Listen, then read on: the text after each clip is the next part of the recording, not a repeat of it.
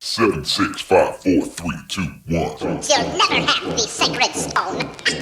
Oh, this you crazy mother. He has a lot of problems. Struggle to be top 5 in points at the end of the season. Wow.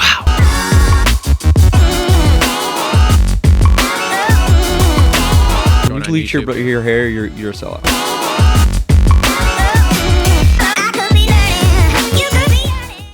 Yo, what is up, everyone? Welcome back to another episode of the Moto Aftermath Show. This is episode number 223. We are in studio here. We're going to wrap up the first Triple Crown for the 2023 Supercross season. Basically on the schedule here, we're going to call up friend of the show, Kevin Moranz. We're going to call up another friend of the show, Coach Robb. We're going to recap the race. I've got a couple of reload rants on my thing here. And then we're going to preview whatever's left of the 250 East championship that starts next week in Houston. Before we get started here in the studio with me, making a triumphant return, he's back. He didn't have to work this weekend. It's great. Exactly. It's Justin. Hey. Hey. How's it going, guys? Hey, man. It's nice to see you again. How you doing? Yeah, I mean, Nice it to was see only you like again. a week, but it's fine. It's all right. I like Hey, the man. turbo better. It's all right. And also with us here in studio, Mr. Supercross only. Hey, Cole. Some bitches. Heard you got my head cold.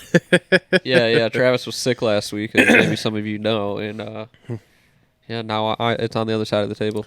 So I also Need some tissues? I might actually. heard you were you fighting go. with 12-year-olds on our YouTube channel. Look, man, we'll get into that. I was. Well, no, you were no, actually I- being you were- reasonable. I've been fighting with people on Twitter. You were being reasonable. They were trying to fight with you. Cole fights with people on Twitter. I get in the YouTube comments and go. But in the don't weeds. use some. Oh, well, he was under his. I was saying some stuff right with my own name. Yeah, with Oh, his were own ya? name. Oh, yeah, So yeah, you that's weren't right. Okay. necessarily fighting. You were being reasonable. It was people trying to fight with you. We were not fighting. We were having an animated discussion. Sweet rock. I was hoping maybe people. people would see my name and maybe click on it and maybe Yeah. subscribe to my channel too. You know, but Just trying to drag them over. yeah, so. yeah.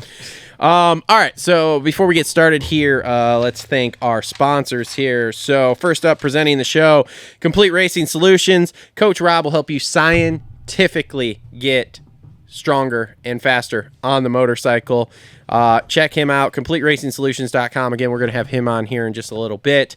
But yeah, he uses scientific, proven methods through years and years of research and development to help you become the best athlete that you need to be for your certain circumstance. And that's not even just motocross and supercross. That is also pretty much any athletic sport you can think of. I know he's helping Hopper right now do Spartan races and stuff like that, train for that. So all sorts of stuff there. Also our other presenting sponsor, TLR Coatings. Some sweet dog hair there. TLRcoatings.com, Michigan's #1 custom powder coating shop. Got this sick turbo still on the table here because the customer hasn't come pick it up yet, so that's cool.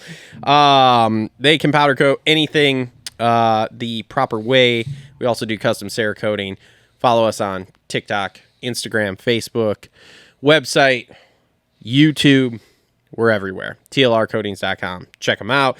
Also on board with us today, Holster Co., Gutter Worx, JT Cycle, Adept Creative Co., Isaac Nelson Designs, and Edgewood Farms. Links in the description down below. Discount codes in the description down below. So check all that stuff out. If you guys want to support the show, there is links to Patreon down there. Shout out to Kurtis Hodges and our West Coast contributor, Isaac Gonzales, for being our patrons. I actually have the webpage loaded up here to be able to upload the Patreon exclusive podcast we recorded a couple weeks ago. We got to record another one here soon. We were supposed to do one this week, but I was underprepared for that, as per normal. Yeah, Bones was great on the show, by the way. Bones was Did you listen to Bones? fantastic. What show are we talking about? Last week. Week. Like I told you, I skipped through it while Yeah, I had okay. my headphones Yeah, in. yeah. I skipped through. I didn't listen to the whole however long it was. No, Bones was good. I liked having Bones on. Yeah, he was really good. So Kev was talked to Kev a little bit earlier today too, and he was like, dude, your West Coast guy loves doing what he's doing. I'm like, dude, I know, the kid's awesome. So shout out to Bones, or aka Heart Kid 44 there. So on Instagram, go throw him a follow. He was at the race yesterday too.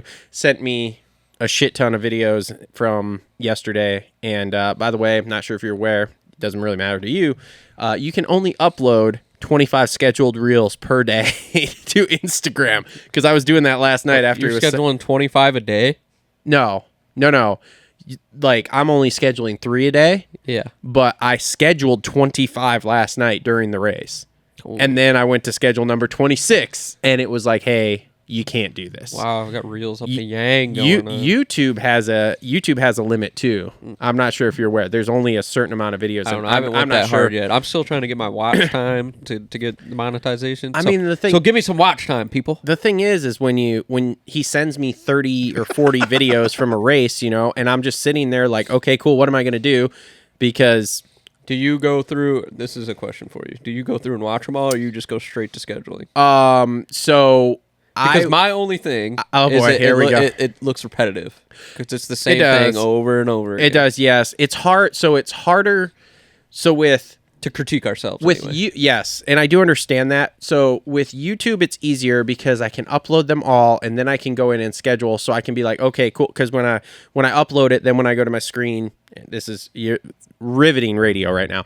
There's basically it's interesting though, because that's the platform we're on. Yeah, so. There's basically like, so when I go in, for anybody who knows, you go into your creative area for YouTube, you have all of your videos. And you can just click through the pages and it shows, likes, dislikes, whatever, or if it's not even scheduled. So I will have the 30 videos he sent me that I uploaded all in one day. Okay. Then I can go through, and when I schedule those, I can be like, okay, cool. We're going to do all of these at, say, the 10 a.m. slot, but we're going to do one every 3 days. And I can go through and just click it off on my check sheet of like, okay, this day, this day, this day.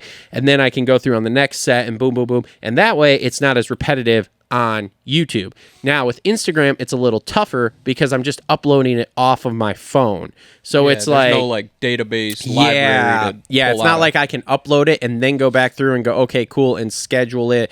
It's like another reason YouTube Shorts is going to take over. Yeah, it's like you have to just schedule it as you're like uploading it from the library on your phone, which I'm sure everyone out there, you have 30,000 pictures and videos on your phone. It's a pain in the ass to keep track of them. They're not fucking labeled. It's just like it shows you the time slot. Essentially, everybody who has an iPhone knows all you get when you're scrolling through is like a time slot. So like if he sends me 15 videos all from the same spot, all of those videos look the same with the thumbnail that the phone shows me. So then I'm just trying to remember time, but then it's like, okay, this row was 655. This row is 744. Oh, now this row is 655 again. Oh shit, which one was I on? Oh crap, did I upload that? Did I not? Because like I said, you're going through 30 videos a day trying to upload and remember. I am getting a little bit ahead now, so it might be easier as we progress through because I just scheduled going to my first race today. So it might get a little easier here going forward of like, I can do it where I set it, every other day, every few days, whatever, when I go to something. Cause like I'm going to the Arena Cross next Friday to take a whole bunch of videos there down in, Chipshawana. Yeah, maybe I'll go to that. Well, you want to go together? Cause like, I don't know that the kid's going with me. I think she's going to her grandparents. So maybe, yeah. We could roll. Oh, squad up, bro. You want to go? When are you guys leaving? I don't know. When do you need to leave? Well, I work until 4. Can you grind out some stuff from the day before and get out early? It just depends on how much shit I got going on. I mean, if you guys leave at a decent time, I could probably go. But if you tell me you're leaving at like 2, I can't. I don't know, because I'm not exactly sure what I kind of looked it up yesterday, but it was a little confusing, so I'm still trying to figure out the schedule. Yeah. So as long as the starting gate gets pulled out of the dirt and dragged down the straightaway again, I'm in. I don't need anybody to get hurt, but I don't even know what Arena Cross you guys are referring to. It's at the Michiana Event Center. It's at Shipshawana. Oh, so this is like some SJO shit. Stadium? Oh yeah, like straight Amishville. Oh yes. Did either of you ever go to those back in the day? Yes, I'm talking like early 2000s. I raced Kellogg Arena and Deltaplex and stuff.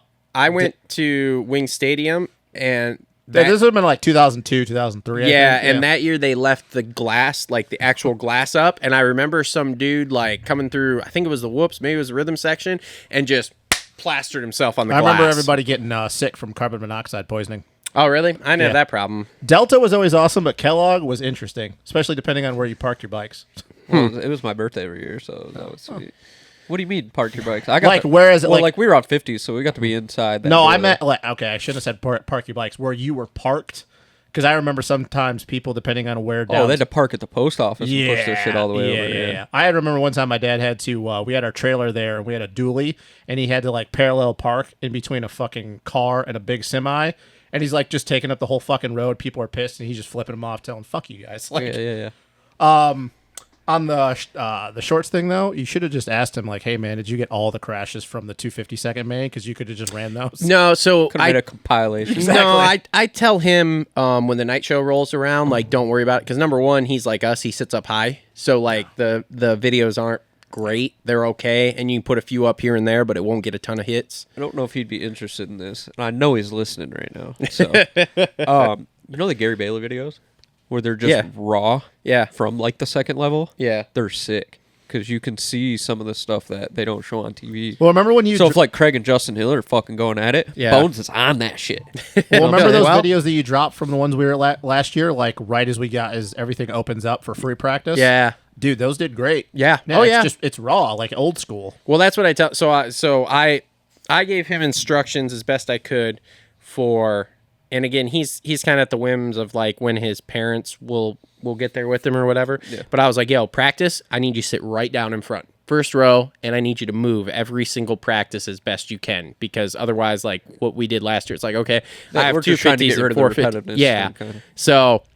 And he did it. He did a really good job. He took some pictures too in the pit, so he sent me that kind of stuff. Like he did it. He has done a fantastic job. He's still going to like Elsinore and stuff during the week, and he's getting like I don't get a bunch of videos from him during the week for that kind of stuff, but I get some. So like he's doing a good job of mixing the content up. So he's he's fantastic at what kid. he's been doing. Yeah, for helping us out. So and like I said, dude, I looked at going to. I was looking at trying to go to Tampa or Daytona. You know how much the fucking flights are right now? Fly Allegiant. First off, I don't like to sit on the outside of the airplane and flap the wings. If I'm going to do that, I might as well just jog to Florida. He ran this joke when we had got down to Florida. I like Why to won't fly. he fly Allegiant? I don't know. He just ran Delta. this joke, and I wasn't. It's really paying 2 attention. hours. Load the movie onto your fucking laptop and First off, like I said, it's kind of like flying Spirit. I don't like to sit on the outside of the plane Maybe and it was flap the Spirit wings. that you made fun of. whatever. It was. Whatever, but, dude. to fly Delta, so for us to fly Delta, like when we went, we paid about $400 to fly out of Kalamazoo down to Florida and back. I looked yesterday, to go in for Daytona for Bike Week was like $1,200. Fuck that. And I was like, yep, I'm out. I'll drive. I'm down so I'll, far I'll out. drive down there. Try $150 or maybe less round trip. No, probably not round trip, but So- 150 one way, so $300. Grand Rapids to Clearwater. So I did look. No, there's the new. So they have that new Avelo. It's a direct flight from Kalamazoo to Orlando International, and that was like 300. You know, but it's the same thing. Like, if I can get it for 400 from Delta, right now I can't. So like that's a problem. But the flight itself is 300. Then you pay for the seat. Then you pay for your bag, or so it's like by the time it's all done, I'm paying the same amount as what a normal flight from Delta should be. The Ain't got $1,200 that math this money. $1,200 is out of control, dude. Like there's no fucking way. So I don't know. I'm Grandal's private jet. yeah. Call Mike. Hey, send the jet, bro. No, probably. So just That would be so badass, though. I just booked my just to do it for a vlog or something. Oh, it'd be just to- sweet. He's not gonna go for it, but it'd be sweet. I'm no, I just booked the Indy Hotel today, because me and the chick are gonna go down there, because you said you didn't want to go. Not to Indy. And Not this year. then I think I'm going to Detroit. Detroit, I'll probably be at, probably. Not sure yet. I'm not sure with who either. You said you might want to go to Detroit, that I'd one. go to. Indy, just I'd rather go down to Nashville than do Indy. I Again. want to go to Nashville too. We got to see, dude. We got 3 days to what? till the shorts start paying, Oh, yeah. I'd much rather do Nashville than go to Indy. and then again. we'll see. So I mean, look, I hate fucking Detroit. I don't give a shit what anybody says. I hate going there. But it's 2 hours away. Exactly, and it's a exactly. race. And if I'm going to choose another Supercross to go to, I'd rather go to Nashville. Well- Especially because the weather in April. yeah, I mean, I'm assuming it's going to be nice down You're there. trying to go down there and swab your way into a bachelorette party, you lying sack. I mean, what's At wrong the with that, Coyote dude? Ugly What Bar. the fu- Oh, he's going to Coyote. Bro, what's wrong with the for He's sure. Bachelorette? I bet Justin, we get a few drinks in him. He's up on the bar at Coyote Ugly, just Look, bro, shaking I'm his not ball. like He didn't do that at I'm fucking not, St. like, Louis. I'm not that fucking dude, the shark bar that you tried taking us to in St. Louis, bro. Okay, well, all right, yeah, all shark, right, yeah, all right. you really, All right, you got to let's- tone back the bar talk. That was just hilarious. Because Shark dude. Bar was Look, this not. This is a conversation for a different podcast, but that shit was hilarious because we're just in the corner, and then you turn around and go, we gotta go. We got to leave. get the fuck out of here. And then me and Cole just looking, we're like, yep, we gotta go. Because we all noticed the same thing at the same We're time. like, we gotta go. We Look, gotta man, go. when you walk in that place and you get the beach vibe, you're like, yeah, Cool. Sick. And then we you're go like, back to no, PBR. not Yeah. cool. Not cool at all. Back to PBR. I mean, the whole paddock was at PBR. Filmed Yeah. by Tom, Fucking Brock Garno, Tickle, that Tickle, one dude from PC. Yeah, everybody. yeah. Kenny Bell, that was his name. Oh, yeah. Fucking was a good Rango. time. Kenny Bell's, to that dude's wild. Yeah, that was a good time. So, Yeah, it was. shit, we were in the middle of the sponsor. We did talk about all the sponsors. We did. We got to the sponsor read. Amazon links, merch Sorry, links. So yeah, okay. I guess we're gonna call Kev here because he's trying to stream the Chiefs game or something. Structured. No Tell him it doesn't matter. Cincinnati's going to beat him. one cares. Who's playing the Chiefs? Cincinnati. Cincinnati Bengals. cares? It's for the AFC Championship. No one gives a Joe shit. Burrow. Joe Cool. Yo, Hello? Yo. welcome to the show, buddy. Yo, howdy. Oh, we're on. We're on, dude. We're live. Coming in hot. Sweet. Is it? Who's all there? Whole crew. Nice. You know. Can't hear anybody. Where's everybody at? Check Check one, one, two. two. Oh my God. Shut the fuck up. They don't talk. Yeah, okay, they don't there talk. they are. They don't talk. Then they all talk at the same time. All right. No, Justin's good at talking over people. Yeah, I got a louder voice, man. It's okay. All right. So, Mr. Kevin Moranz, tell us about your A2 last night because I have questions because I picked you in fantasy, and I'm not gonna lie, you torpedoed my 450 fantasy. Yeah, these pretty guys hard. were bitching, Kev. They were bitching. Why? How did I torpedo it? Well, because you were an 11 handicap, and honestly, I was like, okay, all he's got to do Ooh. is beat one guy. He's like, Yeah. Our thing was like, Kev's and solid. we know Benny's your boy, Benny Bloss, but we Benny thought boy. maybe he was grenading it at some point, and you were just gonna do all the laps and end up like 17th, 18th, somewhere in there. Yeah. But Kev, they're nobody- calling you consistent. Nobody Yeah, really no, grenaded I- like we thought they were gonna. I fully expected to do the same. But the first main event in the very first corner, or the first corner after the first big rhythm, Dino was right in front of me, and he was going to go through the turn and then stopped to cut down super hard. So I hit his rear wheel, and then that made me stop and stand up, and then Chiz just clobbered me. And then his bike was on top of mine. So imagine his front wheel. So imagine somebody T-bones you, your bike falls, they stay up. So his front wheel was over my seat, but his rear wheel was on my swing arm, stuck on my swing arm, and he was just throttling it like he was going to climb over the bike. Oh, So I he's was yelling chizzing at all him, over you. No, Oh, God. Yeah, I said, go back. So I literally lifted his front end up for him and pushed him back off of me. Then got up and got going. So that, by that time, the track, everybody in that main event is so close, at least within the, I would say 16 to 22 range. So there was no hope of catching up to those guys. Chiz and I battled it out for a little bit, but then he took me over.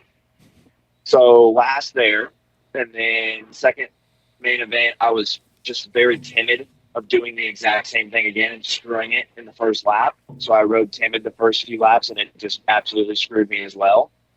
And then the last one was a little bit better. Got out there, kind of fought a little bit, battled with the guys, went back and forth with a few riders, ended up 21st, almost 20th. I finished behind Cade. I made a last lap push and finished half a bike lane behind him. So yeah, man, it was a struggle the night after the LCQ. Obviously, LCQ win was the highlight of the night.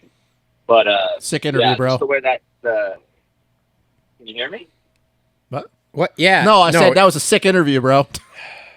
Oh, yeah. Thank you. I appreciate it. Hey, how much? and then- What's the checkbook got to be to get a mention on national TV? Like, No. Oh, You're not gonna pay. Let's not go there because I think there's some There's some heat. censorship. Ugh. Move along, Kev. You don't have to There's answer that. slight political issues with that. Yeah. Oh, You don't have to answer that, buddy. So anyway, but yes, it was a bit of a struggle tonight, and obviously I had thought, just do all the laps. There's going to be carnage, like there was in the 250 class. Everybody was hitting the deck in the 250 class, and nobody wanted to crash the 40 class. So that's my luck. I was gonna say, I'll be honest. I can't believe Benny didn't fucking go down until that Well, last. he main. did. He did. The He last, did the one last left. main. Yeah, like I can't believe that. I thought for sure, like main one, he was gonna hit the deck and off we would go, and yeah, here we are. So, Well, hey, we might not have gotten any points that matter, but you got points that matter. And that, easy. I mean, a measly one will be. well, 1 point's better than what a lot of people got. So I'd Yeah. take it. Yeah, and honestly, just like racing that was a lot better than watching it from the stands. So 100%. I'm happy with it. I mean, 2 for 3 here out of the first 3, so that's not bad. What were those? Last year it took us until round 6 to make one. Yeah. There's a silver lining. All right, so let's start with on the track here. So that quad, was it bigger than what was at your house, or was it the same size? Because that's my reference point now. Oh, we're 2 for 2 on asking him the same question. Jesus. I was just going to ask him if he sized up that 3 onto the table at all. No, I never did because the corner was always jumped, at least for when we were on the track. And the LCQ, yeah, it was probably doable, but I didn't really need to do it. Yeah. Mhm. No, the quad is bigger than the quad at my house. Did you do it? Did you do it, or did you not do it? Yeah, bro. Did you watch the LCQ? I don't remember. What the fuck is this This guy? fucking guy. I don't remember. Do you know how much racing we watched Yeah, yesterday? I hit it. Yeah, but you should be did paying it more virtually attention to every your lap. boy when he's out front leading. Bro, cut me a fucking break. We Not gonna watched. lie. That You six-way battle. We watched 7 races last night. This fucking guy, Justin. Not This gonna- fucking not- Kev, Not light gonna into lie, him, bro. though. Light into him. light him up. Light him up, bro. No, it's all good. It's all good. You think, I understand you're confused with the different main events that you had, but you should remember the LCQ. Come on. He's not wrong. It's not wrong But at all. You don't remember anyway, 6 dudes in one corner? Shut up and let the man talk. Yeah, dude, that was kind of gnarly. That was gnarly because going into the LCQ, obviously, going through qualifying, I was P22 after free practice, and I was like, I don't know, somewhere around 28-ish after first qualifying, and I was like, all right, we got to put a good lap in. I didn't put a good lap in the last moto compared to everybody else, and I'm just like, jeez, Louise, bro, like, qualifying kills my confidence so much, it pisses me off that I suck at it that much, considering I was outside the top 10 going into that LCQ and end up winning it. Like, that's just so frustrating, and how much of a better racer I am than a qualifier. So, I mean, it's another confidence booster if I ever go to the LCQ again. Hopefully I don't, but it's bound to happen at some point. Obviously, I have a lot of confidence in the LCQ and in my ability, but man, do I suck at putting one lap together. Had a decent little battle with your boy Starling there for a few laps. Yeah, dude. Do I'm you? just happy nobody took me off the track. I was thinking Marquis at some point was going to get loose and take out like all 3 of you, but that didn't happen. No, I was so happy I made the pass on Mark Day when I did. I quadded what you said I asked if I was doing. I quadded and doubled to the inside, drifted the inside over the triple to pass it. He tripled. He didn't quad out. He tripled into the outside, so that's why I passed him. Cool. Did Jesus. what? What's the Like what the is the worst correct? start to this First off, podcast. fuck both of you. All right, you know what? I'm muting you guys. I don't fucking care. Kev, we're you and me are just doing the interview now because these two are assholes. I have a good question for him. Can't hear you. Okay, go ahead, Cole.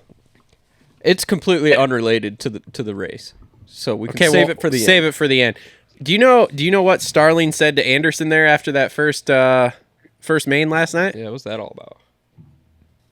No, why? Were they getting mouthy with each other? Anderson kind of got in his face. I was gonna say Starling was looked like he was not happy with something Anderson did when he was lapping him. Was my take on it? Which I but didn't they see were, anything. Yeah, I don't know, but they were definitely having a chat on top of one of the jumps after the race. So Oh, I did not know that. yeah, Jason was kind of giving it to him on No, TV. Starling's sitting there and he looks like he's just trying to talk to him, and Anderson's just being fucking normal Anderson and Yeah, like it's- bitching at him. And it's a Jason thing we wouldn't understand.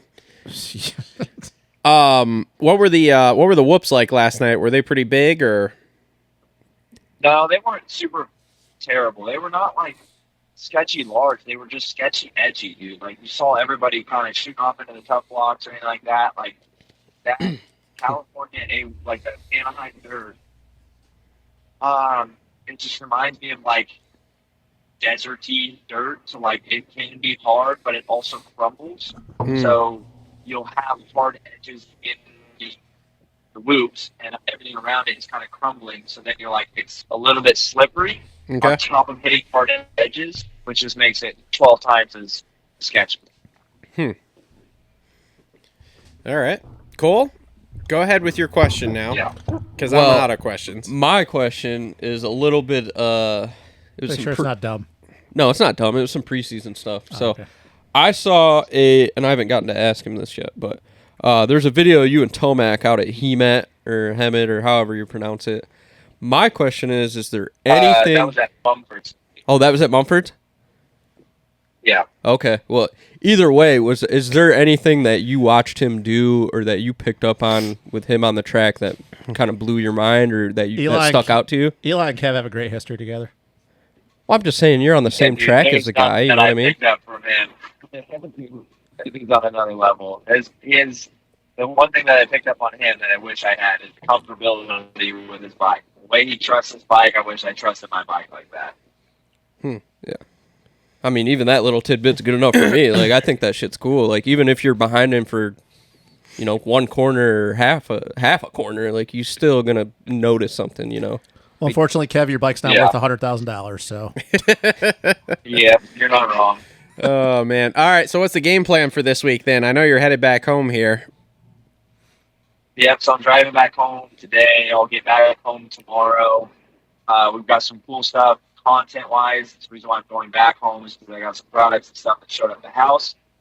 So that's some foreshadowing. But yeah, I just have to run straight back home. It's going to be 20 degrees back home, so there's no chance of me riding. So I'll just hit the gym maybe a couple days, regroup, repack, hopefully get back in the other van. Transmission's being put in as we speak. So test that out, do a couple test drives, go to Kansas City and back, something like that. And then, so I get home Monday afternoon. Home Tuesday, home Wednesday, leave Thursday morning for Houston. Drive down there. I'll ride press day on Friday, and then probably Friday morning. I'm assuming. So I won't be in the actual press day. Race Houston, and then drive straight to Florida the next day, and then I'm going to base myself out of Florida for a majority of the rest of the season. Where are you riding in Florida? Undecided, but I have a good connection with Mike Starling, obviously, and Jack Chambers. They have a pretty solid little track, so I'll probably move in with that group. Staying with a kind of a family friend, moto friend down there as well, so I'll be pretty close to them. Oh, okay, cool, sweet. Anything else from you two? Should be solid. What's the goal for Houston this weekend, bud? Main event, I would have to say a realistic goal is to try to not go to an LCQ. So let's see if we can get it done in the heat race. I want to say top 20 in qualifying, and it needs to be. But we'll say top 24 in qualifying minimum. But we need to start venturing down. I can't be qualifying 30th like I have been, and then still making mains like it's kind of a joke. So I need to just put together a good lap. Because like my biggest thing is the track is so junk by the time we get on it, even the 450A, let alone the 450B. But then you have fast dudes around you that are ripping and very comfortable with their bike. I'm not as comfortable as they are, obviously. Now, again, they probably have a little bit more skill than me too. They have more experience, yada, yada, yada. But it's so hard for me to be consistent on a track that is completely torn up. Like, it's worse in qualifying than it even was in that main event. Like, it's just so rutted and slippery and wet because they try to keep moisture in it, which I understand. But then you just cut down so hard. Yeah, it's tough in qualifying. I just got to I got to be better in qualifying straight up. All right. Well, sounds good, man. We'll let you get to the Chiefs game here. Watch the Yay Yeah, Sports. son. Oh God, dude. Yay Sports. This guy. This Oh, fucking we're guy. sitting next to a guy that's a Joe Homer. Yeah, dude. I like the Bengals. Get off my ass. Oh God. Oh boy. Can you teach me to football? Oh my God. Okay. All right. I can't handle this. All right, Kev. Thanks for coming on, man. Good luck, bud. Appreciate it. Yeah. We'll talk to you this week, buddy. Michelle, I appreciate it. All right. Later, man. See ya. Good night. All right. Kevin Moranz, everyone. I like how I mean he's always kind of been this way, at least since we've known him, but I like how Kev always is grounded. He always has a level head. He you get a lot of these moto dudes that have had a little bit of success, and by success I just mean top 10 at some point, top 15. And then it's good to have confidence, but then you listen to some of these kids, they're like, they get their first top 10, they're like, all right, I need to be top 10 all the time. Yeah. And you're kind of like, it's good to have confidence and good to build towards that goal, but like you might have had some things fall your way. Whereas Kev, it always kind of seems like he is grounded in the sense that he knows where he wants to be and where he should be. Mm-hmm. And unfortunately, and not saying for Kev, but there's just people, there's a difference sometimes. There's a difference where you want to be and then where you should be. And I do like the fact, though, that he recognizes that he has a problem in qualifying. Yeah. Mm-hmm. I was going to... Yeah, go ahead. No, I was just going to say, because a lot of people wouldn't be willing to admit that. Yeah. Yeah, I was going to offer advice, but he probably doesn't want to take advice from me. He probably thinks I'm an idiot, but I haven't... I don't know, man. You'd be surprised. You'd be surprised. And you might be able to pick up on this stuff, but in qualifying, is he out there, does he kind of get by himself and then put his laps in?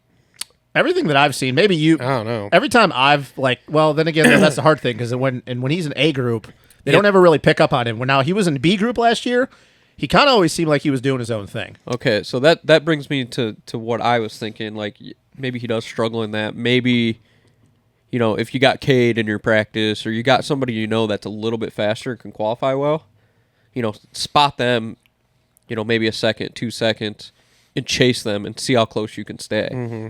I mean, and use that as a way. You might be able to pull a half second. You might be able to pull a couple tenths or something, but it gives you something to kind of chase after. Mm-hmm. I mean, anytime we're there with him at any of the nationals and stuff, he usually would go out there, at least in one of the practices, and try to jump in behind an Eli, behind an Ando, behind whoever, chase, and see if he could, at least pace them for a few sections or whatever.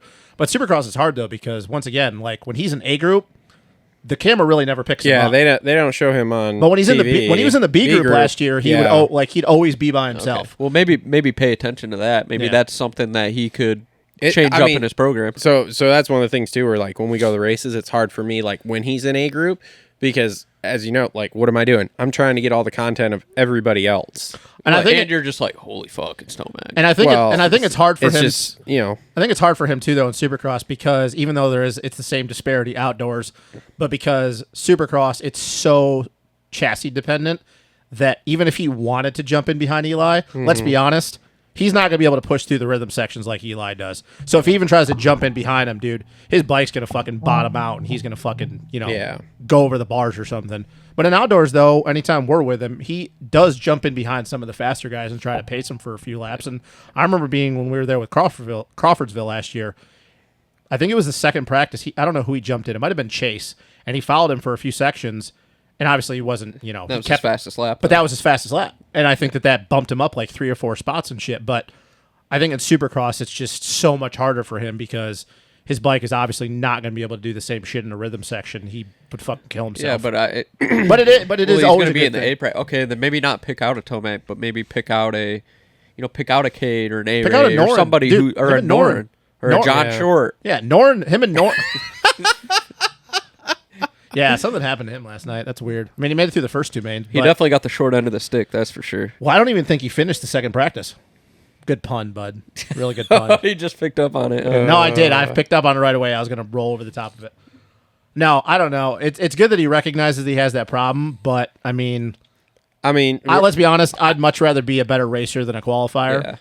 To be honest with you, here's the thing. He's especially because it starts or something. Yeah, he's we're already off on a better foot than we were last year because, like you said, at least he's got points. Yeah, we've got points 3 rounds in. We've made 2 out of the first 3.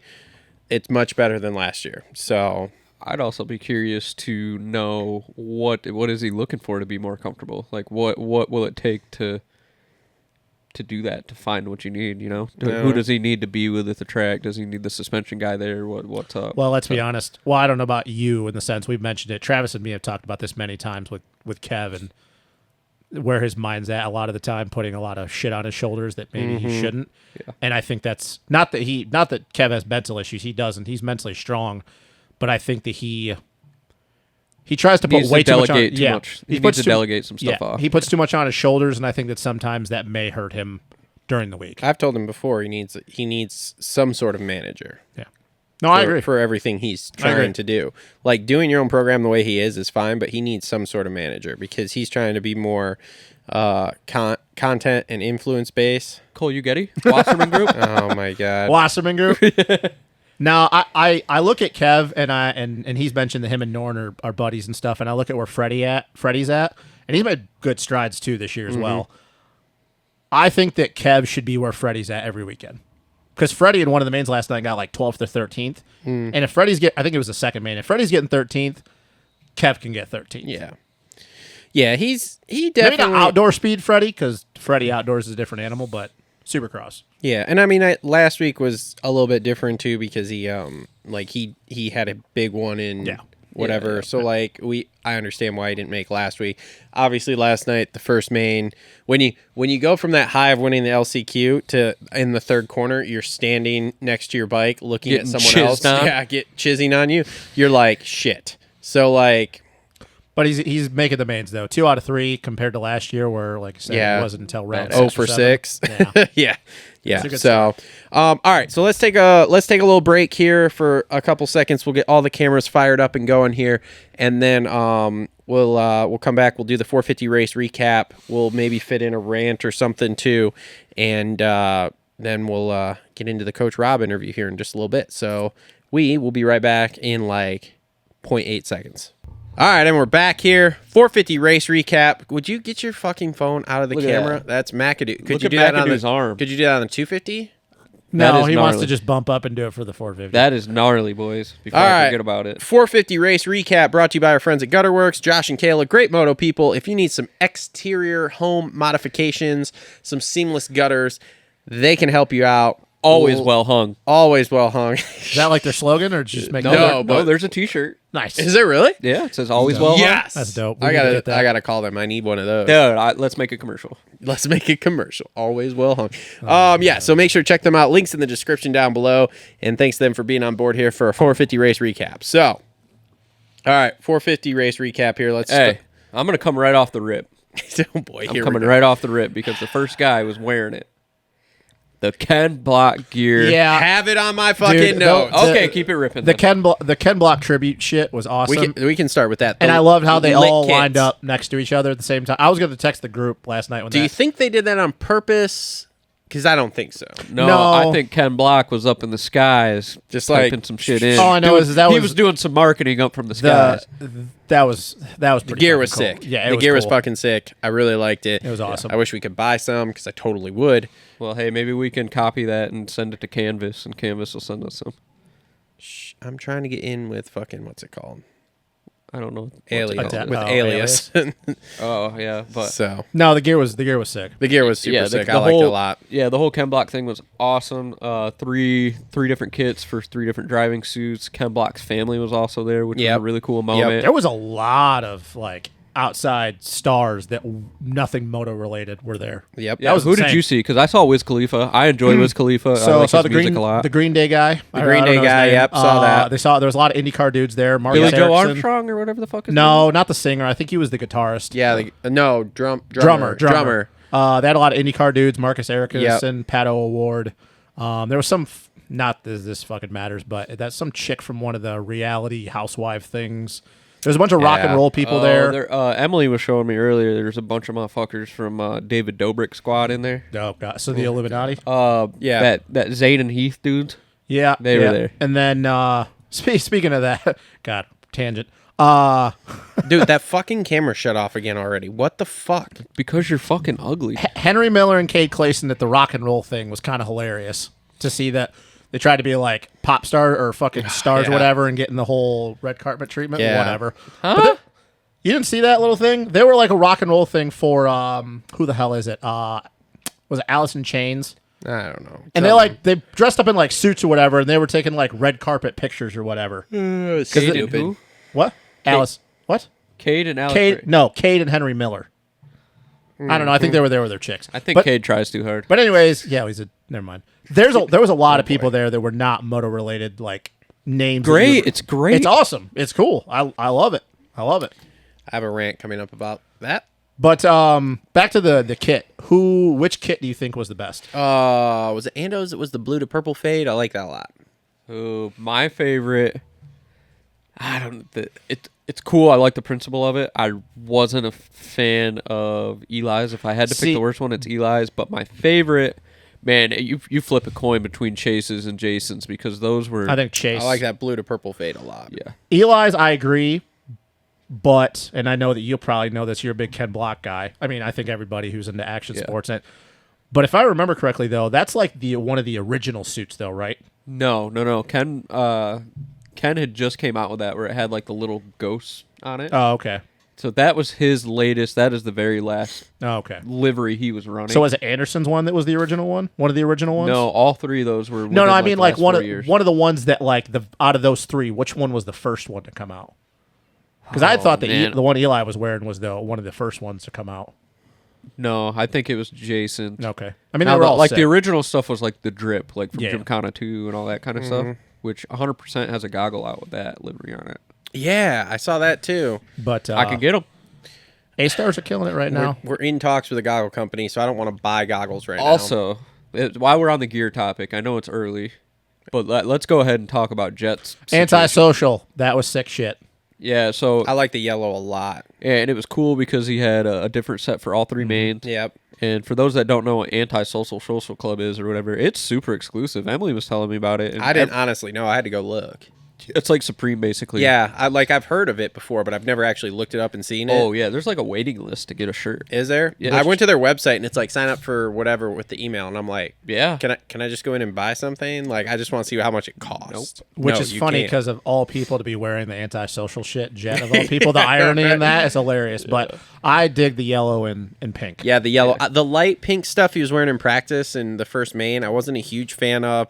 The pink stuff in the second main was okay. It was better. The yellow stuff was sick. Yeah, I'd be really interested to hear about how that came along, that collab or whatever. I'm sure Mertz has something to do with that. Yeah, but I know but Jet as well, Jet, Joe, and all them, they're kind of into that. Yeah. Fashion scene kind of thing. I don't think Jet really cares. I think he gets pushed into it with. I don't know. But I think he's into those dunk shoes and stuff like that. If it's like Supreme though, because I had never heard of it before. If it's like that though, that fits Jet's style. That's what I mean. Like That's his what I'm saying. Like I agree with that. He probably gets pushed into it, but like that fits who Jet is. Yeah. To be honest with you, but no, A-Stars, man, they're killing it lately. They killed it last night. Alpine Star won lit kit after lit kit after lit kit. Could you give 8 trophies away? Because Alpine Star gets all 8 of them. No, I agree. Yeah. All of it. Yep. So, all right, cool. Let's get into this 450 race review then. Okay, so the perfect season talk's over. Yeah, 17-0. How's that going? Jesus. Bro, well, you off your drugs yet? I don't know how you did not just lay into him. It was going. I told him it was going drunk. super sweet till last night. It's impossible. It's never going to happen. I told him he was cum drunk. Super sweet. Oh yeah, that's right. You did. Yeah, look, you can't tell me. Jet lost too, bitch. Okay, first off, if you wanted to ask me which was going to shock me more of someone losing last night and killing the perfect season, Jet was more likely to lose last night. That was 100%. That was more likely to happen because off the paper. They showed the thing. Tomac's got twice as many of these whatever race wins in Triple Crowns, and he's got like 3 times as many fucking He also overalls. didn't even win a main last night. Also, yeah, well, we'll get to that. He's never swept a Triple Crown, so you're thinking when you talk 17-0, winning every time the gate drops. Look. In the Triple Crowns, all that matters is that overall at the end. Yeah, this fucking ass guy over It's here. never going to happen. No, there was no time that I ever thought he was going to go 17-0. It's not going to happen. It's so much harder to do than 24-0 outdoors. There's too much shit that could run on Supercross. Too much shit. Yeah, outdoors, you got dude, carbon monoxide. You got all kinds of shit. Outdoors, if you're 3 seconds a lap faster than someone, you can make that shit up very easy in 35 minutes. But you're never going to be 3 seconds a lap faster than the top guys that you're racing in Supercross. Look, it's fun. It's done. The talk's over. It's no big deal. Yeah, there's no perfect season in either one of them now. It's no big deal. Can we go outside, kill a crow, and let you eat it? No. But anyway, so Sexton goes 151 for first overall, and I'll be honest, that first race, I was like, ooh, these boys are in trouble tonight because he always has decent starts, and he was, as he said, it was a practice moto for him. Bless you. God, wow. You look good, though, man. I'll pick up after that point. I actually, I was rewatching it today, and I really overlooked how good of a night he really had. He came out, got the start, pulled away, won the race. That's what we've been expecting from him. Yes. Second moto, he did have that little blunder. Yep. But third, when all the pressure was on, it was go big or go home. He performed. And he fucking stuck it to Ando when he passed him, too. Well, like, you need to. He didn't just, like, wait until he had an opportunity to go around the outside or something. He, like, went in there, dug it in, and fucking said, see ya. Ando counterattacked, and then he cut up and under again. It was some real good, clean it was good Dyson. racing, Yeah. I mean, you're right. He did what we all have been talking about on our previous show. Everybody, like, finally putting it together. But it's also one of those things, too, is it's like, okay, now he did it. This is expected. It was expected. Was it lightning in the bottle? Or is he going to go to Houston this coming weekend and get 7th? We'll see. That's the hard thing with Chase, and at least in Supercross yet, is we don't have enough evidence to say he can do it. Now, you don't... Correct. You know, in outdoors, he proved really early on that, like, hey... But Supercross, for some reason, though, and it's wild to think because he was a 2-time 250 champ, his technique says otherwise. It's like we talked with Dylan. I don't think Supercross comes as natural to him as outdoors does. So here's the thing, though. Which is a weird fucking thing to say. Well, you know what else is really weird is that's only his second win ever. That's my point. Yeah. That is my point. Here's the thing, though. So up until last night, there was almost I don't want to say he seemed a bit defeated, but he was very low compared to coming off an outdoor season and doing all the challenging he was. And then to come out and get like, what's he done? Fifth and fifth or something like that, whatever. It was like, oh boy. And then, so if Tomac goes in and wins last night, again, extends that points lead, Chase gets another 4th, 5th, whatever, even 3rd, that's a fucking problem for him. And then I think we start to see an entirely different second half of the season. Now, he's within 4 points. He's tied with Webb for second. They're within 4 points. Yeah. There is life that has been breathed back out into of it it either. I looked at the points. There's a I lot think of dudes. Ferrandis and Roxon are fucking they're not both, out of it. They're tied. They're both 6 back. It's 4 back, 4 back, 6 back, 6 back. So Here's it's it's more than that. no, Here's another thing. that's what it is. It was on TV. Here's another thing. Just keep going. We got to go with the what ifs when it comes to Chase. I hate to get to that. It's that point, though, with him is those mains were only 12 minutes. We saw what happened in A1 when he was out front. Yeah. He pumped up or whatever he did. Obviously, in San Diego, he was not up front, so we don't know what it was going through his mind. It wasn't the same shit.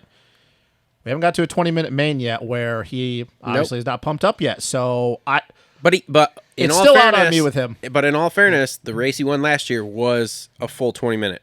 It was, but that was last year. So I'm just Justin's saying, a big weight guy. I have to be, dude. Justin is racist against white people. If there was another James Stewart-esque black guy coming through the ranks, Yeah, it's Malcolm Stewart. he would be all about Yeah, it. he just doesn't think about that, does he? And I'm not in the Mookie bandwagon. All about it. He gave up on Sean Hackley, so your point is Mookie doesn't have the hype, bro.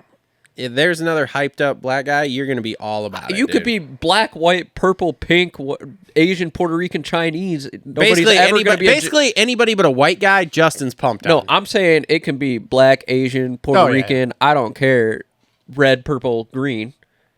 There's never never going to be a another James Stewart. Yeah. Maybe. No. You never know. No, there's not. You There's can not. never say never. Just wait. The next hot property in motocross is coming out of Nigeria. That'd be cool. Yeah, but India. I'm with you. We need to see him win another one that's not a Triple Crown this year to really kind of start to solidify this. But I think there's life that's been breathed back into him here with this win and being so close in the points now. That's like, okay, cool, let's go, game on. So we'll see how it goes. He's been taking shit personally. He took that shit personal. Jason Anderson goes 5-1-3, and this is Made more, another friend on the track. But Coop of all people should know. Oh yeah, he should have known. Coop should have known. He should have yeah. known. And I think that's why Coop was okay with it. Yeah. I mean, here's the thing though. Coop is smart enough to not want to get into that. And Jason, And he didn't. There is something with Jason that wire just doesn't touch in his brain of like, I shouldn't do this because I really want to win this title. Like, it's just not there. It's not quite Barsha's status. Like, he's not T-boning people for so fun. Like Anderson is sparking a little Yeah, bit. but Barsha's just got clipped. Yeah, but he's still, it's like, dude, the way he runs it in on everybody, it's like, dude, what are you doing? You're faster than them. Just go. He knows it, though. Did you watch the press conference at all? No, I did not. So I watched that a little bit before I came over here, and Weege, everybody else danced around it. Nobody brought it up. And Weege was like, so the tweet last week, it got taken down, blah, blah, blah. And Anderson was like, yeah, the AMA told me to come over and take it down. And, I thought that was kind of funny. And he, like, kind of took a shot at the AMA. Yeah. And then was like, we both race hard, and we both don't have any room to talk. Mm-hmm. Like, he just owned it. Yeah. Which Barsha won't do. No. Oh, yeah. I say that. No, yeah, Barsha was, oh, yeah. Dude, I still gotta say the Tomac and Atlanta. Laughing. yeah, them laughing at. Oh, I thought you were Barsha- going back to when him and Tomac got into it in Atlanta years ago. No, at Barsha No, last week. In the press conference. when Have you Barsha seen went. that? No. Oh my Barsha god. goes, oh, yeah. He starts. I don't even know what you're talking about. And fucking Tomac and Webb are just. cracking up. I mean, Tomac's literally like, Yeah. like hiding his face because he's laughing Yeah, so and hard. Barsha at goes, Barsha. Yeah, Jason used profanity with me. Like, It's the most ridiculous thing ever. I mean, that's what Barsha and Anderson do, though. They can't make passes stick without being aggressive because I think it's I think it's a psychological thing for them. They know that if they run it in on a lot of these guys, not a lot of them want to play that game. Yeah. So they know, hey, if I run in, show you a front wheel, saw off the front end, or just It's kind of like bullying, but yeah, it's their way. Even if they know they're faster than them, it's a psychological thing. I think for them, that's their edge. That's their edge that they have over the competition. Knows that if they get aggressive with somebody, even if they don't touch, if they just show a front wheel, they know that in that next section, that dude is going to be thinking about them all the way through, and maybe that'll make them just be a little bit off. that's what makes Webb great, though, because if you watch Webb, he'll stick a front wheel in to get people a little rattled up, and then Look, he man, pounces. I think in Supercross, these dudes are so close. You have to do stuff like that. I'm not saying you need to saw off everybody's front end, but everybody is way too close. Where how often anymore outside of the whoop section do you see some dude just straight up pass someone anymore without being a little bit aggressive? Whoops is different, but dude, half the time when these guys are passing one each other, they're showing a front wheel.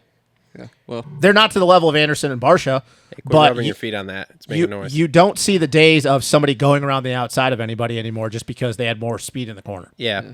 well, Anderson, though, the other thing I'll say about him, his race last night, good to see him get a win. I think he really needed that. He did.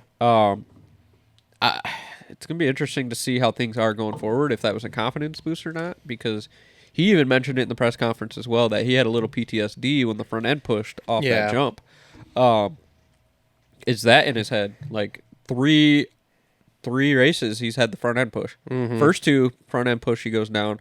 This one, the front end pushes, he saves it, but is there something missing on that bike? Is there a little bit of feel that he doesn't have right now? Yeah. I think it's a big confidence boost, though, because if he would have gone the entire night last night, especially in that second main when he got out front early, and he would have not been able to win, I think that a lot of people, even though he didn't win the title last year, a lot of people would be going back to, well, this is 2019 all over again. He won the title in 2018. He had all this pressure on him, and then he couldn't back it up. And even with Anderson, who we all know is kind of just this, whatever, brush your shoulders off attitude, I think even for him, he would probably start thinking like, hey, man, maybe that was a fluke. Yeah. Maybe I can't do this consistently year after year after year. These guys have gotten better. Eli's on a better bike. Coop's on a better bike. Kenny, to be seen, but good so far. Chase, we know, has the speed. And I agree. I think that last night was really good for him because if last night would have been how it was the first two rounds, I think you could have seen a very defeated Jason Anderson going into Houston. Yeah, I think him and Sexton both needed what they had, what happened to him last night. All right, third place, Ken Roxon. He goes 2-3-4. Can we talk about that 3 on, 3 off, 3 Holy off? fuck. Holy fucking shit, was that huge? That was almost like that line, and it reminded me of that line in St. Louis that we didn't want to see everybody die on. Oh, yeah, Dude, yeah. when I first saw that, I saw the videos of it. I was like, oh yeah, people 3 on the table, no problem. Then I started thinking, I was like, could they go on to the next table? And I was like, no, there's no lip. And then when Kenny did it, and they barely even caught it, I was like, Oh, yeah. did he pee a little bit? Like somebody said that, and I'm like, no way he did that. There's no way. I was happy they showed a replay because I was like, dude, I missed that. Like, I definitely didn't Badass. see it, but it was sweet. You know what that means? Huh. He's feeling comfy on that bike. He's starting to. Factory Connection. Now, Factory Connection was not with that team before 2 weeks ago, right? No. Okay, I'm just making sure I wasn't crazy.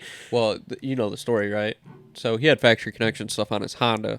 Oh, is that what it was? And he liked the feel of it and was like, bring these guys in. That is why we're now back to what, Showa? Is he Showa or KYB? He's on Showa stuff. Okay, so But if that's there's- why we if- went from KYB to Showa to Well, Factory I would Connection not be Showa. surprised if the internals of that fork are KYB. Mm-hmm. Like, why not? You know what I mean? Yeah. If that's what you're comfy on. But again, you butt heads with the manufacturer like Stu. He had to run Showa. Mm-hmm.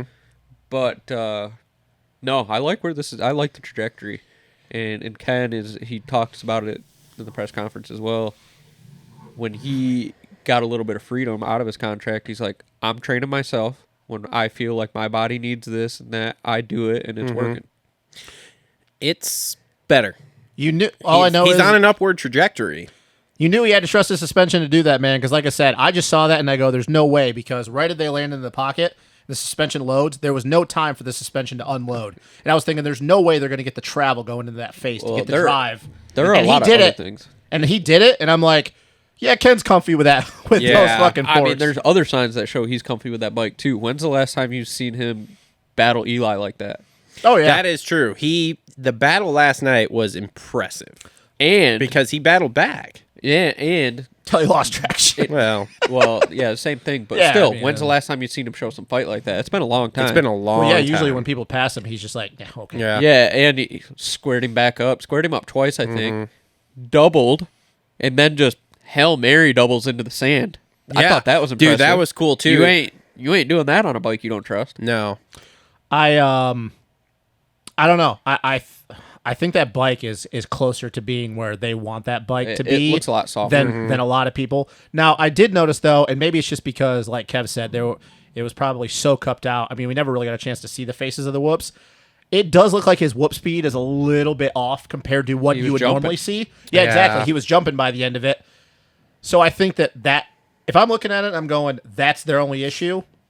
They're fine, dude. You can figure out how to jump through whoops. You can still win a title. Look at Webb. Well, yeah, exactly. Which is funny because now Coop is Mr. I'm going to blitz the whoops all the time. Which Oh, is- who the yeah. hell who did he go around? Blitzing I don't the know. whoops? He went around somebody I that he should not have been going around. I don't remember. Was it Oh, Kenny? it was I thought it was it wasn't AP. He blitzed right around Anderson, didn't he? Maybe. I don't No, know. he did at one point, and then him and Ferendis, like he was closing up on Dylan at one point. I don't know. Yeah. Somebody he blitzed the whoops right around the outside of him. I was like, oh, all right. Yeah, well, that happens when your bike's worth of shit. So here's the thing with Kenny. So usually Kenny comes out like a ball of fire first like 4 or 5 rounds and then like starts to taper off. Now he's starting to, like I said, we're starting to upward trajectory. You know, we're 5th, 4th, 3rd. Do we get another 3rd or 2nd next week? You know, so like, is this trajectory? Everybody keeps saying, oh, he's not a title contender anymore. But does this trajectory make us more of a title contender now? Because let's face it, here we are again. We're three rounds in, and we're only 6. Is he 6? 4, 6? 6 points out. He's 6. Yeah. So Do you think Daytona will know? I think we'll know by Daytona. maybe I we'll think see. Daytona's going to be a big. My thing is just like I said, we usually start up here and then slowly work our way like this. Where right now we're like doing this. Like usually by the time we get past midway, we're going into these 4ths and 5ths and 6th places and going, oh shit, like what the fuck's happening? Well- and now we're not doing that. Could Now you- we're going the opposite direction. Yeah. I laughed when Ricky said it. Ricky was like, yeah, consistency is the key. And Yeah. I started thinking about it. I was like, Ricky was never the fastest guy. No. No, Stu was. He just knew how to operate around these guys. If a guy was, if he saw him crashing on the start or something, he was gone. He's like, I gotta go. Like, Yeah. he was smarter than all those guys. How crazy would it be that if we get to Daytona, because Daytona is what? Daytona's in, I think it's March 4th? Yeah. March 4th? Here we are jumping way ahead. Yeah, but like I'm looking at Daytona. Not even and- in February Yeah, yet. I'm We're looking at going to Daytona, and I'm looking if we're talking about the trajectory of the bike setup, and they're getting that bike dialed in. How crazy would it be that if he goes to Daytona, and even though Daytona isn't like what it used to be, and like we just see glimpses of 2016 Kenny outdoors, and he just fucking goes and yards everyone at Daytona. Yeah, I don't know. And the reason why I say Daytona, I think it'll all depend there, is because if he's in the points that are close, and Daytona's really good, it could be a momentum shift. But if he's good in the points and he goes and fucking like that bike is just not ready for it, it could go the other way and be a really bad night, and he could put himself out of the points really quickly. Because we haven't seen a Suzuki outdoorish do worth a shit in since Kenny. Yeah. So I mean, you got to know that it's in the back of his mind. What? Our boy won on it No, you got it. Okay. twice. Yeah. Okay. Bogle. Justin Bogle. You got a point. Okay. So all 1 year later. All right, moving on. Cooper Webb goes 7.42 for fourth. That was a bit of an off night for Webb, but I mean, Was it? He just didn't get starts. Yeah, he's 4 points out. I mean, He ain't shook. no, he's not at all. He probably has the most confidence out of any of these guys at this point right now. So, I mean, It's just wild, dude, to think about last year where Coop was even. Oh, yeah. And now we're like, he's fine. He's good. It's all Yeah, good. It's because that bike is good. It's It's funny how interesting. everything changes. it's interesting for sure. Your boy Dylan goes 4.65 for fifth. Been that a was quiet good. top 5 guy this year. Quiet top And those five. starts are better. And again, he's right there. He's 6 points. I mean, it's literally Eli, Sexton, Cooper are both 4 points out, and then Ferrandis and Ken are both 6 Testament points to out. I'd be bike. really interested to see what So- he does with a better start. Yeah, It's a testament to that bike. And I will say, dude, that first main, him and Coop, all of a sudden, fucking Dylan and Coop are like a match made in heaven to find each other on Just the track. battling. They were catching Eli. Yeah. They were catching Eli. Now, I don't know if Eli just kind of realized that he wasn't going to reel in the guys in the front, and so he's like, okay. But I feel like if that would have been a normal main, Dylan and Coop might have went around Eli. Maybe. So, I don't know. I mean, look, Dylan, just make it through Supercross, bro. Just make it through Supercross outdoors, because we all know that's where we want to see you battle. Hey, listen, I think, and I'm thinking way, way ahead because that's what we do. That's But- what we do on this show. That's what we do. But the SMX round, a little Yeah. bit of outdoor, a little bit of Supercross. Dylan it's could gonna be a guy, interesting. you know. Yeah. I'll be honest. I'm trying to go to the North Carolina and the Chicago one. So, I'm just not trying to go to LA. yeah, I'm not doing that. You don't want to go to the place where Brian Deegan landed the first 360. I don't want to go to LA. No, I I'm don't not wanna go going to that California, shithole. period. I don't want to go to that shithole. Okay, Yep. yep. All right. Okay, here we go. So Tomac goes 3.213 for sixth. Woo! So just like Kev was talking about, where he was comfortable with that bike, he tried to do the 3-on, 3-off. That didn't work. I thought he was going to die there as he nosed into that thing and about died. Yep. Thank Then God the that tough next- block was there. Yeah, then the next lap he comes around, and that was a big no, one. Justin, I don't think he tried to do that offline and cased it. Oh, yeah. Yeah, he That tried. third Then main- the next lap he went Yeah. into the bales. Yeah. That third main, too. Did you guys notice? That looked like a different Eli when he was behind Coop that whole time. There was, the left-hander before that little double before the finish. It really looked like Eli was rushing that whole entire main. Because there was a couple times, and he knows with Coop cuts down early. He was pushing into the corner way too deep and not giving himself enough room. Got a back And he tire. I about will- clipped Coop. And I'm sitting there going, I'm like, dude, what is going on with Eli? That looked like 2018 Eli for a Yeah. little bit. And when is the So- last time we've seen Eli crash in a So main? I talked. That's what I'm saying. Yeah, Eli doesn't have big ones almost No, ever. he doesn't. No. Like, it's dumb shit. Like, that was a big one, and I'm like that. Eli doesn't do big Yeah. ones. But And- did and you- on the flip side, what does that do to his head? I don't know. That's Does- the does that's the super interesting that's- thing. That's the question. Because did you guys pay attention? Did you watch the replay a bunch? Because Yeah, I what happened I to did. him? Oh, Yeah. he whacked his dome. Well, number one, he waxed his dome. Number two, when he went off that lip, and this goes right back to Kev being like, yo, he trusts that bike so much.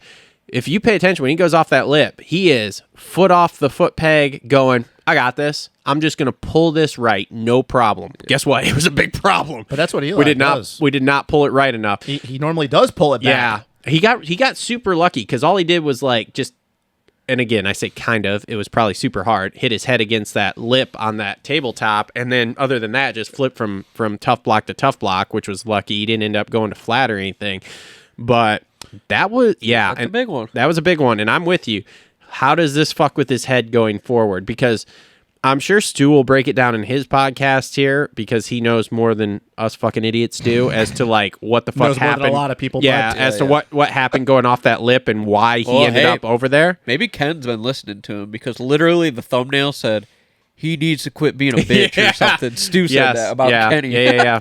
Yeah, there was a moment though when he was doing a cartwheel in the air and he slammed on there. I'm sitting there going, I'm like, well, we just saw Eli retire early. Yeah. Because Eli just doesn't have big ones, man. No. He hasn't had big ones in a long time. I'm here to tell you, he was doing that cartwheel from tough block to tough block, and upside down he's going, I got 2 kids, a bunch of money, hot ass wife. I should probably just call it quits right now. As he's upside down, that whole thought went through his head. That whole entire main just did not look like the Eli that we've been accustomed to in the last couple of years. I'm just like, dude, why are you rushing this? Like, what's that mean? Are the other guys getting faster? Isaac said he did not look like he did at A1 or San Diego all day. I mean, his speed was off the entire day. Yeah. I mean, like, you look at his lap times, like his fastest lap from each main, it was in there. But there was at no point that I go, even if he would have got a start, he wouldn't have been able to match Chase. I don't think he would have been able to match Jason in that second main. The first 2 mains were okay. But that third main, I'm sitting there going, dude, this does not look like Eli that we've seen for the last couple of years. Yeah, now I'm like, chalk it up as let's wait and see. Yeah. Oh, I'm not worried. This is Eli. Like, one race to me, like this, I'm not worried. This dude has accomplished too much in the last couple of years. But it is an interesting thought. Is he going to come into Houston and he's going to be like, look, if he's not feeling it, just take the points. Yeah. We'll see. He is a big not feeling it guy. But that's the crazy thing, though, Cole. When is the last time we haven't seen Eli not feel it?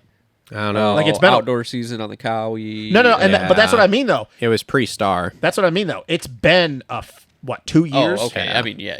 You're right.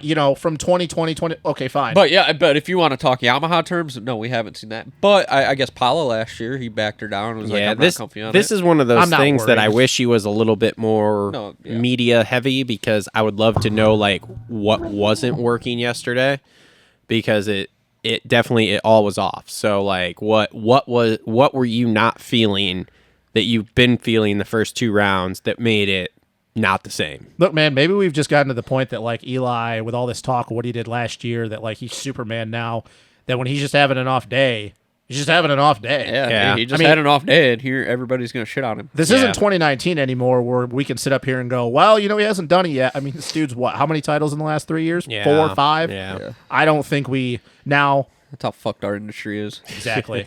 Now, if we get a couple rounds in, and this has become, he's getting a 3rd, a 4th, maybe a 2nd, a 5th.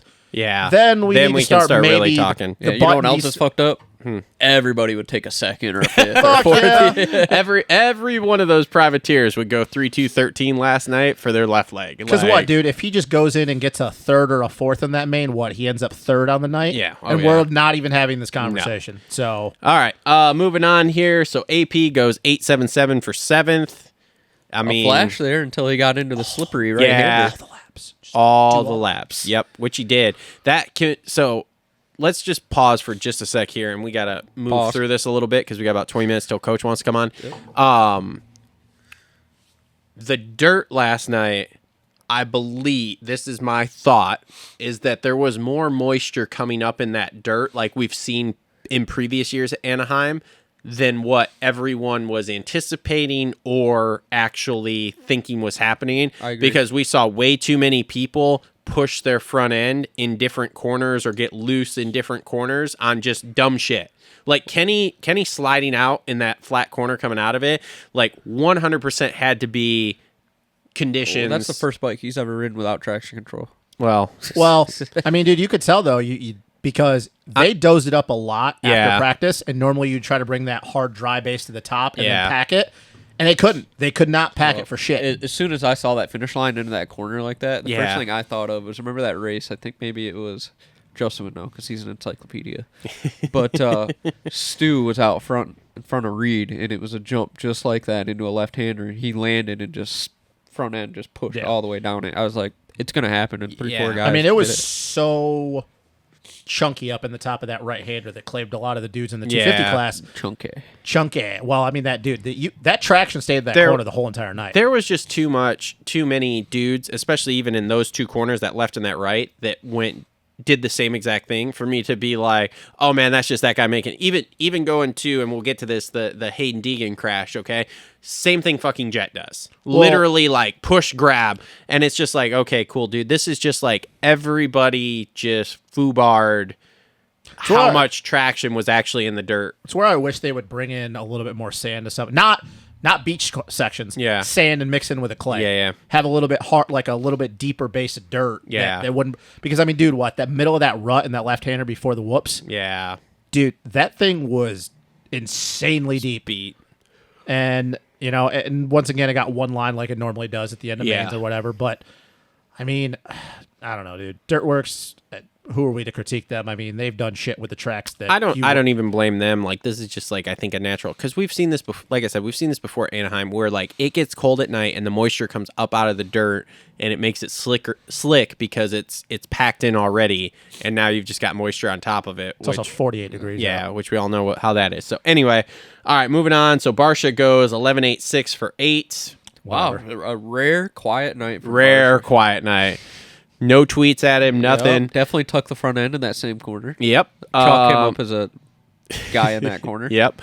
Ace. You mean out of the 9,000? Yeah. Well, I mean, Plessinger got what, 7th? Yeah. Yeah. Yep. He went down in that corner. Yep. 8th place went down in that corner. Yep. The whole 250 Who's man. 9th? Did he go down there? AC goes Nope. 6, 11, 8. Just do all the laps. All the laps? They're really hitting that point. Everybody is. I don't agree with, though, because me and Wyman and me were talking about this because he also is a big AC guy. And I made the comment that I think it's still going to take 7 rounds, maybe, where AC has enough mentally and physically to make it through a 20-minute main at that. Because you can tell there's a certain point. Yeah. There's 3 rounds in a row right now. There's a certain point where he just falls off. And it's because he has not done the laps. Yeah, And, he so mentions that. There's a mentally he has to prepare himself for that. And I think that you just get into a certain point that you're like, oh, dude, this is draining. This is draining to be this perfect, especially the pace there is now. Yeah. But dude, he once again, mentions that. do all the fucking laps. But I do agree with Ricky. Like, I think if he continues to do this where he's just doing all the laps, by the end of the year, because he gets good starts, so he has to run the pace for at least a little bit up there. He's not, like, Colt Nichols gets a good start and then just immediately fades, Well, like 2 corners that, in. That wrist is. Yeah, where it's like AC gets a good start and then he runs up front for 3-4 minutes or whatever, or then he runs up front for 5 minutes or whatever. Like it's a much different thing for AC. Yeah, so it's just a huge adjustment period for him, and I thankfully he's got people like Astafin in his corner that can kind of do that. And I wouldn't doubt if they sat the media down and was like, "Hey, like this is the message we want to portray this year, just to help him mentally." well, and like we said last week, that ayahuasca trip helped him because he can actually mentally do it at this point. because like he literally in the interview he's like, "I've won my whole life." Yeah. like. And even in the 250 class, I was hurt, but when I wasn't hurt, I was winning. It's a huge adjustment for me to accept that I can't win right now. So, Dude, I tell you what, though, we keep talking about, a Dylan, what Eli, if he's there, Chase, if Kenny races outdoors, Jet. Tell you what, man, if AC makes the Supercross and he's healthy and he's like the AC that we like, the blitzing speed, just fucking can run 20 outdoors, AC, it's going to be even more interesting because if the AC that we saw in 2020, but yet mentally, because 2020 he was fast. I don't know, bro. Zach Osborne beat him. But I'm saying the mental part. I don't think 2020 mentally AC was ready for that. No. Physically and his speed was there. But now you talk about we have the speed and we have the mental stability. Yeah. I'm not an AC guy, but I'm going to put him right in there if that dude's healthy going into outdoors because we know the speed is there. Now, if the brain is there, dude, he's one of those guys. I know, once again, we're getting way far ahead, but you're just talking about doing all the laps. Mm-hmm. AC, do all the laps, man, because we know Supercross, you're not winning a title. You may not even win a race this year. But if you're healthy going into outdoors, once again, something that comes easier to you, you can be a title contender. Yep. All right. So Savachi goes 10.99 for Just 10. who Joey is, Just man. who he is. Just top Hey, this 10 is guy. a real interesting thing about Joey is he doesn't even have a practice bike. Well, he's also working What? on his own bikes, right?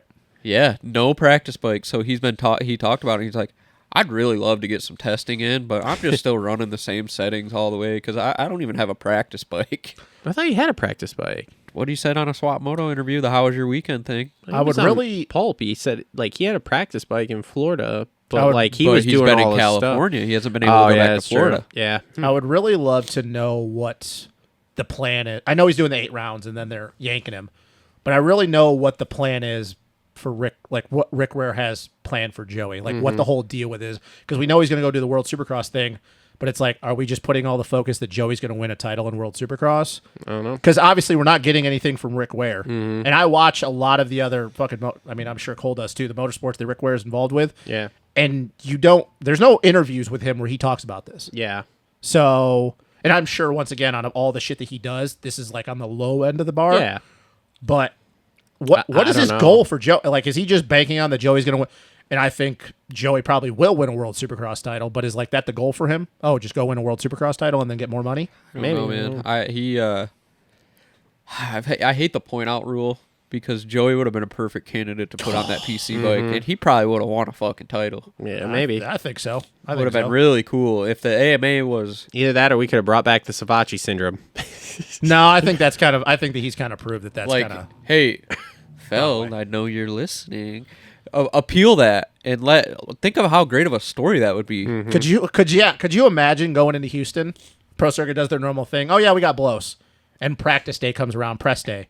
And there's a 17 out of Pro Circuit Kawasaki again. Yeah. Holy shit, dude! The 250 Go out class. there, podium win, etc. Because here's the thing, dude. You know he's not going to win a 450 main, but Joey was one of the best in the world on a 250 for a very long time. Never won a title. Beat a whole lot of fast dudes. Beat Cooper Webb. Beat J Mart. Beat all those guys. You know he'd be getting in Hunter's head going, hey, man, I think I can beat you. Yeah. All right, moving on here. So Craig goes 9, 10, 10. Bike issues. I was gonna say, what's the issue here? Bike setup. Oh, I thought something happened In fact, he is not going back to Florida this week. He is staying in California to test because he is looking for something or lacking something, and he doesn't even know what it is. Yeah, but that was a better night, though, right? I mean, it was better. But because they did make a change. But what did I say right in the preview show? Yeah, that Like fucking these guys they're riding down at the Baker's factory and they're not allowed to test. Yeah. They're just doing the lap. Yeah, It was better, though. I mean, he got top 10 in one of the mains. he's not pumped. Here's No, he my shouldn't. thing. He shouldn't be. Do you think it's the steel frame? Because I don't. Maybe it's something with those steel frames flexing, but that's a guy that goes through the whoops. Mookie's a guy that goes through the whoops. And I got to thinking, I've never seen a guy on a steel frame blitz a set of whoops like a dude on an aluminum frame bike. Yeah, I don't know. I don't know. Name a time where you see a guy go through a set of whoops on a steel frame bike. There was like the speed of what you would see Christian on an aluminum frame. No, it's never. I mean, Dungy was never the greatest in the whoops. Half the time he would rhythm at the end of the night. I don't know. It almost makes you wonder that if it kind of goes the opposite way with the steel frame because it flexes so much and there's so much give there, that you need a more aggressive what I'm person saying. like a Barsha. Whereas Christian, we know that dude has almost no body language. Yeah. He's just centered and calm. Where a Mookie, a Barsha, guys like that, like it works for them. Where the aluminum frame, you could get away with it because there wasn't as much give, so you needed to be smoother. Yeah. I don't know. You might be onto something about that, but here's a problem. If that's the issue, that ain't going away anytime It's soon. gonna be a long 2 years. Yeah. Fucking outdoors is gonna be brutal. All right, Colt Nichols goes 12, 14, 11 for 12. That wrist, Just do all the laps. that wrist is. Yeah, I don't think that's bad. good. Is it really that bad too? They were saying in preseason that there were times where he couldn't even ride. Like if he would ride, he wouldn't be able to ride for like 2 days because Really? he would have to recover with that wrist. Hmm. So sore. Like doing physio and shit. Like he has to still do physio with that wrist. Yeah. Which they were. I don't know if this came from his mouth or somebody in his group, but they said they don't think that his wrist will ever be the same again. That sucks. He needs to go to Jace Kessler's. Yeah. All right, Dino goes 13, 12, 12 for 13. Okay. Diener the wiener. Diener the wiener. Diener the Hey. wiener. Good, right? I Yeah, think I'm it's gonna fine. get blocked on Instagram because the last 3 posts I've said Diener the wiener. Oh my god. Good though, right? Yeah. Good for him. Yeah, that's fine. Good for Dean. You think Yuriv Konsky's fine with that? I would assume so. What the fuck is he expecting? Who? Yuriv Konsky, the guy who owns his team, Oh yeah. Mr. Moneybag guy. Yeah. All right. Justin Hill 14, 13, 17 for Hey, 14. Good fucking ride, He's a good dude. fucking rider, dude. Hey man, okay. He looks like a meth head. Jesus. All honest. Jesus. I mean, whatever. Okay, so He does look like the type of guy that would body box a fucking thing on the street. Dude, I right? mean, they were doing an interview with him the other day, and I was And just he's like, got that holy dusty shit. chin Yes. pubes. And I'm Yeah. just like, dude, you look like you do meth in Oregon. Like, I got what else to tell you? It's legal. So Yeah. like Justin Hill really looks You like got the a guy big that would boogie like, on your left nostril. You got to I got a fix that boogie for still, me. dude? Yep. So here's my question to you because you fucking hate the Hill brothers to your core. What is the it going hell, to take dude? for you? They're just to- not my favorite. What is it going to take for? Yeah, you've never liked Justin Hill, even when he won a title and I was on board and you were like, "Yeah, he fucking sucks." What is it going to Yeah. take for you to admit that this is good for Justin Hill? I mean, great. Good job, buddy. Oh my God, he's such a fucking douche. I don't know what you want from me. Listen, I do think it's funny that Justin Hill, like, you look at him and you're like, oh my God, that guy lives in a trailer park and he Does probably meth under the park. Yeah, Justin Hill. He like, hey, I'm Justin Hill. I live in Triangle Trailer Park. I'm gonna pick me up a PBR and smack the old lady around tonight. It's what he looks I like. hope at some point he just walks if he was ever Just if he walks was- up to me and yeah. punches me in the face. Hopefully. No, definitely not. No, because actually it probably Probably would hurt. He just walks out in a wife beater one of these times. That'd be great. Oh, Singing- my singing Wife his beater, mouth. jean shorts with some chew in. Yes. Not even a chew. We just need a wife beater and some cut off. And then you got Josh Hill, his brother, who's like the exact fucking opposite of him. Like he's Yeah. Mr. Cocaine, Monster Energy parties. Yeah. All right. So Freddie Noren goes 15, 20, 14 for 15th. Okay. Shane goes 16, 16, 18 for 16. He is also looking for something in the bike that he doesn't know what he's looking for. So that's interesting. Johnny Shane's is Yeah. Diener the Wiener. Chiz goes 21, Chisholm. 21, 18, 15 for 17. Take it. Benny actually didn't really pull a Benny. He went 17, 15, 22 for 18 to completely torpedo God, my he looks like a fucking- monkey fucking a banana. Dude, he's way too big for... How about they're on Chase on the last lap and he just weeds his shit and they're like, oh, blocks down. But Right in Chase is front of on his him. way to the Yeah, win. yeah, That just reminded me in St. Louis last year where he just fucking smoked the fucking tunnel. Oh my God. Like, Benny. I'm like watching that and I'm going, you were supposed to do that 2 mains ago. like, God, fuck, dude. man. Help me Fucking- out. That's Every okay. other race. We won't see him for 4 rounds. Yeah, anyway, Starling goes 20, 19, 16 for 19th. Clayson, 19, 17, 20 for 20th. Cartwright, 18, 21, 19 for 21st. And Kev goes 22, 22, 21 for 22nd. At least we scored a point. Hey, good for Josh Cartwright making it. Didn't have to go to the LCQ. Yeah, That was actually kind that of was wild. impressive. That was Yeah. wild. Well, he's not a 2 out of 3 right now, ain't he? I don't know. Cartwright, you made it last week. I think he made it in San Diego. No, Yeah. maybe he did. He didn't make it. Yeah, in he A1. did. He Yeah. finished 18th in San Diego. Yeah. So he's 2 out of 3 too. Good for him. He's I a wonder- guy I never thought of putting on my roster to make. Yep. Yeah, well, he did great for me for the first 2 mains, and then he really tanked my team in the third one. So fuck you. Yeah. Whatever. The Cartwright cartwheel, probably. Just over here dominating Supercross again. Oh my God, dude, you were not dominating. I was beating you after the second round. Hey, when's Coach come on? In about 8 minutes, Okay, and I gotta okay. pee. So, dude, when I win the Supercross fantasy between the 3 of us again, do I then finally get the title of the Supercross guy for the group? Like, does that happen? Three years in a row? Does Guy that wants happen? affirmation. He wants some affirmation. I'm in just his saying, life. 3 years in a row, does that happen, or do I have to keep tooting my own fucking horn? Listen, man. As the I know you Supercross I know guy. you suffer from little man syndrome, so I'll give it to you. I'm just saying, if I win between the 3 of us 3 years in a row, There's a little bit of credibility there, but it's hard to take credibility from a man that's gonna go triple on a Supercross track who claims it. triple would be sweet, dude. It's If I all- could do it's- that, I'd be fucking You were psyched. claiming it though. It's also picking a bunch. psyched. It's also When picking was a I bunch of claiming- dudes. It's also picking a bunch of Did dudes. he not claim triple on I a mean, full blown probably at some Supercross track? point. At some point. It's also picking a bunch of dudes that you have nothing to do with. It either they could kill it or do shit. And here's the thing: once again, none of us are even fucking winning our own league, so we actually all suck. We're not even close, dude. You're getting smoked. Hey, I will give you credit. At least you are still on the first page. Yes. Listen, man. Yeah, but okay, so listen, here's the other we end. we could talk about it on the fantasy pod, but it has not been great for Let me your ask boy. you though, since you had a good night last night, how far are you still away though from the dude that even wins our league? Because it's a lot. I'm in 28th, so Yeah, but I don't worried know how about many that. points. He's skewed to just beating. I was us. gonna Yeah, say- here's the thing, dude. If I was him though, and I'd be that pumped up about it, I'd be like, dude, we at least got to win our own league because you don't win your own league. It's like, Listen, eh. I'm the only one at this table still that had an actual Oh, number. my Oh, God, here we go. We're gonna play whatever. that fucking card again one time.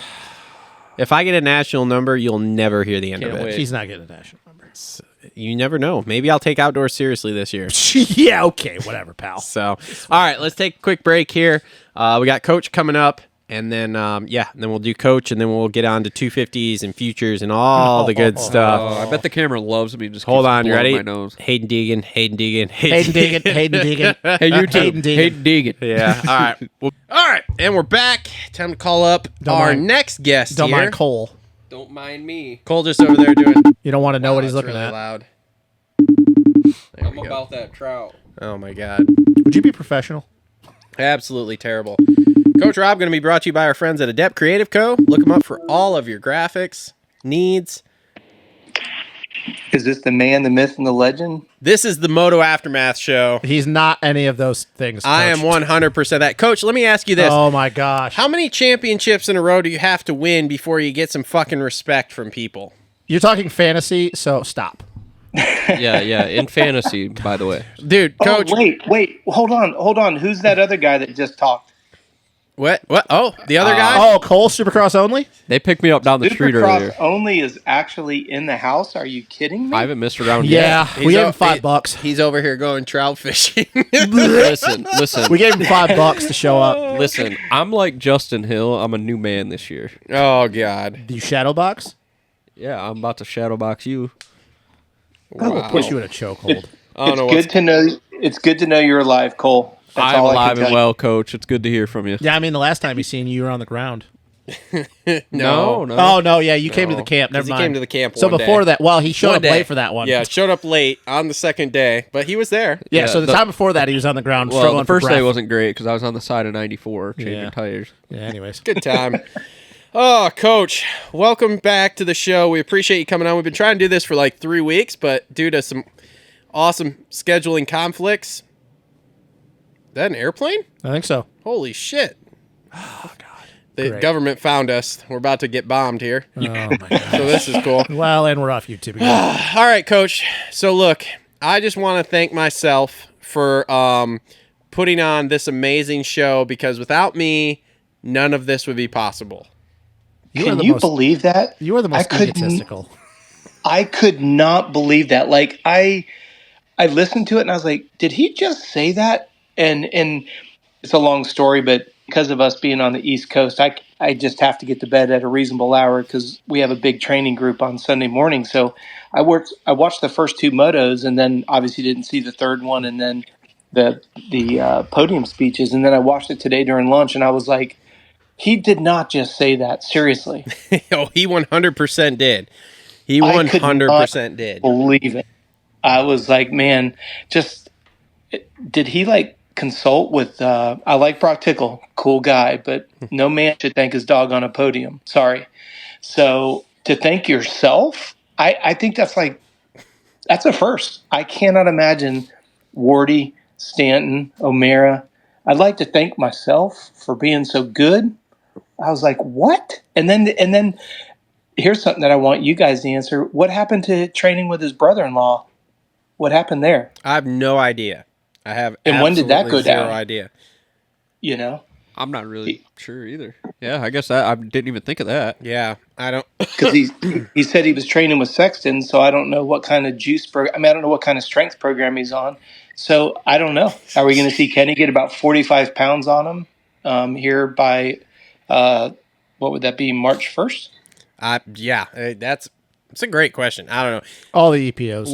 We just did the 450. We were recapping the 450 race, and I said it's going to be interesting with him anyway because usually we all know he starts like a ball of fire and then slowly just tapers out as this season goes on. But like right now, it's like the opposite. He's like building. It's like a 5th place, a 4th place, a 3rd place. Like he looks like he's getting more comfortable on the bike as we go here through the rounds. So like, does this translate into really being in it the last, say, 3 rounds? Or are we still going to see that? Is he still going to burn out here, midway through the season?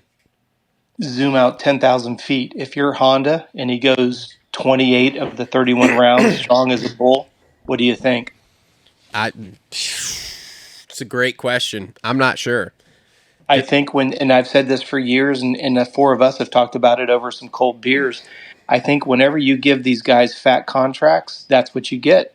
I got a little boo-boo. Remember when Cooper Webb didn't like the bike, so he just found an injury clause and just tapped out. Yep. I like Mitch Payton's approach. Give everybody a decent salary and then huge bonuses. The more you win, the more you make. Mm-hmm. And if I was a team owner, that would be exclusively. I'd give everybody a good, solid living, and I'd give them about $120,000 as a base salary. $10,000 a month, I can live on that, and then fantastic bonuses. Mm-hmm. But you start giving guys $2, $3, $4 million, and I don't know. It just seems like, oh, I'm not going to name any names because I'll get blackballed, but how many guys do we know? It's like, oh, outdoors is too hard. I don't think I'm going to do that. But they're still getting paid, and then they show up and do 2 or 3 races so they don't get financially docked. Do we see Roxon go the entire season? I know Honda would probably roll over in their grave if he goes even 3/4 of the way through. What do we have? 31 rounds, 34 rounds, 164 30. rounds? I think don't know it's what we got. so 9,000. So it's 31 if he doesn't do any World Supercross. What Aspen say? That was a $2.5 million deal. Something like Yeah. that. Yeah. Said something Yeah. ridiculous. Like that Honda Supercross only was trying to convince us was over $2 million. Look, guys, the super duper Humpty Dumpty sat on a wall motocross series is the greatest thing to ever happen to our sport. So here's what's super interesting, and Coach, I'll ask you this question. So Yeah. in every year running up to this here, we've seen guys, they try to get out of doing outdoors because nobody wants to do it. Now all of a sudden here, everybody's talking about doing outdoors. Cooper Webb's talking that he had a Supercross only deal, but now he's going to do outdoors because of this super duper motocross. So how many of these guys are we actually going to see ride outdoors, and how many are just going to still not do it? Like, because you qualify for the super duper motocross if you win a race. That's what I'm telling you. It's going to get interesting. So I think you're like, seeing a majority of them. yeah, so I'm super interested, and even Chiz was talking about this in a post-race interview last night. Because he's on, obviously, the Hemp team, and Hemp does world, outdoors, indoors, super duper, all the bullshit, right? And he was saying that even he wanted to ride some outdoors, which is Chiz. He likes to race. That's understandable. Chiz does a few outdoors every year, no matter what. And he's like, but I was looking at the schedule, and he's like, I can do all but 2 of the outdoor races, essentially, and still do World Supercross. So now it turns into, okay, these guys that are on the team, say like Ken, is he going to do all but 2 outdoors, super duper, world SX rounds, all the regular SX round? Like, is he going to do all of this and race like, I don't know, what the fuck is that, 38 times this year or something? Like, Well, maybe you guys can help me because I haven't done the math backwards. Let's say that you qualify for the Soupty. I like what Justin just called it, the Humpty Dumpty fell off the wall series. I love that. That's classic. So they make that. How much additional money is available for those 2 or 3 extra races? Just ballpark. I believe I think they said 10 million, right? So my understanding is it's 5 million was added to the purses for Supercross and outdoors, and there's 5 million for those 3 rounds. And the winner of those 3 rounds, it's $1 million purse for that. We'll call it mini series or playoff series at the end of the season. So I mean, it's literally just going to be get a calculator out and do the math backwards as the series transpires because, like you said, do X amount of races to possibly make that money versus guaranteed appearance money going somewhere else. I think you're going to see the latter of the two. Yeah, I think it's going to be like, oh, okay, I'm 5th in points, or say you're in 6th in points. Oh, if I race these last 2 rounds, I get 5th in points, get this bonus.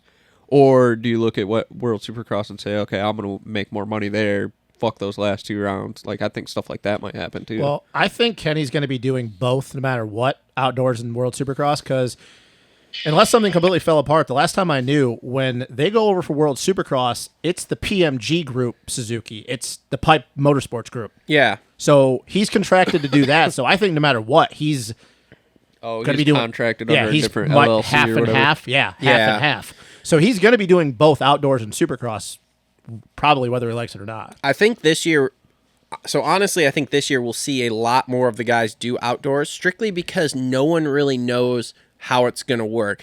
Because wouldn't it be a real kick in the nuts for say, I don't even want to say Cooper Webb, because he's probably going to win a race, which means he'll qualify in automatically to the super duper. So let's say somebody else who's like top 10 in the points. Let's say Dylan. Okay, let's just go with Dylan. So Dylan doesn't win an indoor race, and then he decides, oh, I'm not going to do outdoors, which isn't the way it would work. But let's just say that. So but then he doesn't go do outdoors. But then you get like 8 of the top dudes are like, oh, I'm not going to do outdoors, but I want to do the super duper. But then all of these guys start getting these points in the outdoor races, and all of a sudden you were in the top 20 But now all of a sudden you're on the bubble going into the last few rounds of outdoors. Now you got to get an outdoor setup, go race these races to try to fucking make sure you stay in. So I think this year we'll see everybody just because there's that unknown of how it's going to work. But then I think once you go to next year, I think you go right back to it. I really do. I think you go right back to it where these guys now have, okay, cool. I didn't win a Supercross race, but I know I could win an outdoor. Yeah, but I'm 6th in points, and so cool, awesome. Here's what I got to do. I know that I'm good because even if I know these I can guys race the first 4 rounds, get enough points, and be done. Yeah, exactly. So maybe they go and just do like 2 or 3 outdoor rounds at the beginning, or do the ones they like. Yeah. Like, hey, fuck Unadilla. Let's go to Millville. Let's do Redbud. But then there is going to be the guys though, like Dylan, that just they want to do it. Yeah, for sure. Yep. But I'm just saying, I think this year we'll see a lot more guys do the outdoors, and then next year it will be a lot more of guys trying to get out of outdoors again because they know they're going to be slotted in for the playoffs with the money. Or there's the guys that maybe don't excel at Supercross or whatever. Yeah, but they know they're great outdoors, so they Which do. There's a lot of that. Like if the privateer guy's a good shot at it, or plot twist. Blake Baggett shows up and wins one. Not a chance. No. What about this, guys? Let's say that the Humpty Dumpty Supercross series that Justin calls it, let's say that was 3 weeks away, and we just had the week that we just had with Shimoda, Handmaker, Faulkner, McAdoo. That's something that we got to keep in mind because, it's great that those races are available, but if we look at the attrition rate in 3 weeks, 4 weeks, now you take and add outdoors, which we know that's a man's series, right? What's the attrition rate going to look like by the time we get to that? Yeah, we kind of talked a little about Roxon. We know that he has his history doesn't really bode very well for a series that's been extended like this. Take everything that you guys articulated for 5 minutes there. Beautiful, so true. A lot of what if scenarios. A lot of our buddy Moranz. A lot of decisions to be made. Well, that doesn't even factor in injuries. And is this going to be the last man standing? I would love to see the last couple races that these are supposed to be the $5 million purse. I'd love to see it be stacked. But if we look at the first 3 weeks of the season, Supercross, we haven't factored in outdoors. I don't know that we're going to see how many guys would you guess are going to be factory 450, factory 250 standing at the end of the season after what we've seen in 2 weeks? I mean, I'll be honest. 10, 7 and 450. The whole PC team is gone. Yeah. But Sans McAdoo, who shouldn't have been out there anyways. But you look at that: Shimoda, Handmaker, Faulkner, McAdoo, literally in 7 days. Yeah. I mean, the whole 450 class, I think, is going to be decimated by the end of outdoors. I think so too. So that actually. Well, let me flip the script on that a little bit. These guys that are hurt now can ride outdoors and potentially still make it into these last 3 rounds. So I want to, Coach, I actually want to ask you a question on the physiology side of that. And I know that you've talked about this a little bit with Hopper and Cooksey. If you were training any guy right now, it doesn't matter if they're factory, satellite, a privateer, whatever that was doing this series. Yeah. So now you're going into the end of September, but a guy that you're focused on both Supercross and outdoors, you're not cherry picking it. You want to do good in both. You want to make it through the playoffs. So now you're talking about an extended amount of time. Usually we know these guys take some time off, October, a little bit more, and then you start going into boot camp. What would you be doing for somebody that you'd be helping, knowing that this is something that they've never had to go through before? They've never had to race this many months in a row where it actually matters for everyone. What would be your game plan for someone that, like we keep talking about the attrition rate? What would you be doing setting up going into your preseason testing for Supercross next year, knowing that you just brutalized yourself from January to September? Yeah, that's an absolutely brilliant question because you're talking about getting through this year. And if you think about it, let's say the four of us were all pro racers. And do you guys know off the top of your head, when was this Humpty Dumpty series announced? Wasn't it? It was only like maybe 2 months out? Yeah, maybe October. I feel like it was October. Okay. Yeah. So let's just say it's October. There is no physiological way that you can take somebody in 8 weeks and get them ready for a 31 round series, period. So to Justin's point, if you can survive this year, it completely, like for example, the individuals that are in the best absolute situation would be somebody in the B class right now at Loretta's. because they're going, okay, if I know that the quote unquote professional racing is going to be 30 plus rounds, they can start changing their scheduling now, to Justin's point, to be ready for 31 rounds. There is not a single rider out there that is fit enough to go 31 rounds. And I say that very respectfully, because they weren't planning for it, to Justin's point, 14 months ago. They found out about it in, let's say, late September, early October, to launch the first week in January, to go all the way through October. It doesn't make any sense whatsoever. And we can go down the whole subject that a lot of these professional teams, they try to have these kids on calorie restricted diets. When you're on a calorically restricted diet, you have low blood sugar. Look at some of these very benign mistakes that they're making. That's a low blood sugar depth perception issue. And then look at how they break when they hit the ground. That's a fragile bone. That's fragile tendons and ligaments. That's a byproduct of calorie restriction. These kids are not, because they're on a calorically restricted diet, they're not sleeping. They're not getting that human growth hormone and testosterone naturally dropped into their bloodstream. And I've not met a professional racer that knows what their sweat rate is at race pace for 20, 30 minutes, whatever, based on temperature and humidity. So they're dehydrated, they're sleep deprived, and their bones. I want the listeners to think about it. When you guys eat, let's just say a balanced meal, you got to think about, go from the inside out, your bone density, your tendons and your ligaments, the thickness, the density, the viscosity, the tensile strength is a byproduct of food and sleep. And I can tell you, I know of 4 teams that have told the kids, especially the 250 riders, hey, you cannot eat more than X amount of calories because you've got to be light. You got to get the whole shot. Star. And now, Sorry. And I don't know, it sounds like Pro Circuit too. Looks like Pro Circuit. But to your point, Justin, you've been around the sport. All 3 of you guys have been around the sport a long time. Go back to Forkner 2 years ago. Remember through the whoop section when he kind of endoed and he hit that left-hand turn? Yep. As he kind of endoed through the whoops. Yeah, that would hurt, but that shouldn't have broke him the way it broke him. Mm-hmm. There's absolutely no explanation for that. When you look at these silly timing mistakes, that's a direct reflection of low blood sugar. Now, you could sit there and argue with me all day long, but if you're any kind of a historian associated with moto and supercross, you never saw those types of mistakes early on. And people say, oh, the bikes are faster. Yeah, they're faster, but I'm talking about at this professional level, tip of the spear, the mistiming of certain things, and then when they do hit the ground, it's just absolute, this is broke, this is torn, this is disintegrated. It's sad. And to your point, Justin, all I would do, and we do this with our wrestlers, for example.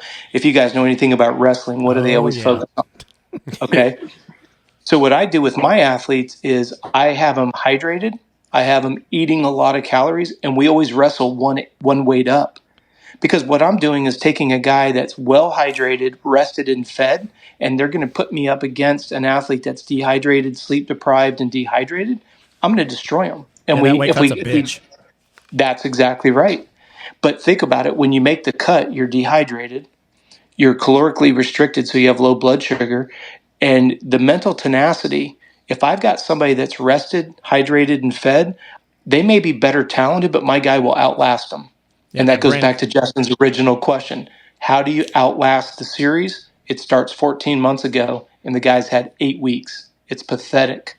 Absolutely pathetic on behalf of the organizers to let that happen. So are you bringing a guy into the series then at, say, like 25% body fat to start Supercross? Like, is that what we're doing? So we got some stuff to burn here as we go through the 9 months of this ridiculousness, or what? Coach, the only reason I bring that up is because Cole brought this up after A1, and I'm sure you've probably talked about it with, whether it be Hopper or Cooksey or whatever, but with the whole Mookie thing, with the way Alden and Mookie and give that man a steak. And then Travis, you made the comment about when you really looked at him, like, he didn't look like he maybe needed a steak. He needed a little bit extra on there. Mm-hmm. But I think if you're going off Coach's trade of thought and what he does for his guys, you probably want your guy to come in a little bit. I didn't say it was bad that he looked I he had a little extra I think it's there, good. But I think it's good, because also like Coach said, he's talking about with his wrestlers for the weight cut, you start dehydrating yourself and you're drained after the weight cut. Your brain's also flopping around like a fish out of water, Yep. So no, the hard part, and I want to make sure the listeners really comprehend this. Everybody that has a professional card this was thrown on them in the end of September, beginning of October. Now, I may be wrong. Maybe some of the factory teams were given wind of this.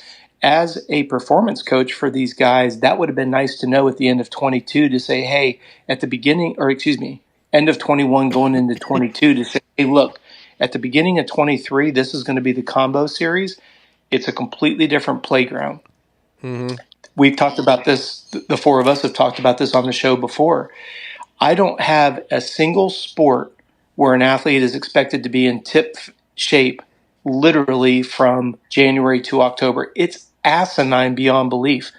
You have, go to the sport of triathlon, you have Gustav Iden and Christian Blumenfeld. In the last 2 years, they've won the Olympics. They won the Ironman World Championships, 70.3 Ironman World Championships, just between the two of those guys. The last race of the year was the first week. It's the Ironman Hawaii is the first full moon in October. They just started resuming training this week, and this week is the beginning, the last week in January. Jeez. Mm-hmm. So think about that. I guess my biggest question to you would be, and obviously we don't know because we're months away, and this is kind of a hypothetical question, but obviously you're the best guy to answer this question if you were to project this far ahead. What do you think these guys look like going into 2024? The guys that make it both series and all the way through SMX, whether they made it through the whole season healthy or not, but they raced all the races, the 31 or whatever it is. How mentally and physically drained are these dudes going to be going into the offseason, going into 2024? We have never seen the attrition rate like we're about to see in the next 18 months. That's why I was saying earlier, somebody that's in the B class that knows they've got this ahead of them, they can start making adjustments now a year and a half to 2 years out. You can the best thing, Justin, to your point, is that one of these top guys were to take a year off and completely rebuild themselves at a completely different capacity.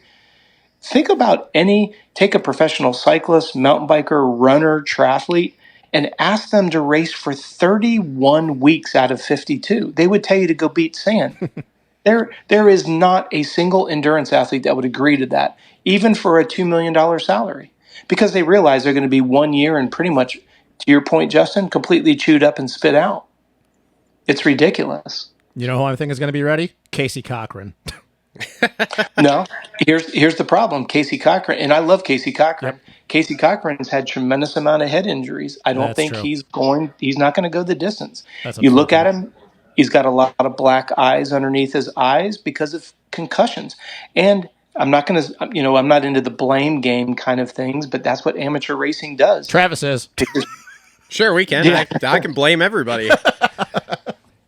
But it doesn't matter if you look at the attrition rate that Team Green has put together, and look at how much Ryan Holiday is constantly trying to balance. He's got to have guys on the track. The amateur series continues to get long.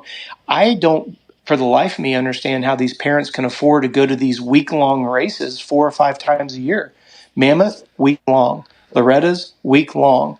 Minneo's, a week-long. I'm just thinking 3 off the top of my head. Justin could probably come up with some more as well, but add Daytona, Spring-A-Ding, Freestone. There's, what is that, Justin? 14 days, at least 10 days back-to-back.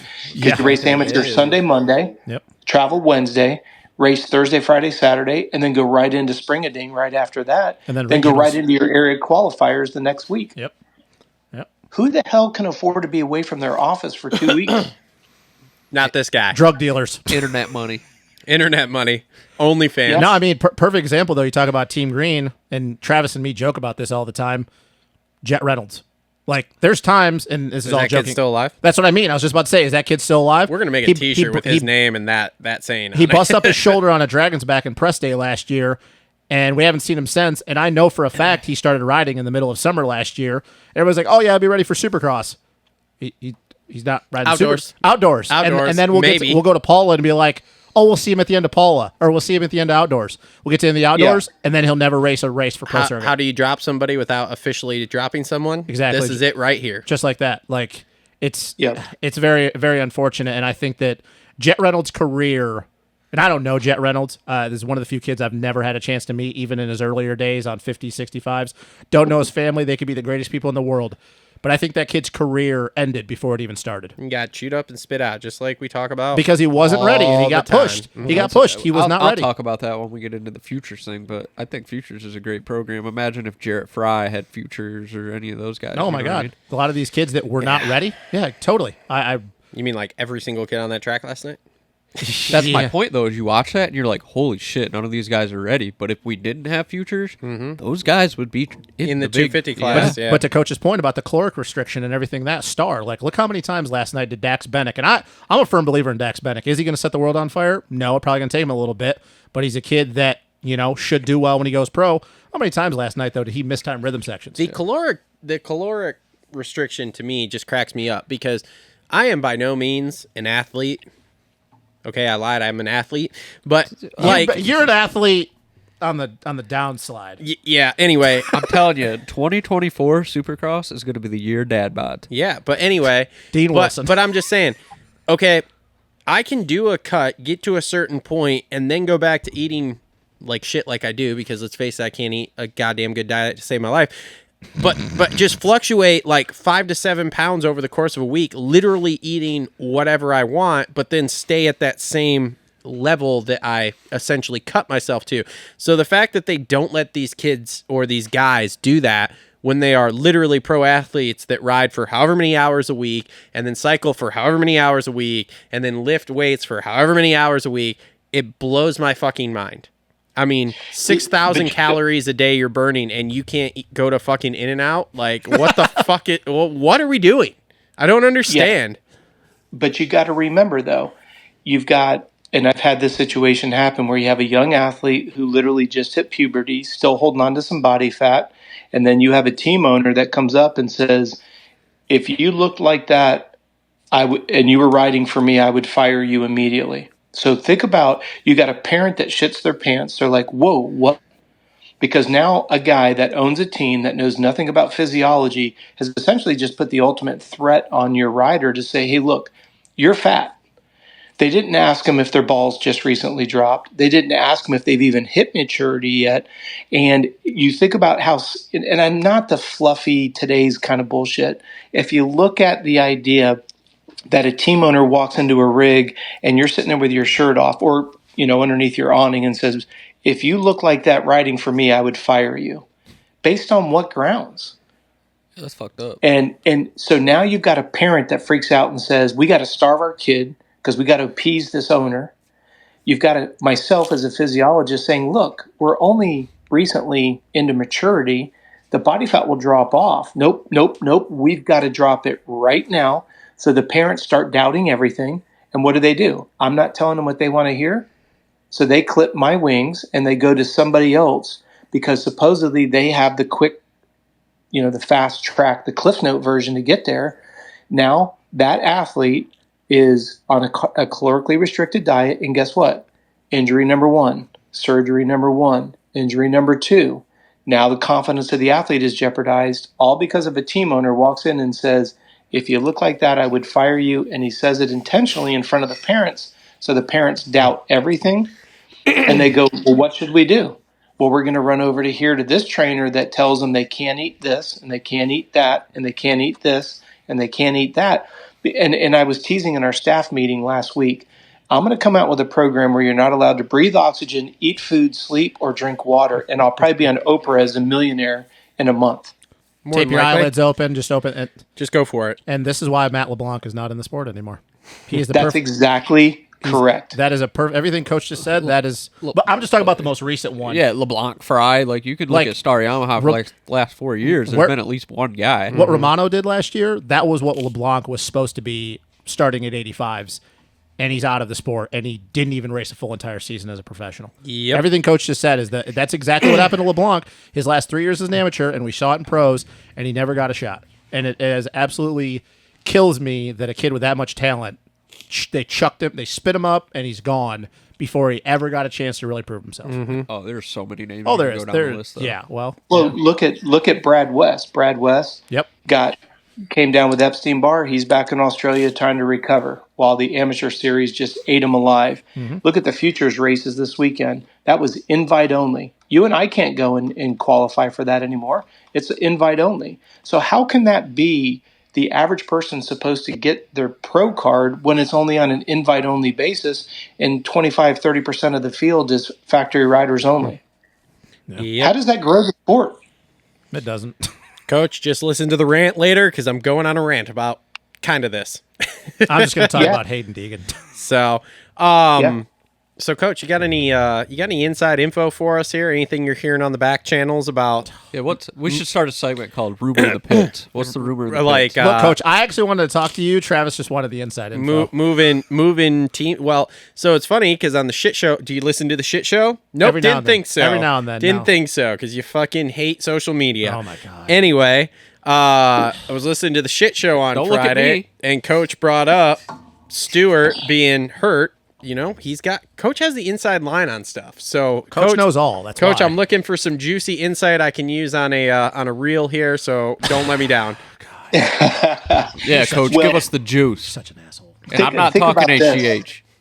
Think about this. Did you guys notice that when they put the status of Malcolm up on the screen, it was undisclosed by the Husqvarna team? Yeah, and that's part of my rant because they Lurch, props to him for asking the hard questions. Yeah. Went to Nathan Ramsey and was like, "Well, Yep. you said it's his whole body. What is it?" And he danced around it. Danced around So it. that makes me seem to think: is it a head? Did he hit his head? Or Reminds me of the old days. Anytime a bike would grenade, and the teams would just go, "It was electrical."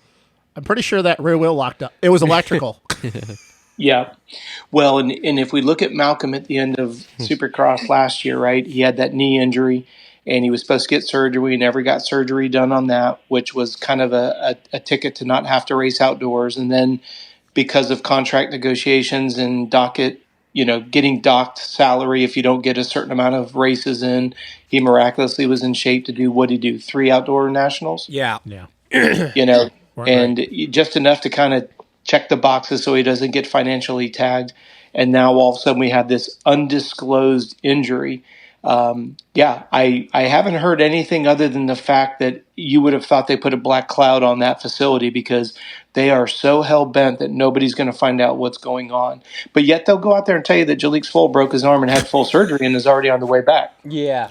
I really hope that whole group does not ruin Tom VL. Do you God, dude. anybody think that it's that it's actually bike related? With Mookie? Yeah. I mean, it could be, but I actually believe something is messed up with him. I mean, it could be a little bit of both. It really could. It really could be a what little bit does of mean both. he doesn't want to ride that bike, trying to get out of his contract? I mean, look at last year. So last year went okay. This year he tries to up the speed, and what's happened? He's crashed 2 weeks in a row. But that's And we heard last year that it was. that's also kind of a Mookie thing, though. Yeah. It's not like he's not known as a guy who hits the deck. Yeah, I know. But Justin, think about this. Yep. Because you bring up a really good point. I really thought Craig was going to come out guns a-blazing. Oh, we yeah. did too. If Well, we're going to look at the idea that, okay, we know Craig on a Yamaha can haul the mail. He goes to Husky, less than ideal results. I didn't get a chance to talk to you guys individually. When you go back to Mookie leading the race, do you think he hit false neutral? This is where it came from that I said he needed a steak. I thought he was tired, and when you're tired, you start thinking about how tired you are, and I think he was going to shift up onto the on-off, shift up a gear to drive through that section a little more, and I just don't think he was mentally there to get the job done. I think it was a mental lapse, is what I thought it was. But, do you think it was actually a false neutral? That's a great question. I'm not really sure, to be honest. I with mean, you. it could have been a false neutral. It I also think could have been it- a fuel pump. I mean, say, I think it was. Yeah, I think maybe it was false neutral. I think. I don't know because those And here's the transmissions are thing, so Cole. good nowadays. It could be both because a fuel pump would do the exact same thing. The moment that's not sending a code and that just bogs for a split second, same thing's going to happen. You're going to get no drive off the tabletop. Yeah, And I'm not disagreeing with Cole at all. Here's the thing that I look at. He was wearing those white boots, and when he comes out of that right-hander, it looks like his left foot is already situated on the pegs. It doesn't look like he shifted and then moved back to the balls of his feet. Now, again, nobody was able to get the camera. You can't zoom in and really in slow-mo. But when I watch it, it doesn't look like he actually moved his foot. And that's where I would go to Justin about fuel pump. Because now, again, that my point is neither here nor there. What I think is interesting is that bike hasn't seemed to really gel well with Malcolm. Now you bring Craig over from the Star Yamaha, and his results are nowhere near his pay grade. Mm-hmm. Well, and I don't know if you listened. He had a post-race interview. I know you probably didn't actually with Mathis yesterday. Nope, absolutely not. That's why I started saying that. I was like, this is stupid to say. Coach did not listen to Mathis post-race. Absolute waste of time. But anyway, so good insight from Craig, though. He's actually staying in California this week and not going back to Florida because he is testing with the team in California to try to find, as he said, something. He doesn't even know what he's looking for, but he is trying to find something with that bike so that he knows what he's chasing come race day with the bike. And here's I give hats off to Coop though, because Coop figured it out. Coop give him a KTM and Coop put white has plastic figured on it out. Yeah. So here's the thing: we don't have a base for Craig indoors on a 450. Basically, we don't know where he would stack up on, say, an aluminum frame. I gotta say it's better. But there's a base outdoors, and if he goes outdoors and is doing the same thing he's doing now, then we can totally go, this bike is fucked. So, but it's super weird too that they're having issues, but the Coop's KTM is AP's better. bike looked better last night than it did. AP is still doing AP things though. It's not like the bike is like head and shoulders better that's helping him, but Coop's bike is definitely better. So why are the Huskies not doing the same thing that the KTMs are doing at this point? Well, you know what Craig's going to do? He's going to go down to the Yamaha. He's going to go out to the Husqvarna test track. He's going to lay down some wood on that Yamaha and compare it to his factory Husky, and that's where they're going to start. And then he's going to I want to set this Husky on fire. Exactly. No, gonna... yeah. Well, another thing too is that, and I really like Nathan Ramsey. I think he's obviously accomplished a lot. He's a smart dude. But Nathan Ramsey back in the day, and this was a long time ago, so maybe he's changed. You know, he's a lot older now. He's also known kind of as a renegade. So maybe he's one of those guys that doesn't really like to play by the rules as far as testing goes. Maybe he doesn't really want to listen when the guys start making excuses. And maybe there is an issue that he's just like, whatever. Now, I don't know that. I have no insight on that. Maybe I'm totally wrong. But anybody like a young Roger.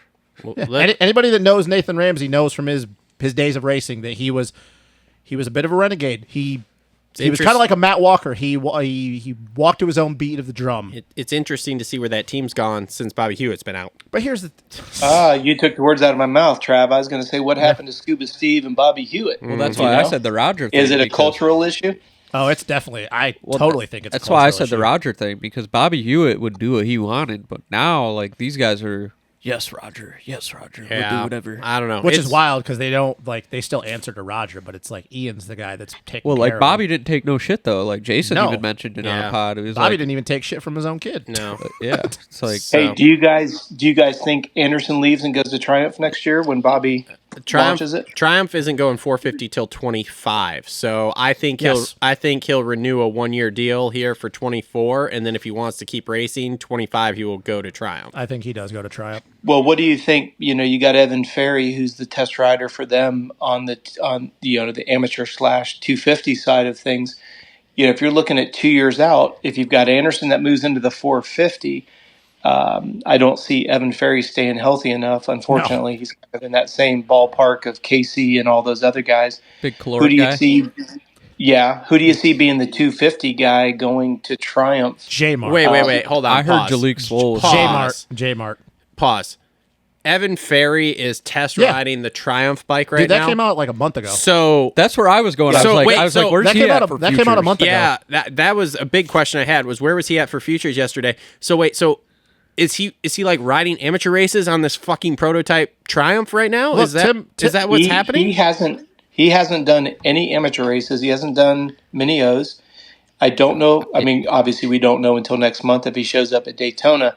What I've heard behind the scenes is that he pretty much is nothing more than a test rider for the Triumph until the platform's available, and then he will resume racing. He's probably not going to stay healthy enough, so I don't think it's going to matter. Dude, I said this to you when we were at Ironman when they had the last combine race. I remember seeing him walking around, and that kid had the wildest limp I've ever seen. And I started digging in. I'm like, did he have a huge get off? Did he rag it out of shit? No, that's just he's just walking around with like the wildest limp, like he's got hip issues as a 17-year-old.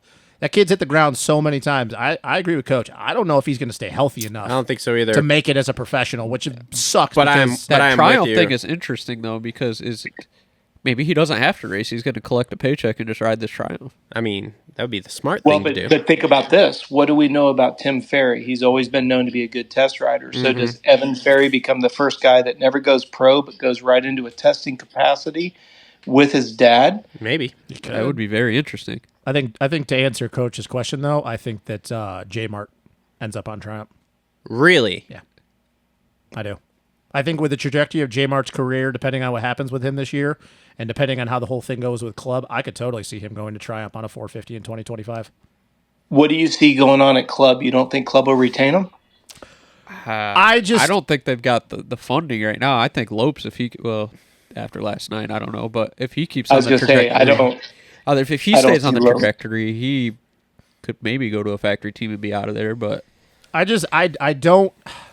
got nothing against Club. I think Brandon Haas is damn good at what he does. He's obviously taken that team from nothing and made it something, obviously, with everything he's done at Club.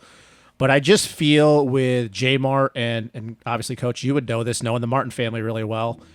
J-Mart kind of the same way. He kind of just does things his own way, and I know him and Phil, good buddies. He's okay with Enzo. I don't really know how him and Marchbanks get along. I just feel like Jeremy... I can't see Club being a scene that J-Mart ends his career with, if that makes any sense. I'll be honest. If J-Mart gets hurt again, I don't see his career going much farther than what he's doing right now, period. What were you gonna, he's going to be done. Yeah. What were you going to say, Coach? I think J-Mart will retire with Club. You think so? Okay. Yeah, I do. How is Nicoletti somehow related to Lopes? Who married whose sister? He's dating his sister. He's dating Lopes' sister. Nicoletti is? Yeah. Okay. I was trying to figure that out because every time you hear a Nicoletti talk, he always gives props to Lopes that he's just a bad mofo and can haul the mail. And ever since the series began, I mean, it really has come to fruition. I think Phil Nicoletti's, in my opinion, that he is the coolest dude in the sport. I could listen to that guy talk all day, all night. I absolutely love him. He's just a no bullshit kind of guy. But I see J-Mart. I see him. He's pretty much done with this whole circus, and I think we might see him this year. Just depends on how that injury and if he's legitimately healed up from that. That was a bad one. Obviously, we'll find out next week. What's that, brother? That was a bad one. That get off. Luckily, he didn't break his femur, but that was a get off. Yeah. He got lucky. He really did. I mean, when he set up and he's like, my femur's broken. In Justin, what would you guess is he getting paid over at Club? Just ballpark. Oh, God, I don't know, because that's a hard thing with. I mean, how much with the funding that they got? I'd say $100,000. I bet 100. I bet 125, 150 with bonuses. You don't think he's getting two? I don't know, man. That seems like a lot. I don't know. I think Coach knows. What you got? Who did you think was getting two? Just Trav? No, I'm sorry. Travis did. He thought J-Mart was probably getting two. Yeah. See, the thing that I'm curious about is look at the size of that team. I mean, let's just say J-Mart's getting 200. What would you guess Lopes, Nicoletti, and the other guys? Well, 50 to 75? Lopes' family has money, so I don't really think that matters on how much he's making. I bet Lopes and Nicoletti are probably getting maybe like 100 each, maybe. You think Phil's making 100? I bet. You think he's making the same amount as J-Mart is? No. I think J-Mart's probably getting somewhere between 2 and 3. So how much is Marchbanks making? I think Yamaha's cooking some money in Marchbanks is probably like 152. I mean, you got to think he's their premier guy on the east, or he was supposed to be their premier guy on the opposite coast of J-Mart. I would think that Phil would be making under 100, and his bonuses for top 10s would be pretty good. Maybe. I don't know, man. I mean, I don't know what you can get for bonuses for just getting top 10, but I think that Phil, man, I mean, if he is, good for him. Like, that's awesome for him. But it's hard for me to believe at this point in his career that he's making 100K. I'd figure his bonuses would be high. His bonus, like gear bonus and FXR relationship maybe. and stuff, might be. I don't know. But do that math backwards, though. If J-Mart's at 2, Marchbanks at 150, Lopes and Nicoletti at 75 each, that's $500K right there. Yeah. You think they're working on a $500,000 budget on salaries for that team? Because they're not a star Yamaha. They're not getting that same support. where would they be getting $500K from? Not counting bikes and bonuses and everything else. What's Haas got going outside of club? Anything? I wonder That's a if serious question. I what don't is know. Haas? Yeah, like does Haas he- Racing? No. No, Brandon Brandon Haas. Haas. Does he have another investment somewhere that I he's don't- pulling money out? Remember, of? he had that, what wasn't it, the Iron Workers or something a couple years back? I don't know. I don't know. I would not be surprised. And once again, anybody that's listening to this, don't take this as I'm saying this is fact. I would not be surprised if Lopes' family is not putting money into that team. Maybe. Well, oh, come on, man. I don't think it's unrealistic at all. There's a pay-to-play ride on almost every team out there. Because I that think Hawkins is on one of those. Yeah, probably. Yeah. His family has money. I don't know how much money, but they're not. Let's just say they're not hurting for money. Oil money? Well, they're from Brazil, so I don't, whatever they make. Oil a lot or of money. cocaine? There's only two options here. Whatever amount of money they make in Brazil, it's like the Nico Leo Keita thing. But I would assume that Lopes' family is probably injecting some money into that team. How much? I don't know. That's not unrealistic at all, Justin. I think, Yeah. if you follow and you've been entrenched in the amateur market, Yep. there's a lot of pay-to-play programs out there, and I love it when the parents walk around with, matching button-up polos acting like their kid's sponsored. I do nothing but laugh my ass off. If you follow my social media closely, you see how many times I reference the pay-to-play bikes. That if people only knew the amount of grandparents that are paying for pay-to-play bikes, and then the parents walk around like their kid is the shit. Oh, I'm like, wow, God, it happens so much. Wow. I my remember being at a regional one time helping a kid, and we were in the 85 class. We got like, I don't know, it was like third or fourth or whatever, and we were just doing our own thing. And then the next weekend, we showed up at another regional, and we started getting a little bit of Team Green help. And I showed up in a Team Green jacket, and those same people that were giving me shit at that regional before, they saw me in that Team Green jacket, and all of a sudden we were best friends. And I was like, I'm not your friend, bud. Yeah. Aren't you the Yep. same guy that was bitching at me? Yep, that's exactly right. It's the Cool Well, Kids Club. That's what I love about you guys is you've been around the sport for so long, and you're willing to look in we look between right the lines. past that shit. Exactly. Coach, Yep. we should make a list of the pay to play, and then we'll make a video about it. And Oh, then God, that'd be great. How many people through the years have been pay to play? No, currently. Everyone in the mid-2000s. It would be it'd be pretty amazing, and I think the listeners would be blown away by it. I think and Deegan's especially pay to when play. you look at Oh, what's that, Cole? Is Deegan pay to play, Coach? Oh, boy, here we go. I think we're not there yet, man. Hey, I know we're not there yet, No. but I think Deegan might be a pay to play. Like Star isn't paying him, but I think this is all pure speculation. I think Brian goes in there and it's like, hey, we're bringing this audience. We got this YouTube channel. guy's Let taking us my role. film, and whatever we film, that's what we're getting paid. We're going to use that monetization. You just give us a bike and a platform. No, I would disagree only because Brian was an investor in that team at the very beginning, and I think now that's interesting. he's starting to get some. I think he's getting a dividend back, and I think he's definitely getting paid quite a bit, particularly from Yamaha. And if he shows up at Houston this week after all the pushback that there was no way there was a cold day in hell before Hayden was going to go pro in 23, and now we're hearing it's probably going to materialize next week. Goes right back to Cooksey and Hopper talking about the idea that Hayden was going to Yamaha, and everybody on the little talking boards wanted to ostracize him, and everything that they both have said has come to fruition. Yeah. Look, Coach, pretty confident that we're works. assholes because we put that out there in the ether, man. We don't know what the fuck we were talking about. I literally was arguing with someone in the YouTube comments because I don't know if you saw it, but we talked about Deegan on the fantasy show on Thursday a little bit, and so I cut that 5-minute section, put it up, Oh, it which blew of course up. just goes gangbusters, dude, it blew like up. 10,000 It's views crazy. in 48 hours. 130 comments. And literally, But it's- people are in there telling me that we're fucking idiots. We're losers because we're fucking The hate, going though. after this 17-year-old kid and all this shit like that, right? And then think a guy threatened me. somebody said that we were morons thinking that like he wasn't that good or something.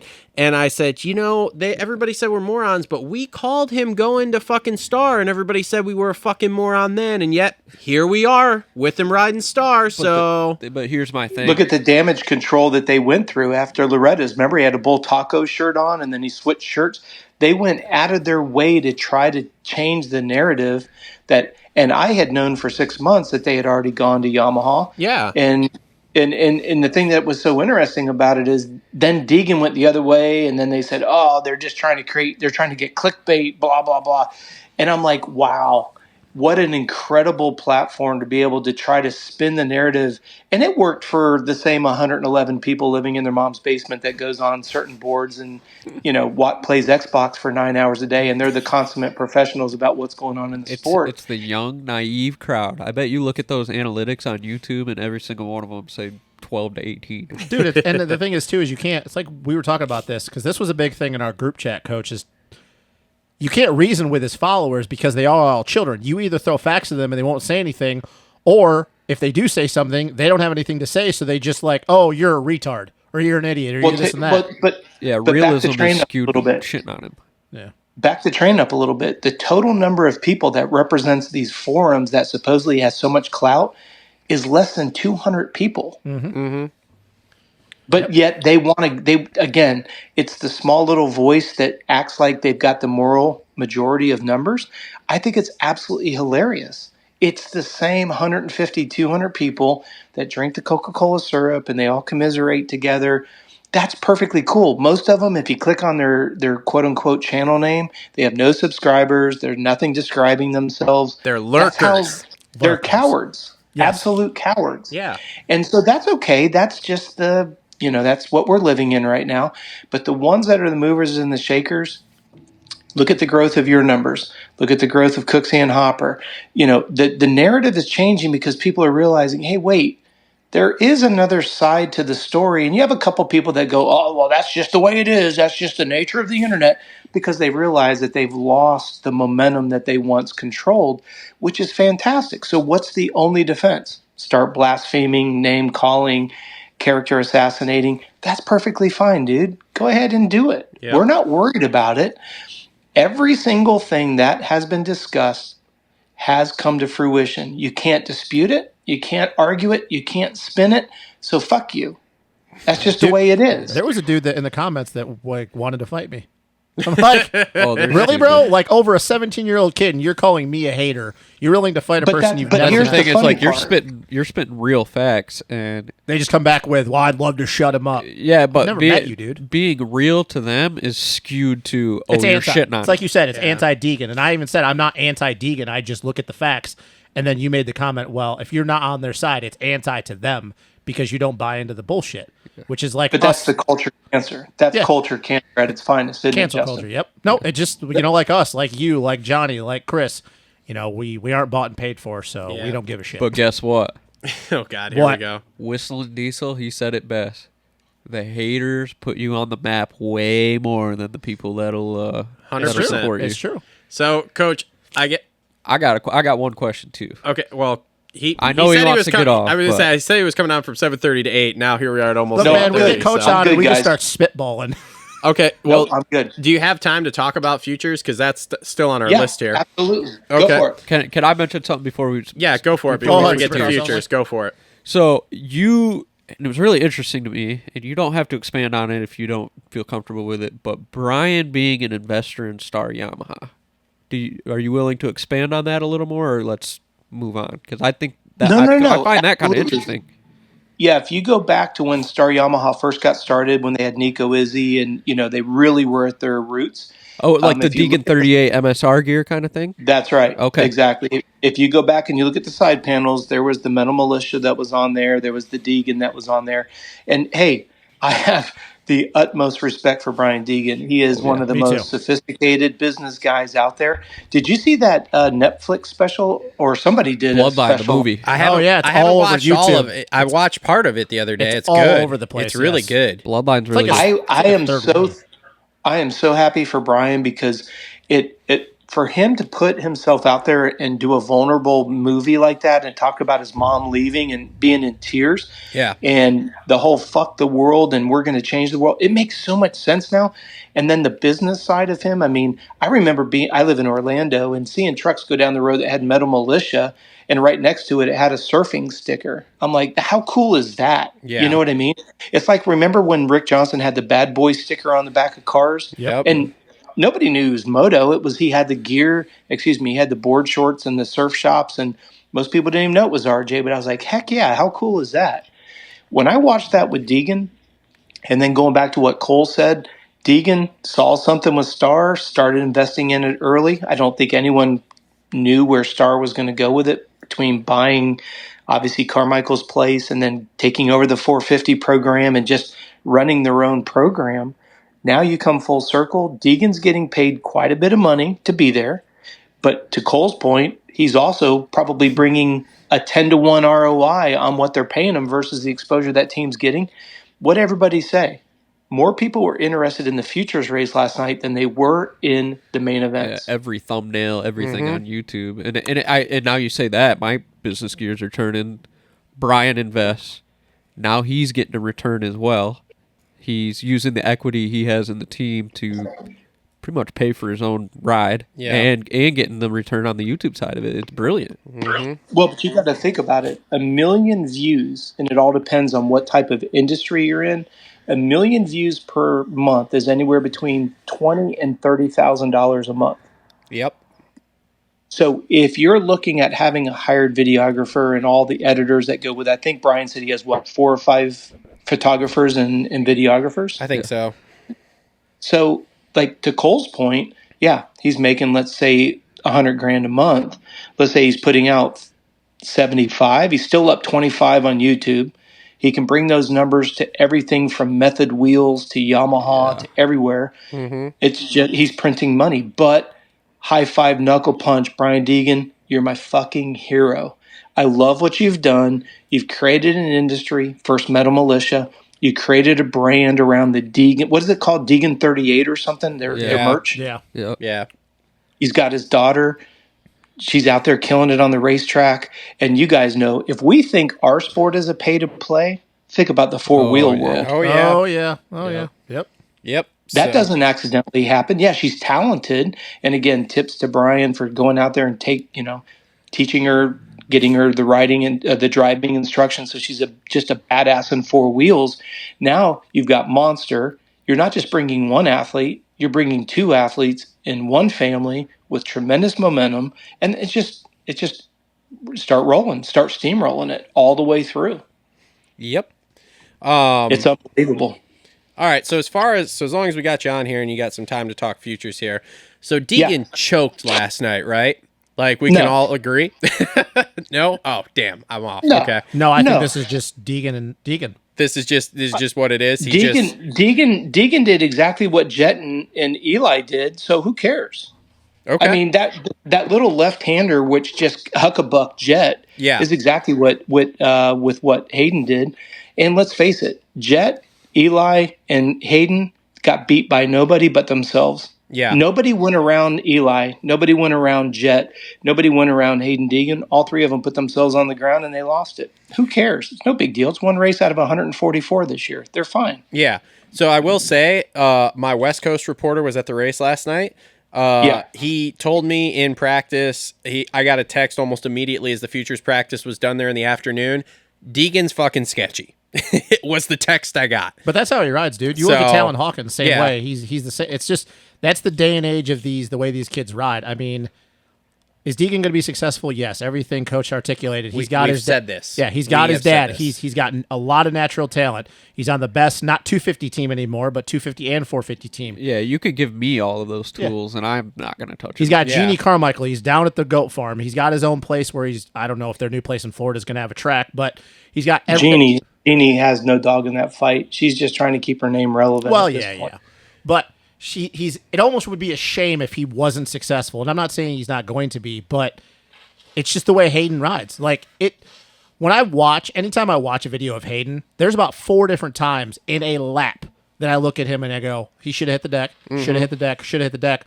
But because he's talented enough and his brain processes information quickly, he doesn't. But he is super good. But I have seen him hit some corners, and I'm like, but the thing, shit. though is you look at all those kids. Okay, you look at Dax Mennick. You look at Julian Baumer got the shit out of the deal when he framed that triple. Fuck, that sucked. I thought he was going to win that race. Yeah, you look at Baumer. You look at Casey Cochran, Talon Hawkins. Who was the one kid? Parker Ross, number 12. Gage Linville. All those. Who was the 17 kid? Cole Davies. I think he's the kid out of Australia. New Zealand. New Zealand. Anybody think it's funny that Base Flu got shit off of Team Green and KTM picked him up? Well, I mean, no. He didn't get shit by Team Green. Team Green redirected their amateur money to their off-road team. So that's why he's over at KTM now. Really? Yeah. Yep. Because were there the any Team factory Green rig, guys last night?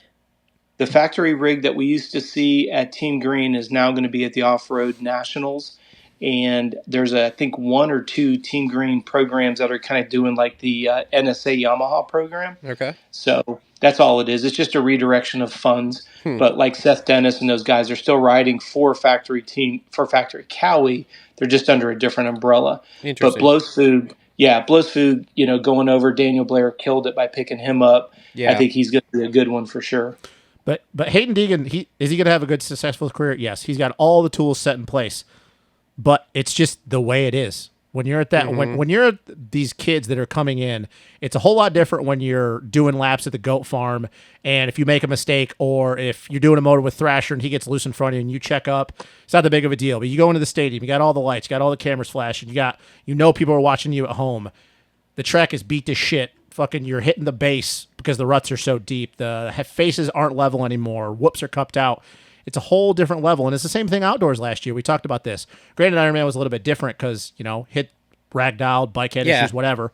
But even when he went to Paula, a track that we know he knows rides, like the back of his hand, did he ride well? Yes, I think he was hovering around the top 10, got like 11th or 12th. But he was nowhere near top 5 speed. He was 6 seconds a lap off? Yeah. It's going to take some time, but Was anybody surprised that they didn't prep that track at all for them? I'm glad they didn't. I'm glad they didn't. I was honestly they shocked didn't as well. I thought for sure with the way the schedule was going that they would get done and they would prep the track for the futures kids and let them have a fresh track. And when they didn't, I was like, oh, okay. Well, we just took a sketchy race and doubled that amount of sketchiness by making it. What's it called? Yeah, but was Hayden and Daxton and Casey, were they any sketchier than anybody else on the track? No. They all just it's funny because they all just made mistake, like they'd hit a section clean and then the next section was not, and then they'd hit a section clean and the next section was not. Like, but look at no disrespect to the 250 class, but to me, when you look at Jet. You look at the 3 times he went on the ground. That just wasn't Jet. That was sketchy Jet. Yeah. When you look at, obviously Tomac, right? We haven't seen anything similar to what we saw last night. And I think if you look at Jet, you look at Eli, and you look at Hayden, they're carbon copies of each other. I don't think Hayden is sketchy. I think Hayden, let's face it, he's been riding a Supercross track since he was on 85s. Yeah. He knows how to ride those types of tracks. But I just think the entire night, if you look at the consistency from Futures, 250, 450, it was a carbon copy, in my opinion. Yeah.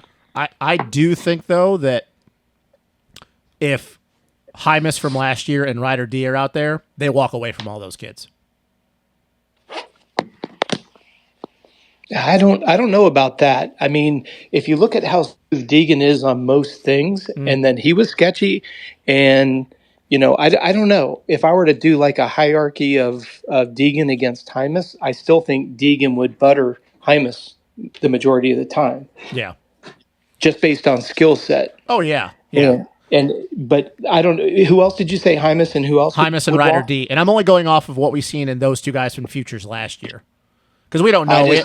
What's that? But I think, like you said, last year, didn't they cut the track down a little bit for Futures? I don't think so. They just rode during the day. What's up? You're talking previously? They cut the track down? No, like last year for Futures. I don't think they cut the track down. No, they just rode during the day. They didn't ride at night, which I like the fact that they changed it and made their race at night. Yeah. During the agree. night show. Because that was real lines, real bumps, real atmosphere. I don't see any of those kids if Hayden or to say Hawkins or even if Dax was going east next week and Hayden, who knows if he's going to or not. They go east next week, they have anything take Hunter out of it. Joe, Seth, they're not there. A Thrasher, a Smitty, a Mosman. I disagree. No, I disagree. I think if you give, because what was that Futures race? 6 minutes, 7 minutes? Yeah, 6 minutes plus 1. Yeah, so it was a heat race. You give Deegan a chance to get up and have twice as much time. I think you would see him in the top 5. I was watching the time board, Justin, though. It went from 16 to 14 seconds, so not as much as I thought it did. So Justin, think about East Coast. Let's say that Seth, go each team. Let's say Seth is there. Let's say Shimoda is there. Yep. what other teams would be on East Coast for next week? So next week, take out Joe and Seth, and we're actually going to do an East preview before we end the show. For each team, it's Hunter and Hymus.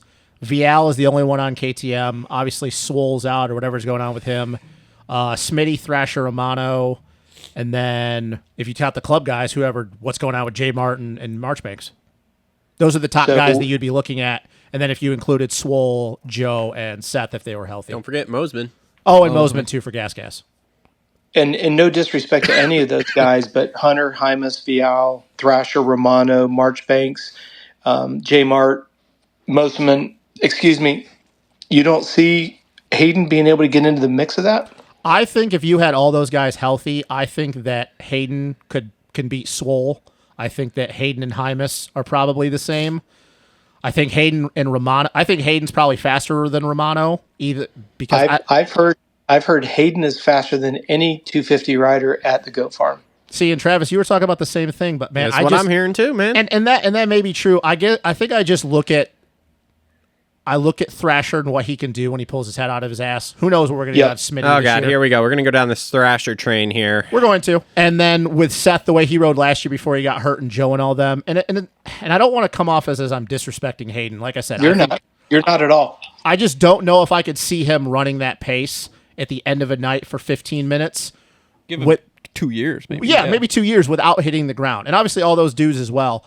I don't see him being able to do it yet. And yet is the key word for 15 minutes. He's already doing it during the week. Yeah. I mean, that's the part that's crazy. I mean, if he's out in California and he was at a track that just has a Supercross track and you show your pro license and you go out and you ride by yourself, but riding with Ferrandis and riding with Thrasher and Romano and he's going faster than everybody else, and there's no way those guys are letting him do 10-minute motos. Yeah. He's doing 20, 25-minute motos. That's where I think it's going to be a game changer because look at the depth of talent he's riding with 5 days a week. Yep. Oh, yeah. Does anybody, what's the probability we're actually going to see him at Houston? I don't think we see him at Houston, but I think we could see him at Tampa. I think you'll see him at Houston. What's your percentage pie? 85%.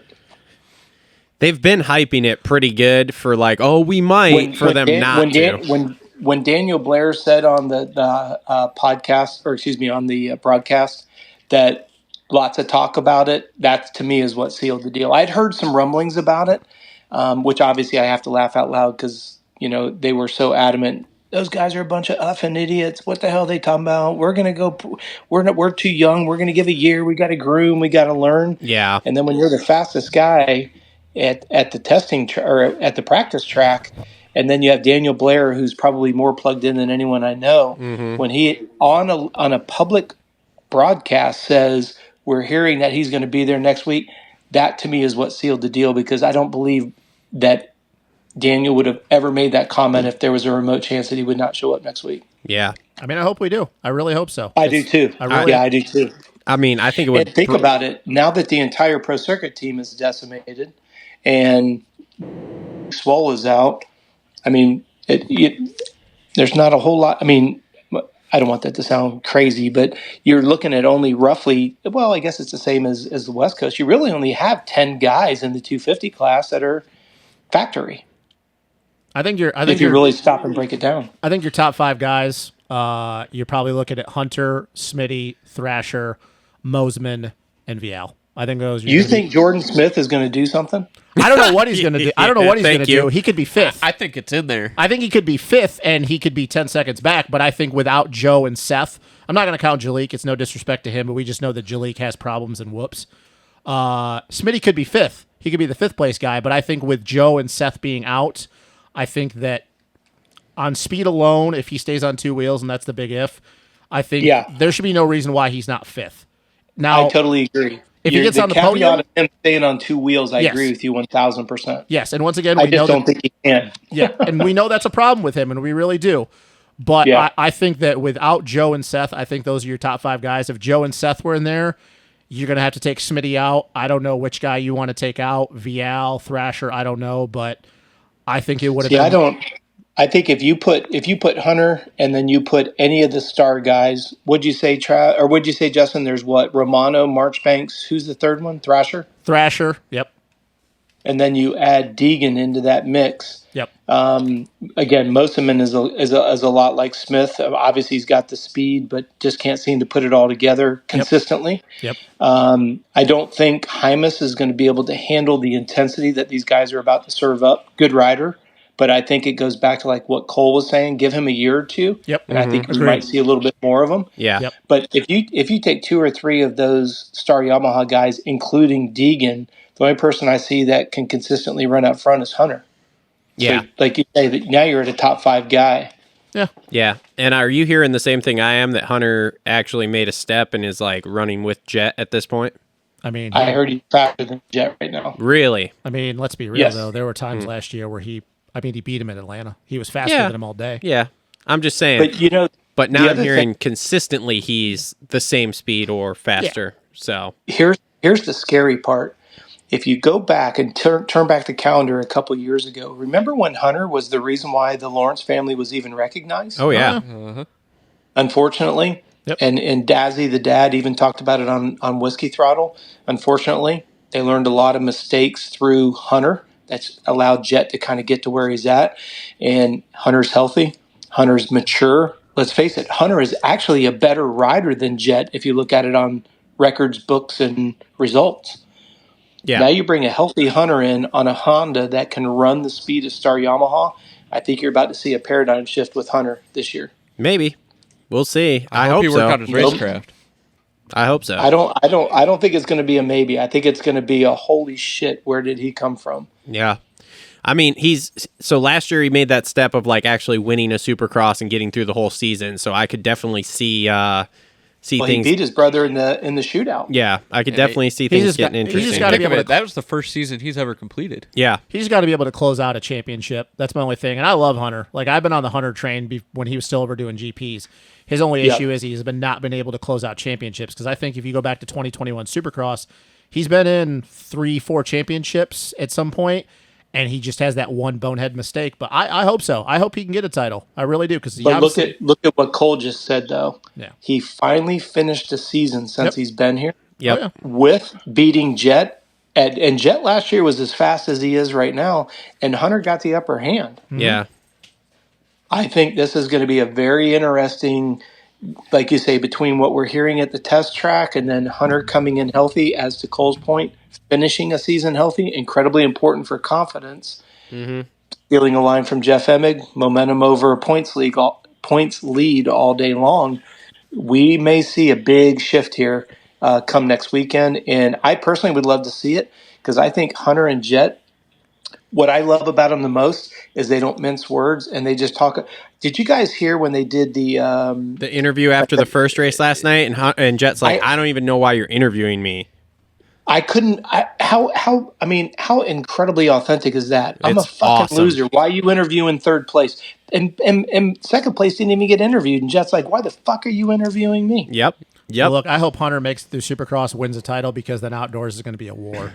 Hey, how damn cool would it be? East and West Coast Lawrence brothers. Yeah. Oh yeah. Well, I don't think it's unrealistic at all, Cole. I don't think it's unrealistic at all. I think You it's look a at them real at Des possibility. Nations. You look at them at Des Nations, the way they work together. Mm-hmm. You look at the fact that the Hondas seems to be on point with the Stars this year. The person that I feel the worst for is J Mart. Remember when he was just running his ass off trying to run down those Star Yamahas with J Coop? Yeah. And he couldn't do it. I mean, he's fucking going as wide as he can, third gear through every corner, never putting his foot down. And J Coop would just walk away from him to the point that J Mart wadded himself over that jump, remember? Yep. And re-injured himself. And now you watch these Hondas, and they seem to be on point with Star. Give that bike back to J Mart. What Yeah. would we see? Yep. You know. What Go ahead. with getting back to the futures a little bit here, what do we make of Dax Bennett winning last night? I mean, he's been around the Supercross track for a long time too, man. Anything? No, nothing. Okay. No, he would have been nothing more than third place if it hadn't been for people making mistakes. Hayden Deegan should have won it all night long. I think Talon, that was the one that got away from him. He let it all. I think he was second till the last lap. Yep. I had it as Deegan, Talon, and Casey Cochran because Casey's a really good starter. Mm-hmm. Going back to what you said earlier, I think Daxton is a little bit sketchier than the Deegan is. But Daxton just picked up on everybody's mistakes. And I think you still can't count out, I can never pronounce his last name. Justin will have to help me. Blossflug? Base Fluke, yep. Blaze Fluke.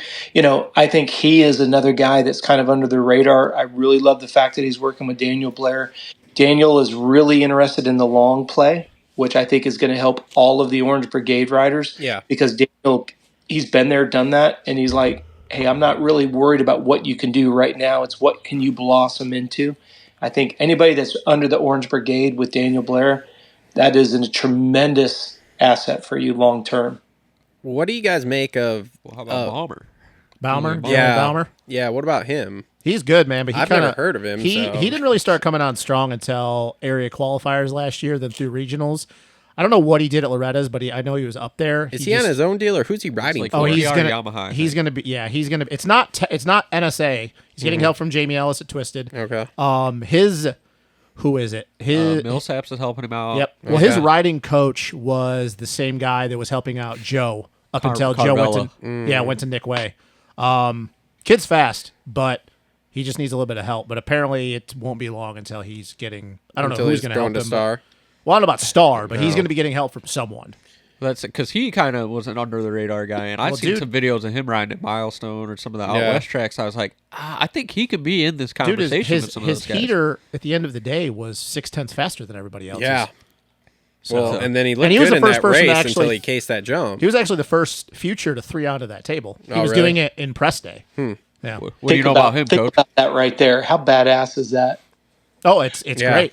I mean, especially when you're pretty much doing everything on your own. Yeah. Now, I don't know what kind of money his parents got, what kind of help he's getting, as far as financial, if he's not getting a ride. But he's one of those kids, man, that kind of just came out of nowhere, and it's probably because he's just working his ass off. What do you make He is working his ass off, yep. What do you make of the comment that was made on the broadcast last night of like Daxton being on like a tryout deal or something with Star? Like, they said that, and I'm like, what the fuck does that even mean? Because when it came out, it was like, okay, he's riding Star, and now you're telling me he's on a tryout deal. Like, what the fuck does that mean? That's a really nice way of saying pay to play. Yeah, I mean, if they plucked him off of KTM, and I mean, let's face it, I mean, out of that development program, it's going to be Deegan as number one. The fact that they brought Daxton along, it just fits right in line with Star Yamaha's number one plan, and that is, and again, I tip my hat to the entire program, they keep their feeder program full. Mm-hmm. They're never without a rider. And I don't know why other teams don't stop. I understand there's a little bit of money involved with this, but like, look at TLD team. Why would there not be one or two other riders that if somebody, I mean, look at the summer that they put Chiz on the bike and paid him a boatload of money because Monster was tagging Star Yamaha. Every race that there wasn't a Monster logo on the track, they're getting a financial penalty. Yeah. So they just let Chiz race the bike to save the losses. Yep. I mean, let's think about it. JGR, because remember they lost Cycle Trader originally because they didn't have representation on the track, and then it just is that what that was? There. Absolutely. Yeah. I mean, look at that summer. All the riders were injured. They had no representation on the track. So Cycle Trader pulled out, and then it just cascaded from there. It's like I've said for years, I've got a couple private investors that are asking me to start a pro team. And what I said to them is I am not interested in starting a pro team until we can find a way to create equity in a team. And the only way to do that is to have the riders earn a percentage of wealth through the equity and the value of the team, period. Coach, I got some ideas. We need to talk about this. Jesus.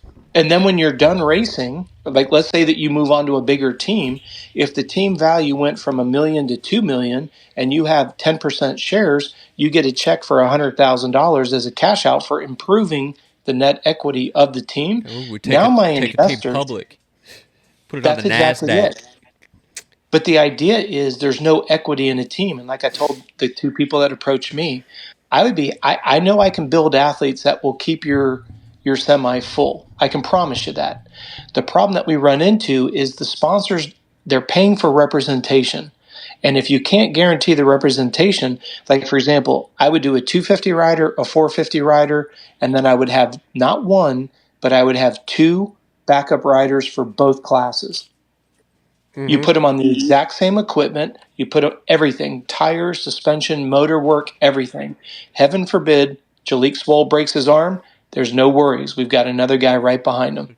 Don't even need to worry about it. Sponsor A, B, C, D, E, F, G. Go ahead, Cole. I'm sorry. I didn't mean to cut you off, but JGR did it with Phil, and I thought that worked great. Like they do it in NASCAR. Why?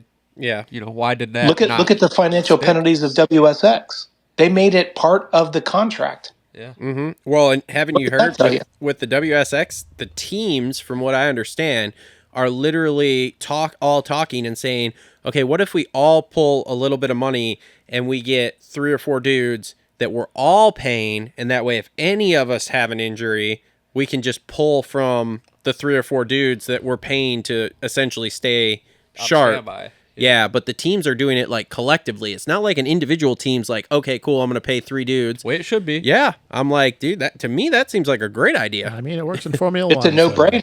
Yeah. It's a no-brainer. You have 5 or 6 guys now that are making some decent money that justifies the amount of work that they put in. Yep. And it goes back full circle. And I said this on the last shit show. Can you imagine a professional baseball player having to pay to bring their family to a baseball game? Yep. I heard you talk about this too. How ridiculous is that? And so you come full circle. If the teams work together, there's never going to be a lack of corporate presence on the track. It's just absolutely amazing. We have, for the listeners that may not know, 2023 is the 14th year that I've had an amateur development program. We only open it up and we have 20 spots every year. The last 2 years, we've had over 3,000 resumes for 20 spots. Mm-hmm. And this year, we have 6 corporate sponsors, and I limited it to 6 so that it doesn't become brandalized. We have 11 people that want to be corporate partners, and not one of them are in the sport of motocross. Yep. Because they like the idea of a junior development. They like the amateur development, just like baseball, any ball and stick sport. Now, I'm not a genius. I just saw a need, fill a need, kind of like stealing a line from the Robots movie, right? It's the idea here is it's like, I want to make sure that I can hand off riders to teams. I've done it with AC, Jordan Bailey, Logan Best, Seth Hammaker. The idea here is we need to hand athletes off that are ready to go the distance. Mm-hmm. Now, when I've got investors that come to me and say, Rob, let's build a pro team, I'm like, for what? A pro team, you guys have listened to Kenny Watson talk about. They were told, hey, you take your Dodge money and go beat sand. You can't have a Dodge car on the property. So what did Kenny Watson do? He put a car on the back of the lift gate and he lifted it off the ground 2 inches and said, there's not a car on the property. Mm-hmm. What'd they tell him? Get rid of it. Yep. You look at Astrofin, look at him on Gypsy Tales. He talked about it. You look at Kenny Watson. He talked about it on Whiskey Throttle. The idea here is until the association, until the promoters change the narrative to make it lucrative for somebody to invest in a team, and then the riders increase their net equity because of the value they bring to a team. I hate to say it, but it goes back to like what Cole was saying. I believe Brian is the guy that's starting to figure it out. I'm bringing equity into an investment of 10 years ago. Now I'm going to take a dividend on that investment. No brainer. I mean, here's the funny thing. He really should go, looking at it from that aspect, he should go to Feld and be like, I want this much money for my kid to race here. I'm going to take him to World Supercross because he gets more views in a month than Supercross does in an entire year. That would be the ultimate trump card move if Brian did it. Dude, I think Brian would do it. I was going to say, Brian's the type of guy that would do it. I 100% would be doing that if that was my kid. Like, look, you're going to pay me to race here, or I'm going to go to World Supercross and take all million of my followers, and let's say they do 10, 20 million views a month throughout everything, and take all 20 million of those, and we're going to go travel the world and do World Supercross if you don't want to pay. So figure it out. Yeah. There's about to be a huge momentum shift because let's face it, Hayden is the first rider that can do exactly what you just said, Trav. Mm-hmm. He's the first guy that could have, I know you're talking about Brian doing the negotiating, but yeah, you're exactly right. It isn't the same landscape that we had 5, 8, 10 years ago. Yep. Anywhere. And go full circle to what Cole said. If you have Brian that invested in that and now is, leveraging that investment, best equipment, best riding facility, and then you start to momentumize that going forward, guess what? You've got yourself a completely different. Look at what Roxon did and all of the noise that he created by committing to WSX. Mm-hmm. No disrespect to Kenny, but if Hayden Deegan were to go do exactly what Roxon did, it would completely, literally, almost like an earthquake, it would shift the foundation of our sport. Mm-hmm. Because can you imagine the vacuum he would create if he left America?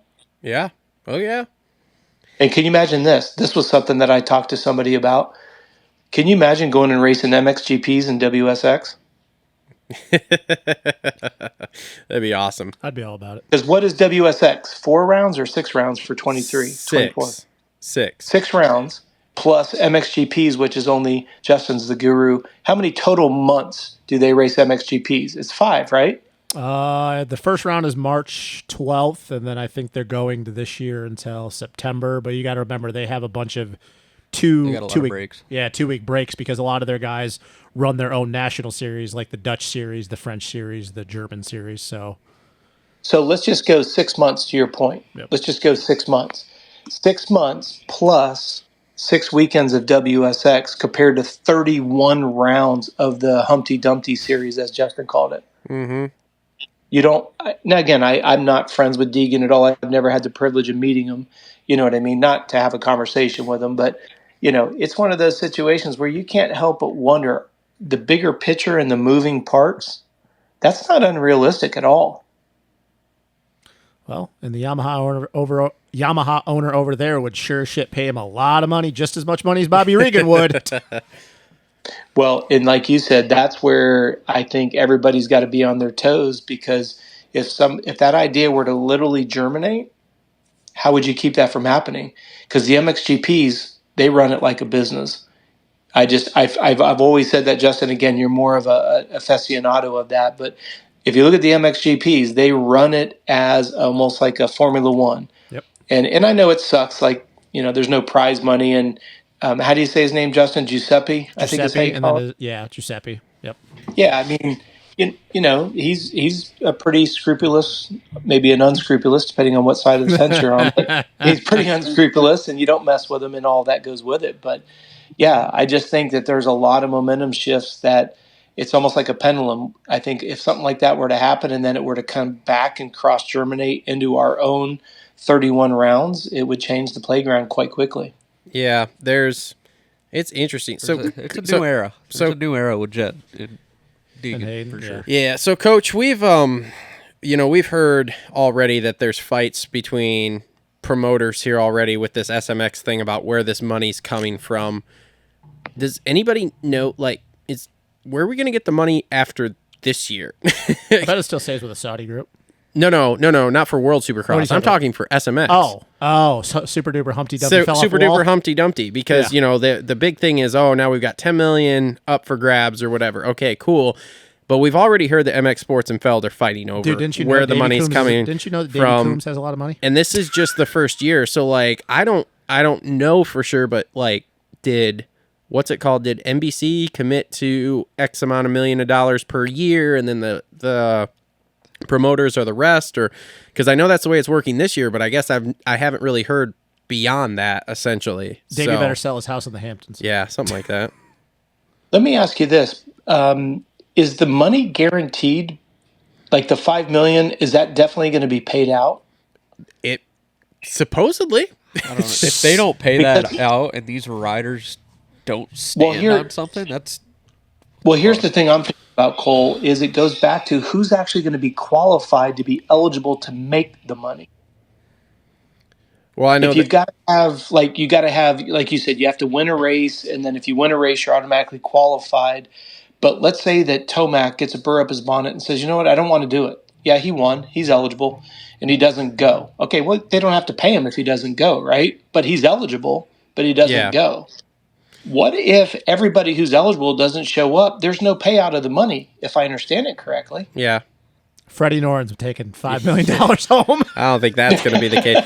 Tomac is actually the only one that I haven't heard change his plans since everything's been announced. I still stand by that depending on how Supercross goes, we might see him outdoors. I don't know, Well, I man. thought it wants was to funny challenge. when- He's been asked I that thought a it was lot. funny when- Well, remember when Lee Diffie asked him and was really trying to butter him up, and he just outright said, "Nope, I'm not doing it." I Yep. was like, "Who are you, Lee? You think you can?" Whatever. I'm not going to go there. He's drives me nuts. I want to see an Eli Tomac, Dylan Ferendis, Chase Sexton, Jet Lawrence, Adam Cincerella battle outdoors. You want to see Jet win a bunch of races? Jet's not going to win over those guys, but nice try. You're so cute when you're wrong. I don't think I'm wrong, bud. I don't think I'm wrong. Sounds good. All right, Coach, split the difference on us here. What do you think, just bench racing here, what do you think Jet's going to do outdoors here? Because I'm under the impression that he's just going to go out and probably be dominant from the get-go here, and Justin thinks no fucking way. So I didn't say he can't win races, but for you to think that he's going to dominate Chase Sexton after what he did last year with Eli and dominate Dylan, and if a healthy AC and mentally is fine, you're fucking high. He's not ready yet. He's killing it in the 250 class because he's riding with kids his own age. You're talking about grown-ass men. And I'm sorry, just because he won a moto at the MX of Nations when he couldn't win the third moto. you're so cute when you're What wrong. happened on I Friday? love it. What happened on the Saturday qualifying at the MX of love Nations? it. I love it when you're wrong because you How am get I so wrong? animated. You're so Don't let cute. the guy that was claiming 17-0 tell Yeah, you I know. wrong, You have no Justin. leg to stand on. You're a moron. Okay. Anyways, Coach. Justin. Yeah. Justin, I'm thinking top 5. What are you thinking? I think he can win motos, but Travis over here thinks that he can literally go in as a rookie and beat all those guys for a championship and be just as dominant as he is in the 250s. And I don't think he's there yet. I give him a pretty high No, probability. I'm thinking at the end of the season, end of the year, where do you put him? I have him in the 3 to 5 range. Where do you where I have got him it. at this year one? 3 to 5 in points. So are we saying that Eli's in there, or it's just Dylan, Chase, AC, all No. the guys? No, I'd put I'd put Eli in there. If we put Eli in there, I got the him shape fourth. that he's in right now. I got Jet fourth. I think that Eli, Dylan, and Chase, I think that those are the guys that are going to be top 3. And I got Jet Yeah, fourth. I just am going to be curious to see. Do we think Sexton is going to be able to keep his head screwed on straight? I just don't. No. I don't trust it yet. Yeah, No. I don't either. I don't think that Yeah, he I can don't- handle Eli Tomac dogging him for 35 minutes. Nope. He's never had here- that. He's here- never yeah. had that. What's that? Here's the interesting side. So let's say Eli does not come out. Can Sexton handle Jet? Can he handle the pressure of Jet? No. Well, if Not he doesn't, so much then from the Dylan. racing, but the attention, because we know that Sexton is an attention whore. Yeah, I'm thinking back at the truck. Like, how's that going to Well, go? if he doesn't, then Dylan's going to slip in and he's going to walk away Like from both of them. a J Totally agree, Justin. Totally agree, Justin. Yep. I think it's, to Cole's point, I think it's more of an under the tent umbrella issue than it is out on the track. I mean, let's face it. Why did Chase leave? Because he doesn't want to deal with Jet's attention. So I think it's funny in that Verb video that they did at the test track where they were like all talking and hanging out, and I'm just thinking, you guys are totally doing that for the camera. Yeah. Yeah. No, it's Well, not a knock on Jet. I think that he's gonna have a great 450 career. I've said this and argued this with Travis, but he's not there yet. He's too young, and I don't think he's mentally strong enough to do it because he hasn't been tested yet. Like, yes, he's been in this class. He went through the struggles of winning a championship, but we saw it last night. There's still cracks. There still shows what happened that he's a 19-year-old kid. Now you put him in with a guy that Eli Tomac, or we could possibly be talking about second greatest of all time at the end of this season, dogging him for 35-minute motos. Not a chance in hell. I will argue. Yeah. I don't care if it's Ricky Carmichael. I will argue it. I'll argue it till the depths of time. He's not ready for that shit yet. If he can't make it through a triple crown, I would agree with that. So let's take the conversation just a step further. When does Hunter get into the 450 class? 24. 20 because he's doing outdoors, right? 24 With- 250s and then 24 outdoor 450. 24 outdoors, and then 25 he'll go full time. Yeah. With what team? Honda. Ha, hey, yeah. That's who I think. I really do. Because if you look at the musical chairs, who else would they put in his place? That's a good on a question. Honda? That's Yeah, a good I don't On question. a know. Honda. That's a good question. God, it's going to be the Jet and Hunter show. I was going to say, and here's the thing. There's Oh, only... corporate loves that shit. Oh, yeah, they can eat it up. Yeah. But look at Lucas, the marketing genius that he is. Hey, what the hell is Antisocial Club? It's a high-end clothing company, Cole, Coach. this I had is- to look it up myself. Cole, this is this is you. And, Yeah, it's like a. and I'm asking that sincerely because I saw it on his jersey, and I'm like, okay, obviously that didn't get there for free. It's And a think, super high-end brand of clothing that you got to be like on a waiting list to buy a fucking $80 It's kind of like t-shirt. the elite of Yeah. the elite. Yeah. Right. okay, cool. Well, that fits with Jet's persona, which that's That's cool what we there. said, yeah. But Yeah. can you imagine Lucas? What is that thing on the front of his jersey? Quad Pro or something? Something that holds your iPhone? I Quad don't lock. know. Is that what it is? Quad lock. Yeah, it holds Right your here. You phone wanna like when see you're it? on a street bike or whatever. Okay. I got look one on at- my phone. Tucker is the What I love exclusive about distributor. Lucas, though, look at Lucas. Lucas is doing exactly what Dungy did. Hair cuttery, Target. What was the earbud company that Dungy was with? Skull Candy. Skull Candy with an end cap at Target. Lucas is on fire. And then can you imagine if you get Hunter and 24, you got the dynamic duo, both boys are attractive, they both articulate themselves well. Where in the world will Lucas go next? Yeah. Here's another thing think too. about that. You can also do a lot got with Shimoda. you also got Shimoda, who you would assume by then, if Joe everything goes well with him and Cowie, he's gonna be on the factory Cowie ride Yeah. by then. Yeah. So Yep. you got three of the That- top dudes, the next guys, you know. But think about the marketing. You've got Hunter and Jet. They're not completely, they're not head to toe tattoos. They don't have earrings hanging all over the place. And then you take the corporate Honda that we know oh so well. Go back to Bailey, Osho, Amera. Go all the way through, right? Yep. Even when Ricky was riding for him, they were still, they had the Universal Studios. They had the Woodpecker on the side, right? All still clean and crisp. And you look at what Lucas is doing with Hunter and Jet, and then you put them together in 24. You've already got Jet's Donuts. You've already got the Antisocial Club. Alpine Star's killing it. Wow. What does 24 look like? Yeah. Nike.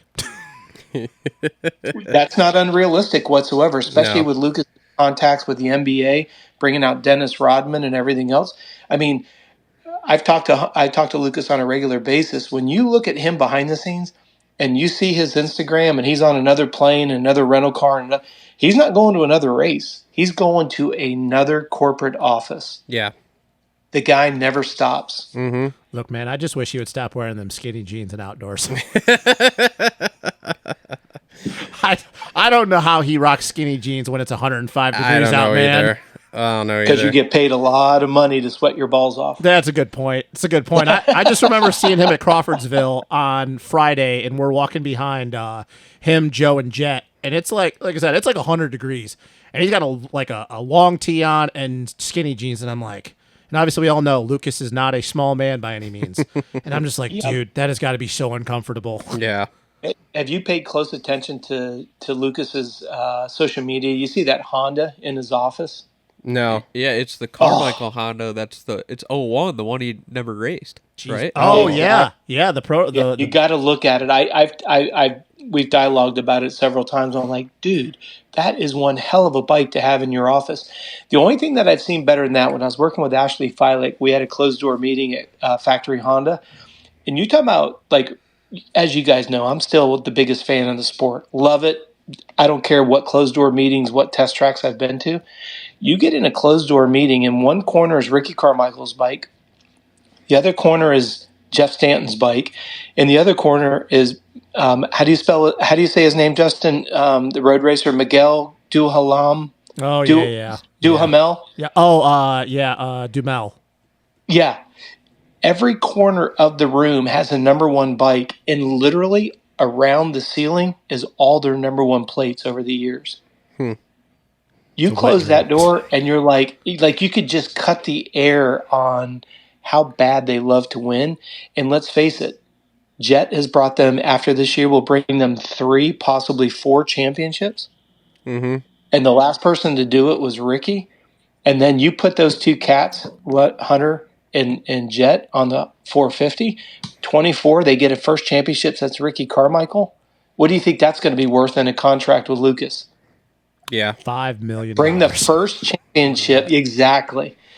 I always tease about this. I never talked to Ryan about this, but can you imagine when Ryan signed, leaving Suzuki with Roger, going to KTM? Can you imagine what the win bonus was? Because they're thinking, what are the chances that KTM in their first year is going to get a podium? Not a win, Yeah. a podium.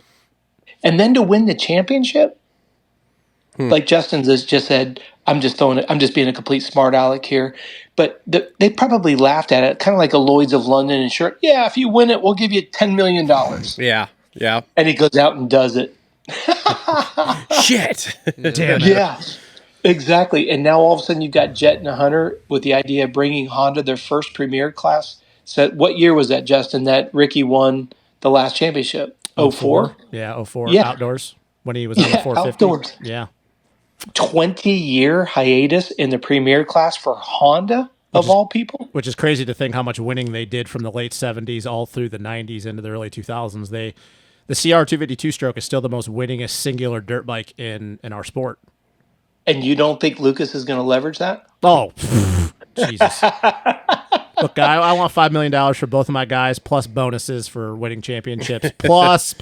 And we're bringing Nike. And we're bringing Nike. This, We're bringing all this shit. Just bring We're the bringing car. Antisocial Club. Yeah. We're bringing Donuts. we're Bring the stuff. car hauler with the NSXs. Yeah, like just just everything. back it up to the house. Yep. Get Just a back bunch it of up. old we're bringing C10s. we're bringing all these new sponsorship deals where like Nike sponsors 3 races, the next 3 are something else. You know what I mean? Switching it up a Well, little bit. and you think about this. When was the last time Honda was in a position to win a championship after Ricky? Remember when they were trying to get James, but James was a Red Bull rider and Honda had muscle milk? Yep.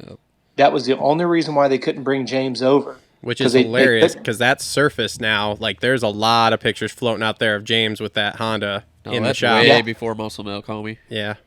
Yeah. Oh yeah, And that you was look- yeah. Yeah, 01. And then you think about it, that muscle milk deal, I think the very next year they did not renew it. Can you imagine how frustrating that would be?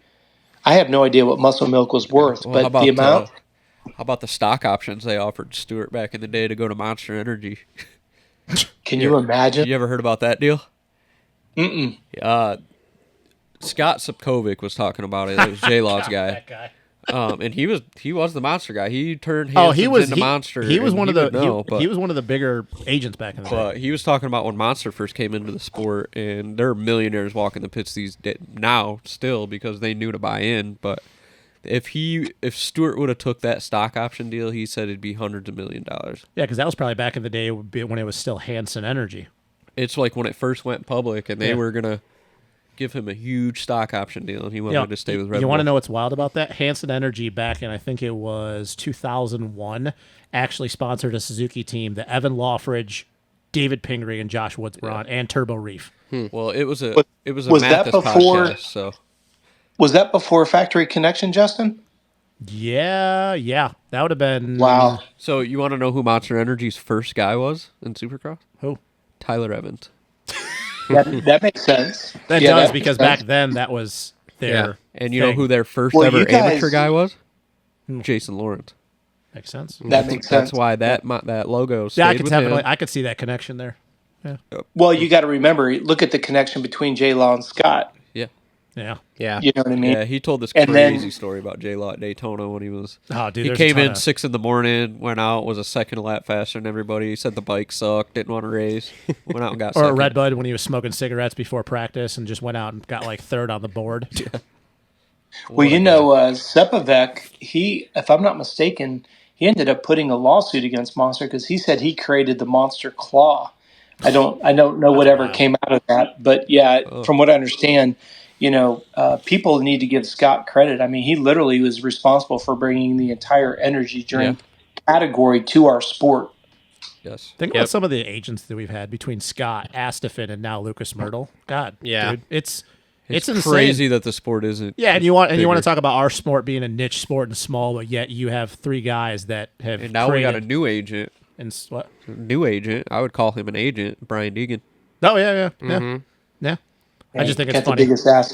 biggest asset in the pits. Yep. Look, 100%. Deegan will go for $20 million contract. I mean, he's got enough power to where he could go start his own team and be financially Yeah, fine. I feel like. Cole, you literally took the words out of my mouth. I'm like, if I was in Brian's position, I would say F everybody. I'd go do it my own way. Yep. Yep. I totally agree, because he would take the money, the marketing, the clout, the social media, everything would go where Brian or where And he Hayden would know goes. how to turn a profit. Yep. And look at what he did in the off-road truck world. He did it with what's his daughter's name? Haley. Haley. Yep. You know, it's just like it's a turnkey operation at this point for Brian. Yep. It's just absolutely brilliant.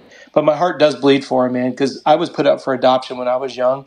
That feeling of abandonment, man, when Brian talked about that on the show, not to get all soft and fuzzy with you guys, but that's my biggest fear in life, is to be abandoned. And I being put up for adoption, and then I went through a nasty 5-year divorce. The fear of abandonment, I was married for 25 years. The idea of being alone again was absolutely paralyzing. And then to listen and watch what Brian went through and what he turned it into, yeah, it was obviously very rebellious, but to look at where he's at now as a family man, being his kids, being his kid's dad, being his wife's husband. Like I said, I've never met him formally, but I have the mad respect for that dude. I met love him it. one time, and that was at Loretta's in the Thor Tower when Hayden probably would have been on 50s. And I remember standing up in the Thor Tower, and it was just my dad, me, and then Brian walked up there, and I'm sitting there looking at the track right before practice went out. Then I can hear Brian. He's on the phone, probably doing business as he always would. And then I turn around, and I'm like, I had to do a double take. I'm like, that's Deegan. I was like, that's Deegan, you know? And I'm like, I'm not going to say anything to him. I was like, I'm not going to say it. I was like, all right, I'll wait till he's on the phone, say something to him. I was like, hey, went up, introduced myself, and just sat there and bullshitted for like 5 minutes. And maybe it was just because it was just the three of us up there. It was early in the morning, you know, those mornings at Loretta's, everybody's walking up to the track, nobody around. And maybe he was doing it for my benefit, but just down-to-earth guy. Just sat there and bullshitted with me.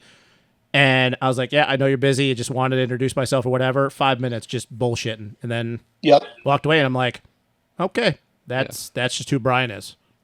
Yep. The only time I pulled the Metal Militia cover right off him. Oh yeah, it was cool. It was cool. Yeah, the only experience I have with him is when I was working with Logan Best, and we got to go up into the monster tent or lookout tower, and Deegan and the dad, the mom, and the sister were to Michaela and I's left, and that's when my rider Logan was actually able to get in front of Hayden, and you know it was cool watching them because I'm kind of stepping back just seeing how they're going to react when Logan goes around Deegan, and they didn't jump up and down or anything else. And unfortunately, Logan, right before 10 Commandments, kind of pushed the front end and went down. But I thought it was really, really cool because it wasn't like the mom and dad were like, gosh darn it, Baba. You know, they were just like, all right, I love Deegan because he's just chill. It's like, well, we get second, that's fine. We get third. I wish a lot of moto parents could watch Deegan. He's like, whatever. You know, we'll take, you know, you guys have seen D, he kind of raises his shoulder, whatever, you know. Yeah, I like when he laughs. I like his laugh. Yeah. Somebody should make a compilation of his laugh. Just, what I find funny is I think that people forget, like, most people don't even remember that he was a racer before he was into freestyle. Yeah. And then the iconic moment, that dude has created so many moments after he gets the dub, ghost riding the bike off the finish. Yep. That will be be ingrained in my brain. It's like, well, this dude, then he rips his shirt off, Tyler Evans style. Yeah! And then kicked everyone's ass. Brian was a good racer in his own right back in the day, man. He just happened to be in an era where it was Steve Lamson and John Dowd and, you know. Yeah. All the clean cut boys. Yeah. Yep. So. Well, it's kind of like Tim Ferry, you know, the guy that has more second places behind a guy called RC than anyone in history. But you look at, you think about when Brian launched that bike, what the AMA do? They fined him. They took the win away. I mean, it's just typical AMA, same bullshit that we're dealing with today with the same stodgy environment. And, it's just like, yeah, I get it. I mean, nobody anticipated that bike was going to get launched off the finish line. And, yeah, it almost took out the worker. But I'm sure that worker isn't worried about suing Deegan because he, ghost rode his bike over the finish line. But that's what the sport needed at that time, was something a little bit different. I know we've talked a lot about him tonight. I hope he listens to the show because all four of us just have mad respect for him. We love what he's done. We love what he's doing. And I love the fact that he can kind of create some tipsy-turvy in the sport that needs to be turned upside down a little bit. Printing money. Now we all hate Hayden Deegan, and we're all assholes because we go after a 17-year-old kid. That's what we're here. Like I said, I'm not anti-Deegan. I just and Should we start the anti-Deegan club? Make a shirt. Look, man, Yes. I just have my opinions of Deegan, just like I do everybody else. That's the great thing you're about racist against white people. It's Oh my fine. God! We've been All over right, this. well, we're gonna let Coach go because that was just a terrible way to end that. wow. Jesus. Well, guys, thanks so much for having me on the show, man. I love bench racing with you guys. It's like I said, some people have given me some stuff about doing the weekly show with the shit show, and I just love to race. I love to bench race, man, and I really appreciate you guys giving me a chance to come on. It's just the idea that I get a chance to do it weekly is priceless to me. And like I teased both Justin, Cole, it's nice to hear your voice again, but I only get to talk to Travis and Justin. But I'd love to do this after every race, man. I love the bench race, and I want to thank all the listeners for hanging out with us. Hopefully you guys are as authentic about or have the same passion as these three guys do. And I say this respectfully, you guys are three legends, and you guys are doing a great job. Keep up the good work. And I have 2 cups coming for you because I only can do cups for those that do the whole season. So, we'll see what happens there. I'll just take the hand-me-down. I'll just use Justin's from last year.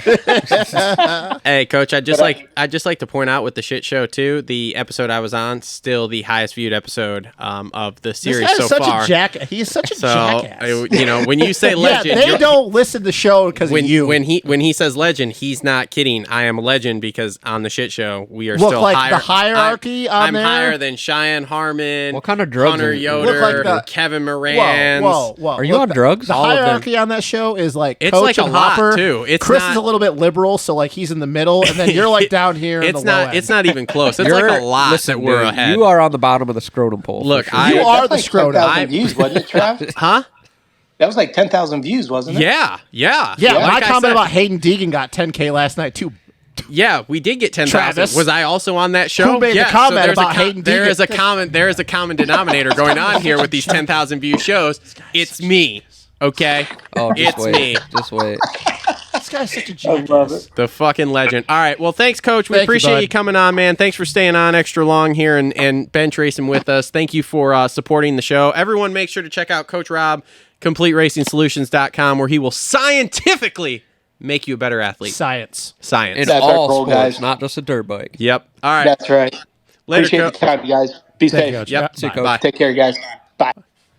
Love that guy. Love that. Lots guy. of interesting shit in there, though. Lots of interesting shit, but we still got to go over 250s here. So Yeah, we'll we better skip- rip into I that. know. We'll skip the futures and then after that do a. I mean, mini we pretty 250 much East. covered futures. I was with gonna Coach. say Yeah, we that don't was need to why I was asking him, like, hey, you got time? Because if you do, like, let's All right. let's start knocking some of this stuff out. Let me pull up the results here. All right, so 250 recap brought to you by our friend. It's at Adept Creative Co. Make sure to check them out for all of your graphics. Oh wait, Coach was brought to you by Adept. Do you need graphics? Coach was brought to you by Adept. Yeah, What the fuck did he just say? by Adept Creative Co. Go to fucking bed.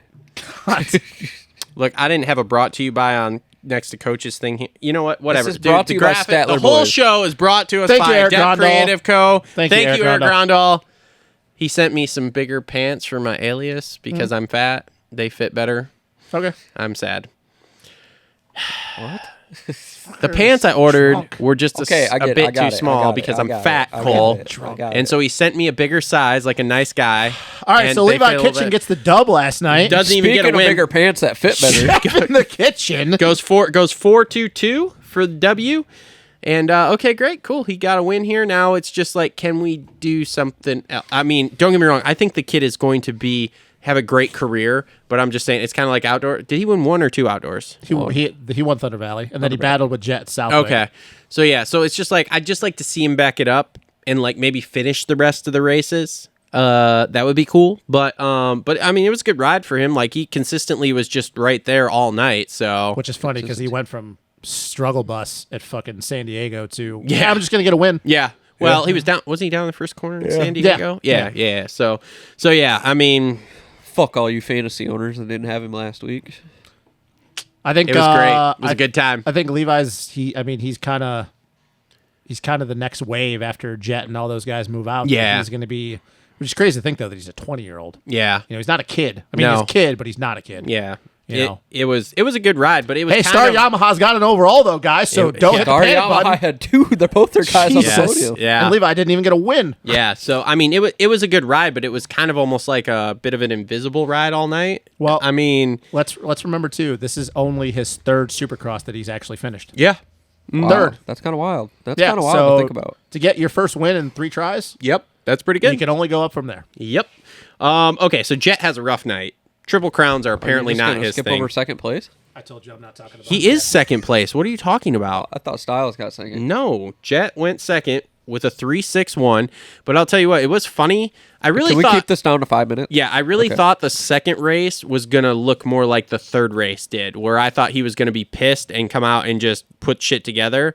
I was actually a little bit surprised it took till the third race, but I mean, come that third race, he looked like Jet Lawrence. The first 2 was not him. And that weird ass crash he had in that first one, I'm not sure. The ejectocito? There were so many dudes that crashed in that. Like at first I was like, ooh, that's uncharacteristic. And then when so many dudes crashed in that corner, I was like, okay, so this wasn't just a Jet thing there. He's human, Travis. That's I know. just all we got to say. I understand that. And he went sketchy Jet in that second race. That second race was sketchy Jet all the way around. I will say that. Okay. But at the end of the night, we now have a 16-point lead after 3 rounds. Yes. Because RJ'd. Because, yeah, we'll get to that. So, okay, go ahead. Talk shit about Jet. No, I told you in the group chat I'm not talking about Jet until he goes to the 450. Oh, that's anymore. right. That's right. He's just Like that- let me that's- just that's what I- nope. I'm just muting your mic. You're just muted now. You're out. Justin. So see, the problem is Justin's racist against white people, and so he hates Jet. I kind of want to be on board with that because people talk about him enough. So I'm not talking about it. Gear was on point, though. Gear was that fucking yellow gear was sick. Gear was on point. Thank you. All right. No, I'm serious. Well, I'm not. how about the pink shit matched with the bike, too?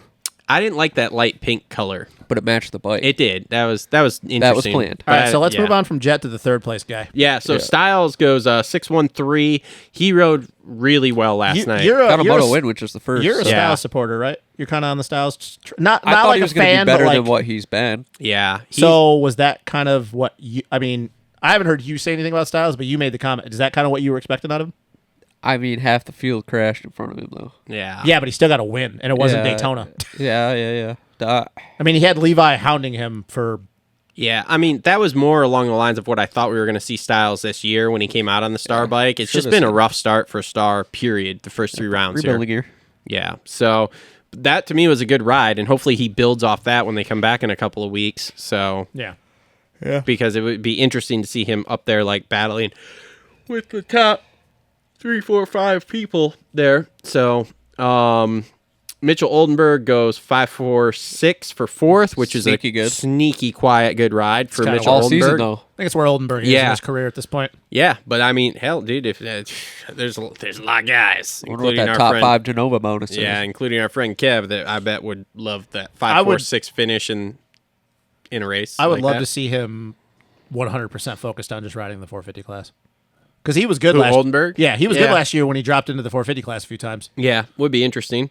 Max Volan bounces back, goes 7.84 for 5th. Could have had a He should have podium. won.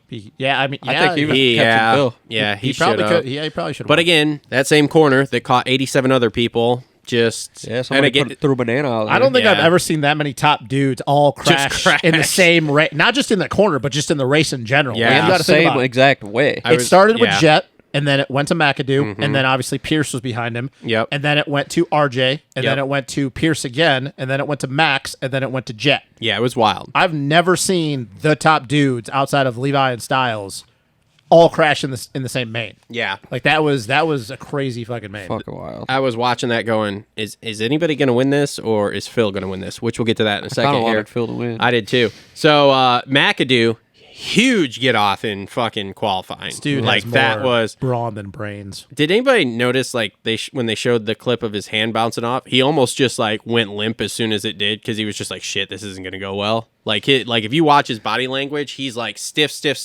Hand comes off, he reaches for it. As soon as he knows he doesn't get it, he's like fuck, and just like it's just like a limp.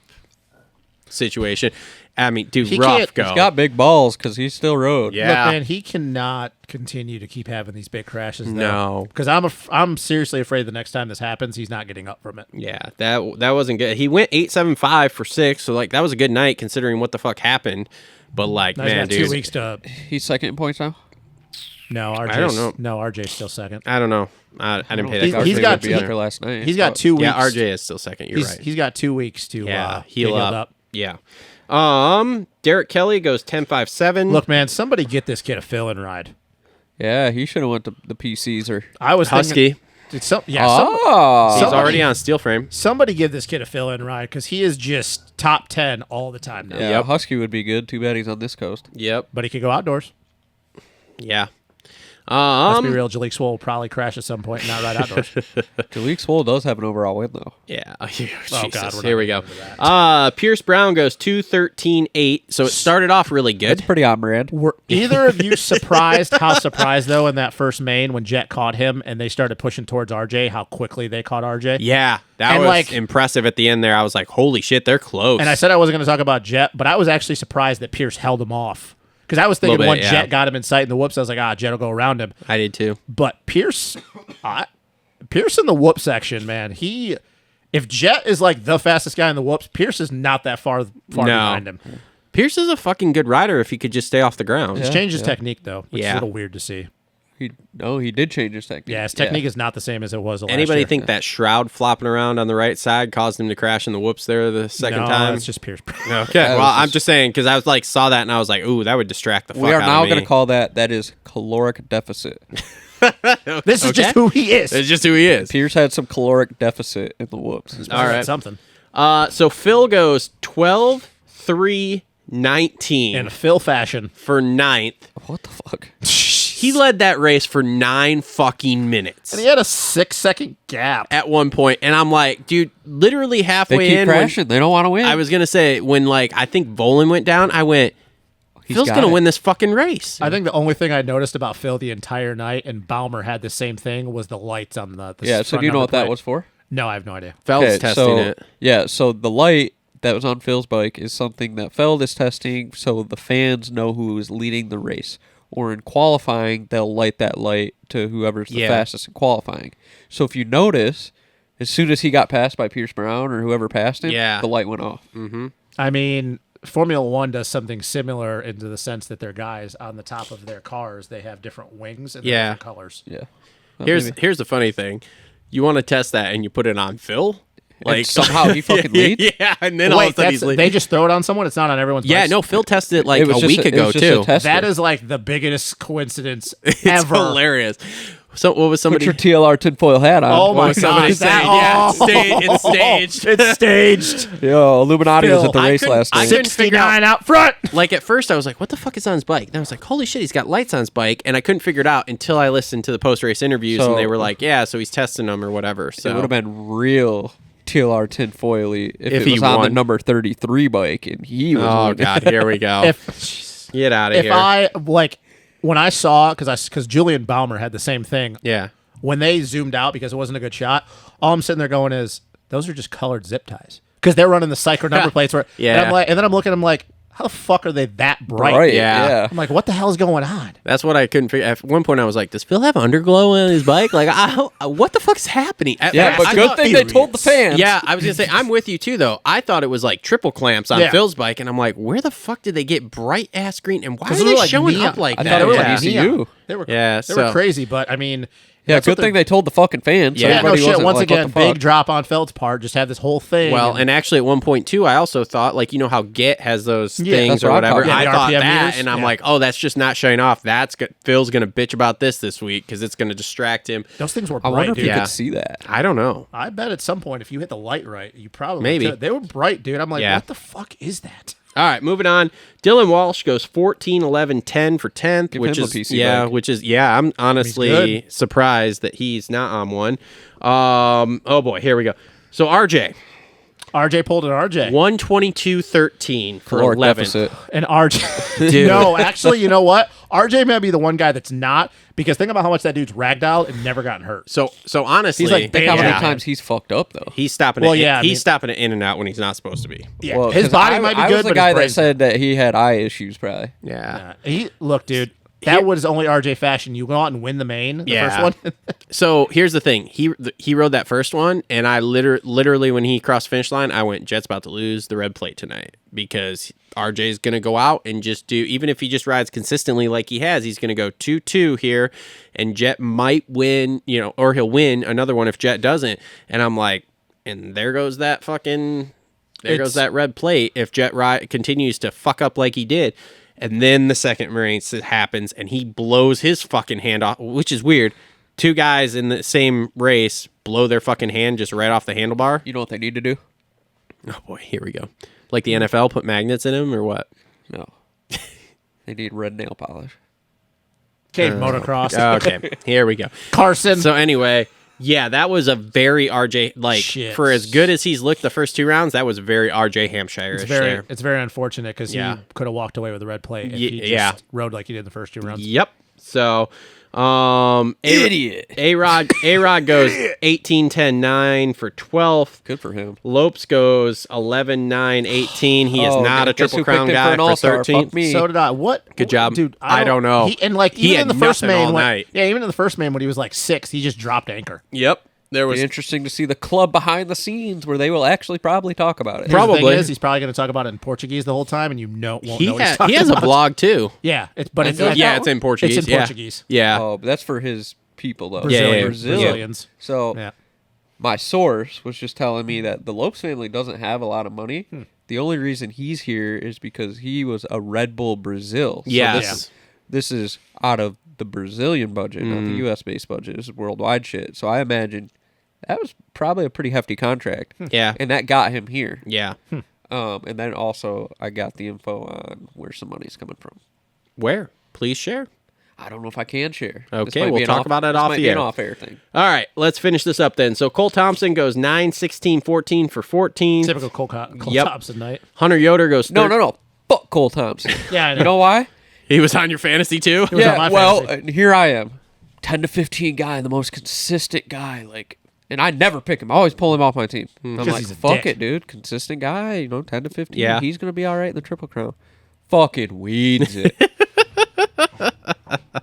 Sick, bro. Hunter Yoder, though. He had a Lee at yard sale, literally. Oh, boy, bringing that back. Here we go. Hunter Yoder, though, man, he's improved. Hunter Yoder 13-19-12 for 15th. That was a good ride But listen, for him. you got to think Hunter Yoder was supposed to be the next guy at Geico Yeah. Honda. He so. won, dude. He won a lot as an amateur. That's why I made the comment on the fantasy show about when he won That's that right. LCQ. I forgot he was a Geico kid. Yeah, except he got the short end of the stick. He Well, never yeah, got he to never ride even the got the Geico ride factory code, bike. but- I mean, he was pretty much in the same, but he was still a 150 guy when they closed shop, didn't Yeah. Yeah. Jerry Robbins 16-12-16 for 16th. Okay. Hey, Jerry's making they? mains, Wow, man. Jerry's Yeah. finishing main. Yeah. Yeah. Your boy Mitchell 22-14-11 for 17th. That 11th's pretty good, but Mitchell whatever. Bloss. Dylan Schwartz 17-15-15 for 18. Yeah, safely just get to say- outdoors. Brandon Safely say he's Scher not a Supercross guy. Brandon Shar riding the Bar X Suzuki. The Derek Drake bike. So no, I think that's going to be a permanent thing. no, I because- mean he was on there because old boy couldn't make the main, so I guess it was probably the team's fault. So Masterpool is now out. wouldn't shock me. Seriously? Yeah, Wouldn't shock me. Okay. like what the fuck is that dude's deal? I He don't just know. rides outdoors, man. He's not a I don't Supercross know. guy. That dude better just Dude, he better just do the typical motocross thing, retire and become a trainer. when Jake and Ty were getting ready to go pro out of the amateurs, because the way Tara and have drawn a blank on their dad's name, Jerry, they didn't want him to ever ride Supercross because they thought it was too unsafe. I get that, but why not? Why can't you finish your contractual commitment? Why do you back out of every Was team it that him you that ride backed for? out, or was it Bar X that dropped him? I'm pretty the sure thing. he backed out of that. Oh, I mean, I don't know. Interesting. I don't know either. It's just like what other team was he riding for and he backed out? Honestly, AEO. Honestly, Yeah. he doesn't really need to race ever to make money. They're doing just fine. Down Why there. they got oil money? No, they've just been very successful. I mean, dude, his mom was a fucking Olympic skier. an Olympic skier. Oh, really?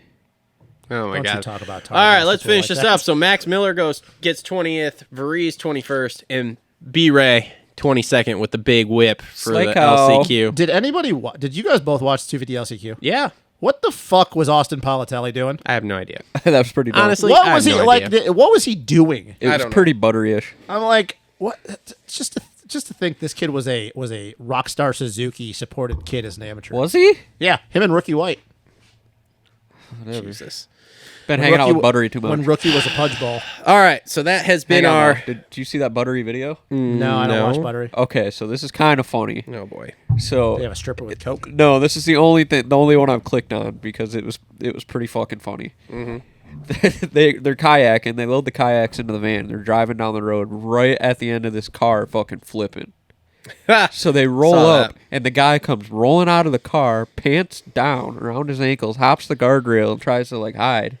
And then he gets up and he's stumbling his ass off. And they go to the other side of the car there, and there's a pint of booze that flew out of the car. And old boy's phone flew out of the car, and it was on Pornhub. Just fucking Jesus playing a video. That's awesome. Typical California And of bullshit. all people, Buttery rolls up on Oh, this. my Typical God. California bullshit. That's awesome. I did see the thumbnail of that of like, oh, this guy should have died. So or that's what it something. was. That's what it was. That's Dude funny. was weird. He was cranked one out driving Drive down, down the road. in a canyon road Sounds like a terrible idea. Yeah. with booze. Oh man. All right. That was your 250 race wrap up. We got other stuff on here we were going to talk about, but Yeah, we might Let's just do do the it. 250 East preview. Maybe it'll be a Well, little I fantasy. mean, we some basically fantasy talked extra. about most of it. No, So no, we didn't. Not 250 East. We no. I mean, we just named who's in there. Let's maybe do it on a fantasy extra or something. yeah, we Fantasy could do extra. some. Yeah, we could do some Thursday night. I don't want to do it right now, dude. It's fucking almost 10 o'clock. I'm definitely not gonna have time to do that. And fucking have 9:30. What? Okay, well, Dude, how about our preview show goes maybe a till, Wednesday like, night 9. call. You think I want to talk to you guys on Wednesday? Tuesday night call. What do you want to talk about with East? So Hunter's going to win the title. I don't know how that's just guaranteed. Who the fuck is going to beat him? There's plenty of Please dudes that tell can- me Jordan Smith's going to Who's beat him, hang on, and I'm let's literally rephrase going to shut that. your Who mic off. is going to consistently beat Hunter? Hunter can't consistently beat himself. Dude, I don't know. how many titles don't has he know. won since he's been here? And this is coming from a Hunter guy. What did he win 3 races last year? 4? I don't care about the races. The only one he didn't finish off the podium was he weeded shit in the whoops. Yeah, A3. Outside of that, I think he was on the box every single Every race race. last and has he year. won a title yet? No, because he raced Christian Craig last year, who's a whoop monster. Okay, so what happened in outdoors when he was in a spot to be the points leader? Bike blew up. No, it didn't. It didn't blow up. Southwick. Fucking Southwick happened, and he grenaded. Oh, yeah. Okay, what happened in 2021 when he was battling Jay Coop for the Supercross This title? is actually kind of amazing to hear you talk shit on your boy Hunter. It's not talking shit. It's being realistic. He has not been able to close championships. Okay, now, so- neither of these other kids. I was gonna but that's say- why I Hang can't on a say second. that. While you guys are yelling, I'm going to go start my car so it's warm. Jesus. That's why I can't believe that it's just a given that he's going to win the title. I just looked down this list and I don't have anybody else. Okay, so Hymus obviously is a rookie. He's not gonna do. I don't see him doing much. His job is race.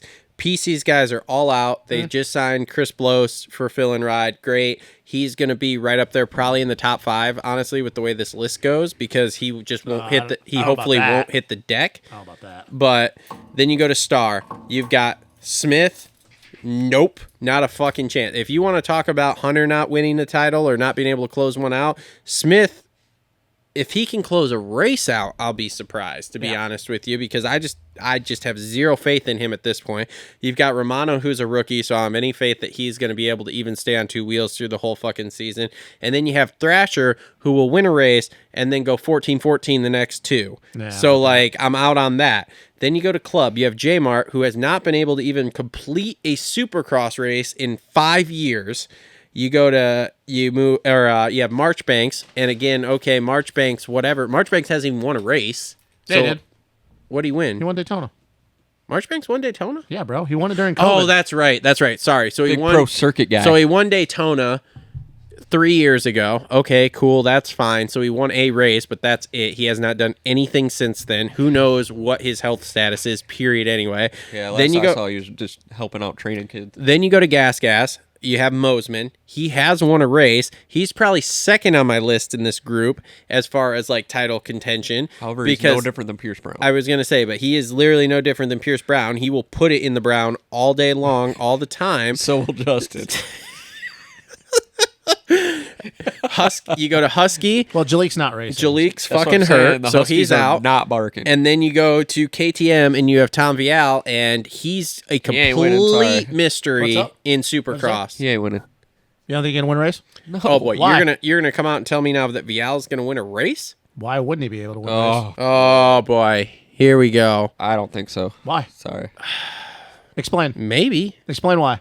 See, this is the give it thing. a- You guys I say give it that a you guys say 50 you I don't give see it a it, but why 50 not? I give it a Why not? 50-50 shot. Why can't he I win a don't race? think he's a guy like Porcel where he can just come here. Why? He was more and win accomplished than first series. Porcel.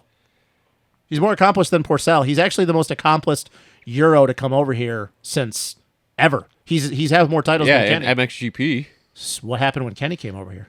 What happened when Marv came over here?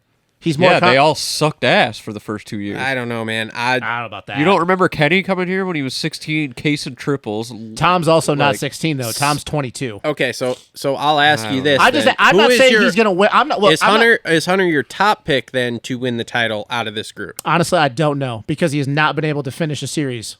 So you're just gonna waffle on this? No, I don't know because none of these guys have been able I to. mean, I don't know either, but I'm just saying. Logic says that Hunter is the guy. You would probably say with logic, but I can't back it up that I'm 100% certain. Would I love to see him win a title? Of course. But Hunter could also be leading the points and then go to Daytona and get 20th because just fucking gets 20th. I give him a 75 to 80% chance. I give Mosman 10, Vial 5, Thrasher 3, and Smith 2. Okay. That's my breakdown here for percentage chance of winning this title. That's it. I mean, dude, when you just go down the line for anyone, I any of look these at it kids from a even closing consistency- out a season, period, From even a finishing consistency one. standpoint, Hunter is the guy. Yeah.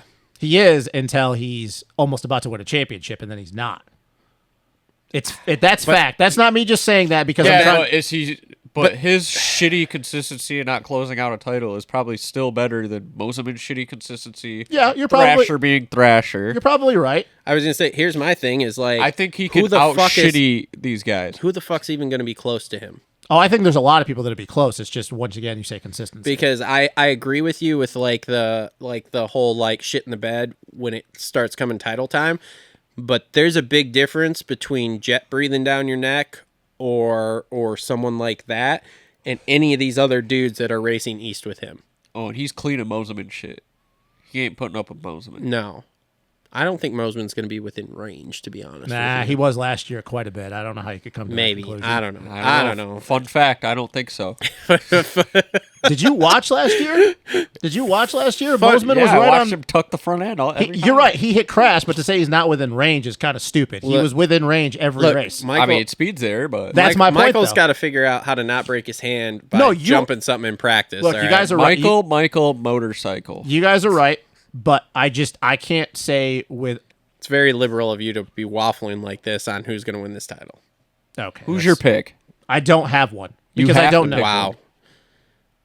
I don't know. I need a liberal stamp You on the have How's to screen. that pick one. liberal? How is that liberal? have to I pick just one. I don't know who's going to win. You I have just to pick one. Don't know. Fine, fuck it. because There's a wiener in front of your mouth. You have to suck it Tom Vial. or pick a title. Tom Vial. Tom Oh, Vial my is your God. title pick? There we go. Tom Vial. Holy shit. shit! I'm high.